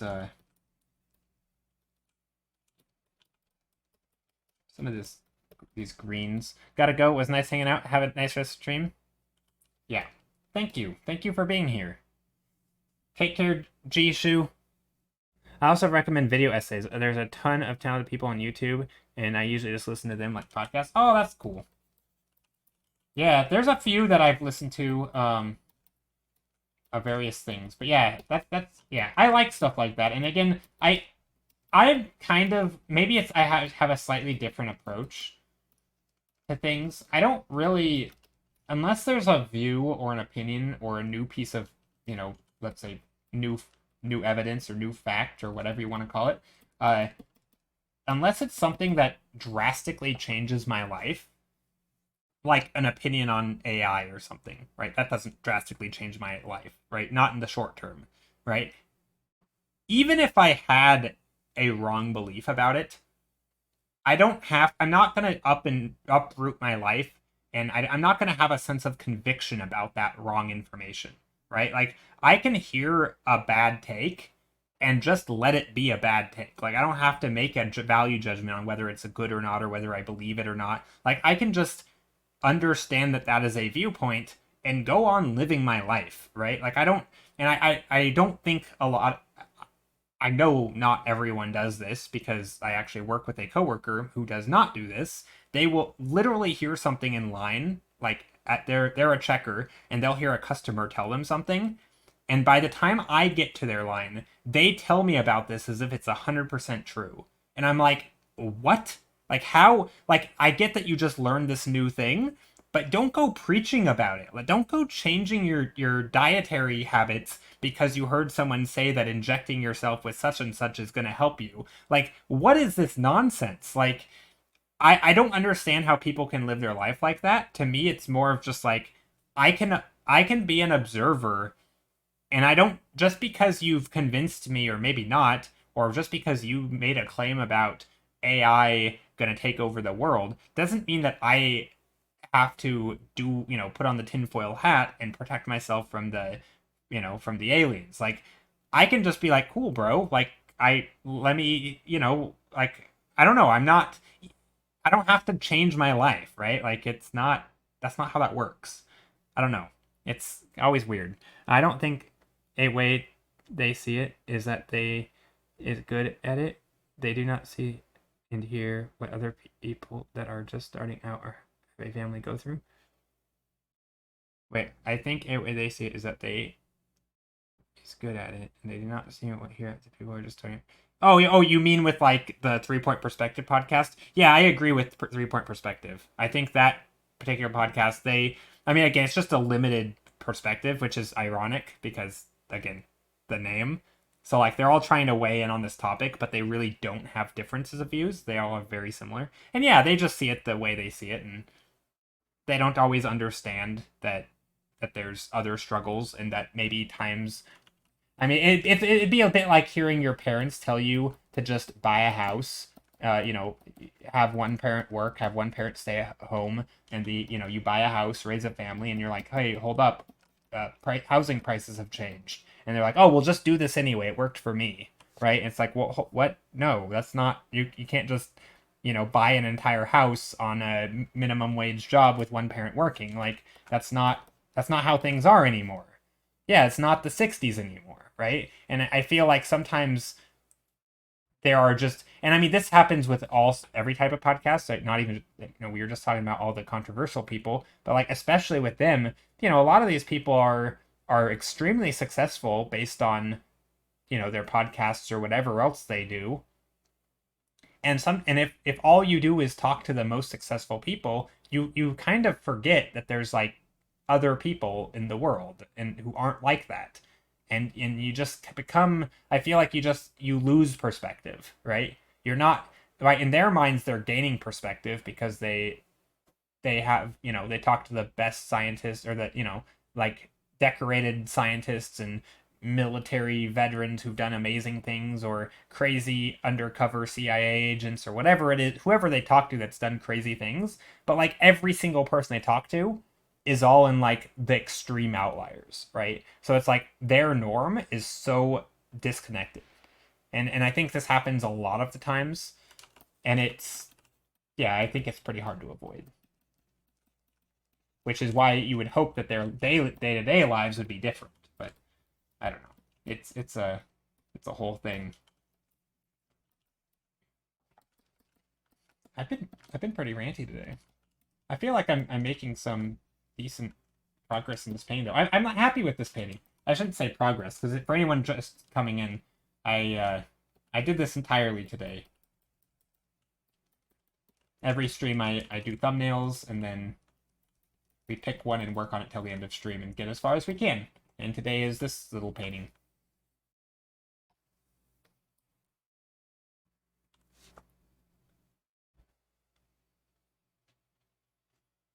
Whoa, that was a weird brushstroke. Delete that. What?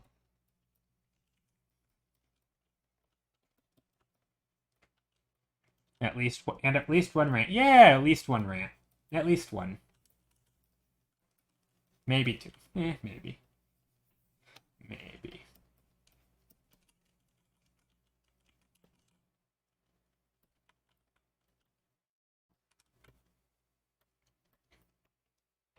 Okay. Do I like I feel like this mouth area should have teeth. Oh god. That's not what I wanted. I'm trying to figure out what I want to do. It doesn't feel very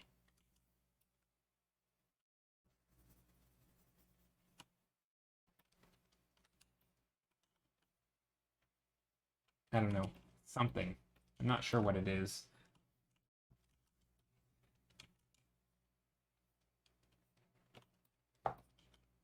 It's something.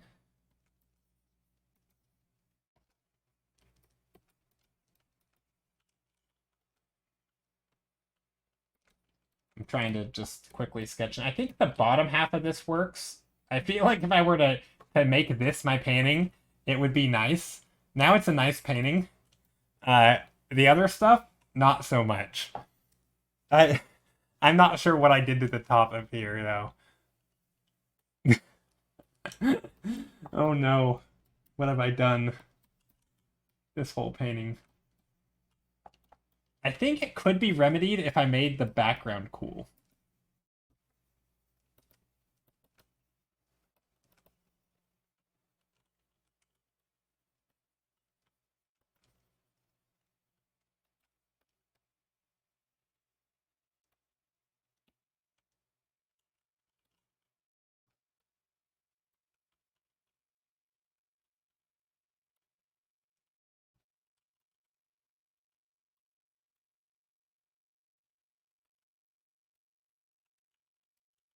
Maybe this could work.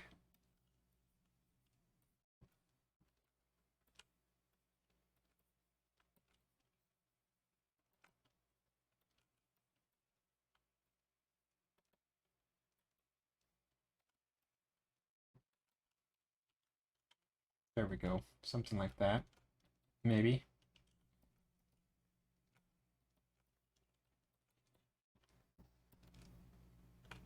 I don't know if I like the blue here, though. Or this purple color. It's a little much.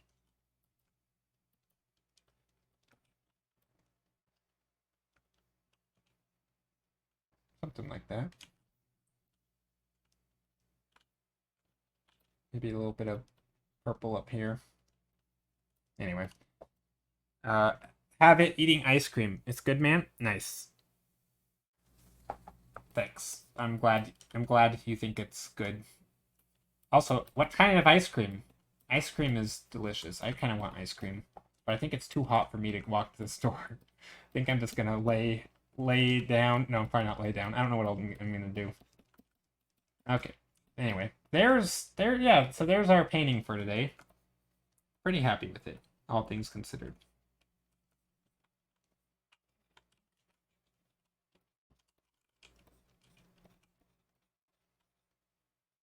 I'm gonna come in here and add a little bit of dark lines.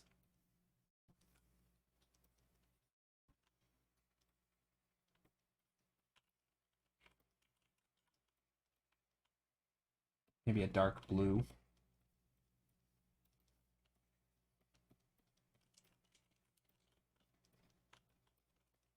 Just in the foreground. The mouth you're drawing from having... Oh, I see. The mouth I drew is from eating ice cream. I see. Maybe.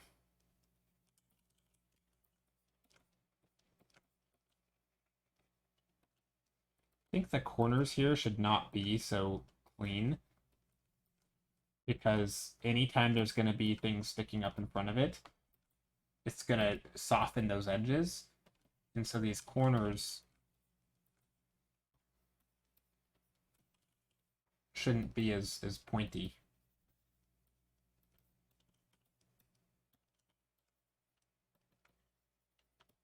Also, these are really far away, so they should be softer.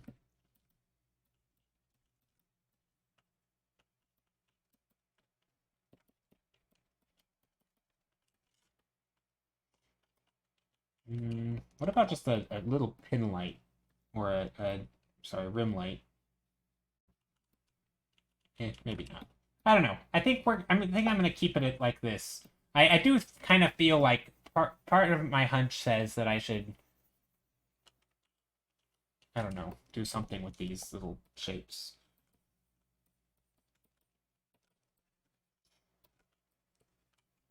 Okay, that'll work.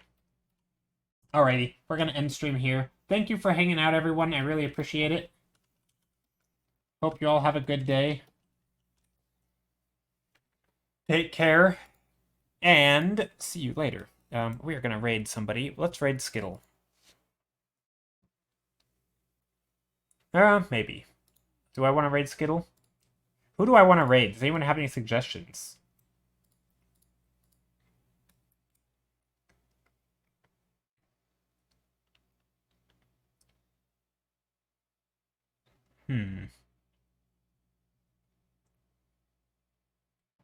Yeah, no problems, Koi. Yeah, let's go to raid Skittle. Skittle's good. Have a good day. We're gonna raid Skittle. If you guys don't know Skittle, Skittle is an environment artist. Does a lot of thumbnails as well. A lot of painting and drawing and all this stuff. Kind of like I do. Very similar. Different style, though. We do have a raid call. I have socials if you'd like to follow me anywhere. And thank you all for being here. Have a good rest of your day. And take care. Happy painting. Stay out of the heat. Stay hydrated. And see you on Saturday. Thanks. Bye.